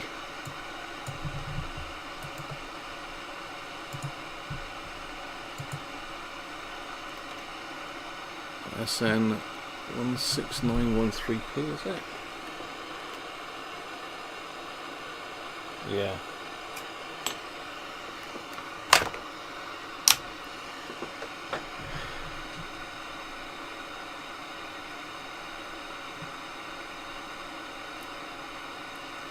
Kick Q14 harder.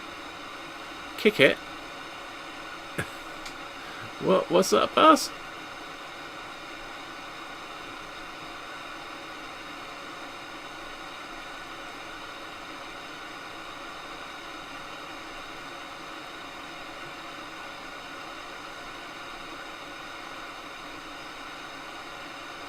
Yeah, Kim, good idea.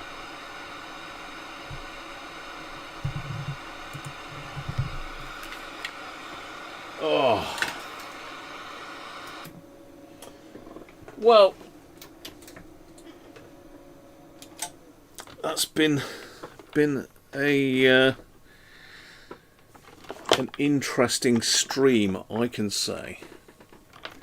So are we thinking that maybe IC4 is suspect? Is that where we're going? Is that where we are with it?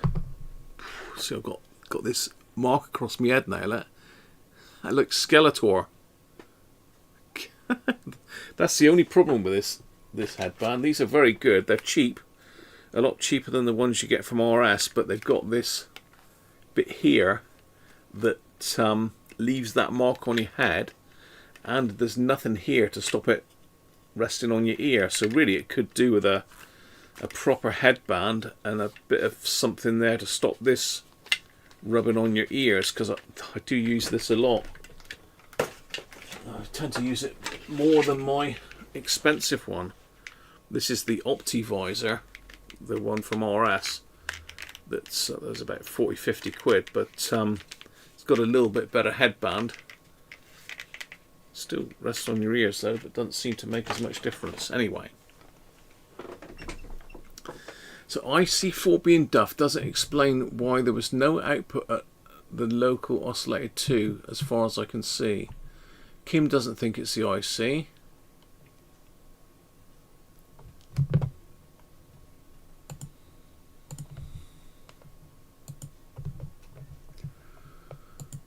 Yeah.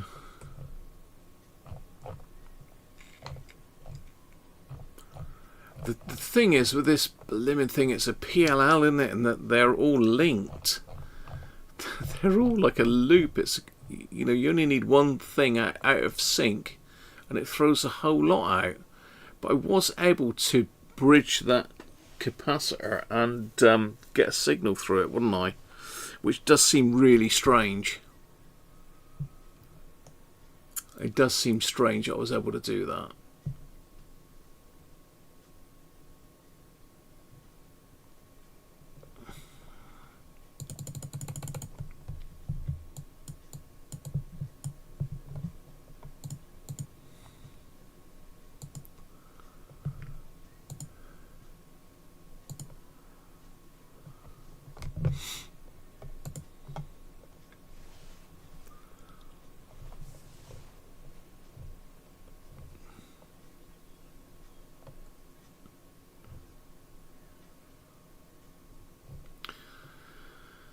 Yes, does seem a bit strange.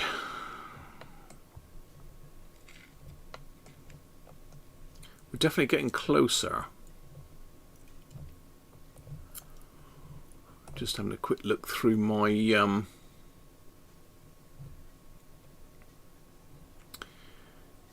list of stuff here. See if I can find someone obscure to put you on to.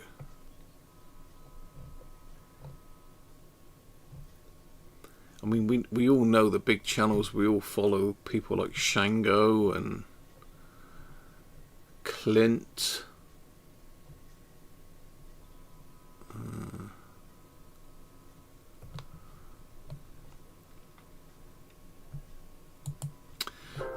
This guy's quite interesting.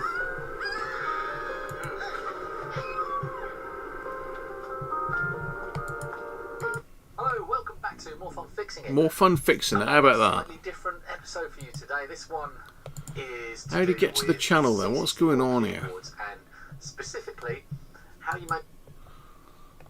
What are we doing here?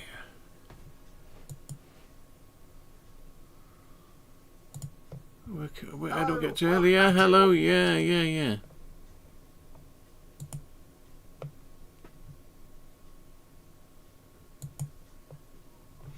Okay. I'm going with this one today. More fun fixing it. Not got a massive amount of subscribers, 8.2 thousand, not far behind me, but he does a lot of Commodore 64 stuff. He's done some collabs with Adrian from Adrian's Digital Basement, and yeah, quite an interesting channel. He's got another channel, More Fun Making It. Look, I'm not subscribed to that one. That's got 16,000 subscribers, but this is quite good. So we'll pop this in as today's channel, and you can have a little look and subscribe to that maybe.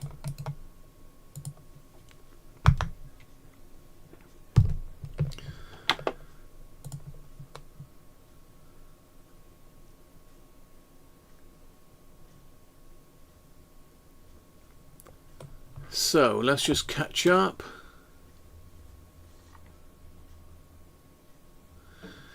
So Kim doesn't think it's the IC. He said it's the EF in that is too low. It's the EF. What do you mean by that, Kim? Catch you soon, Tim. I'm not going to give up on it. The stage is a simple mixing circuit, 9 megs and 455 in and 9.4 out. 10 part could be a 100 part series. Cheers, Paul. Clean the attenuator and check the AL connectors first. That's what I would do before we change any ICs. No problem. Some shooting, Gavin?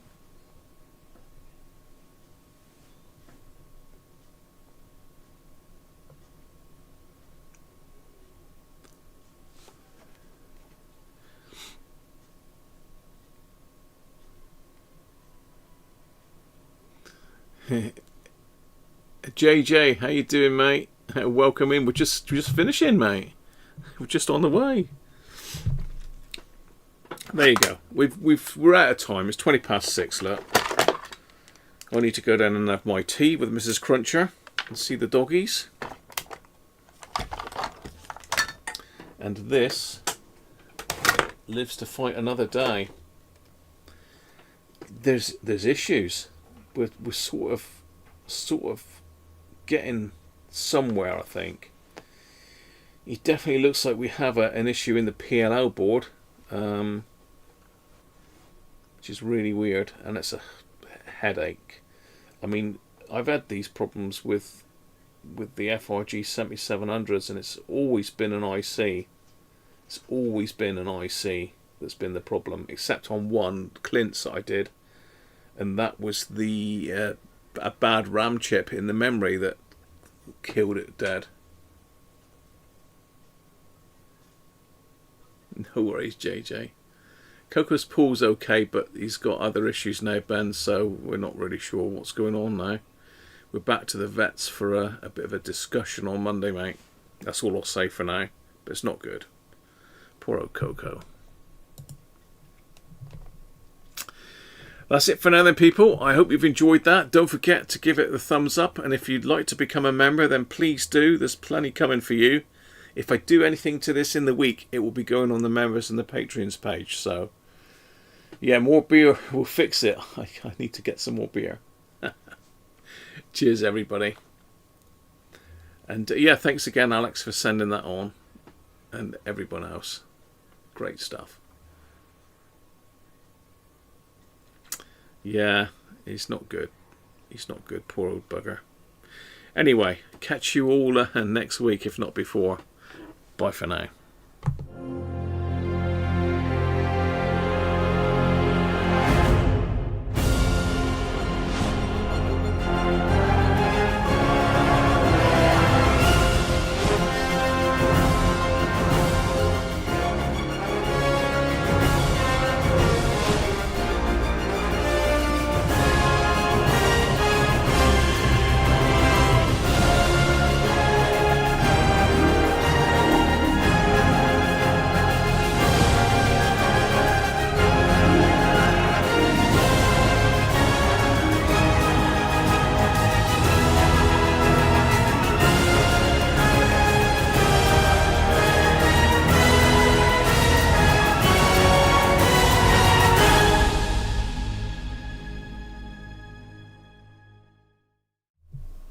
And just to let you know, the credits are coming next with the Patreons and channel members. If you are one, can you just check that your name is on there and it's correct?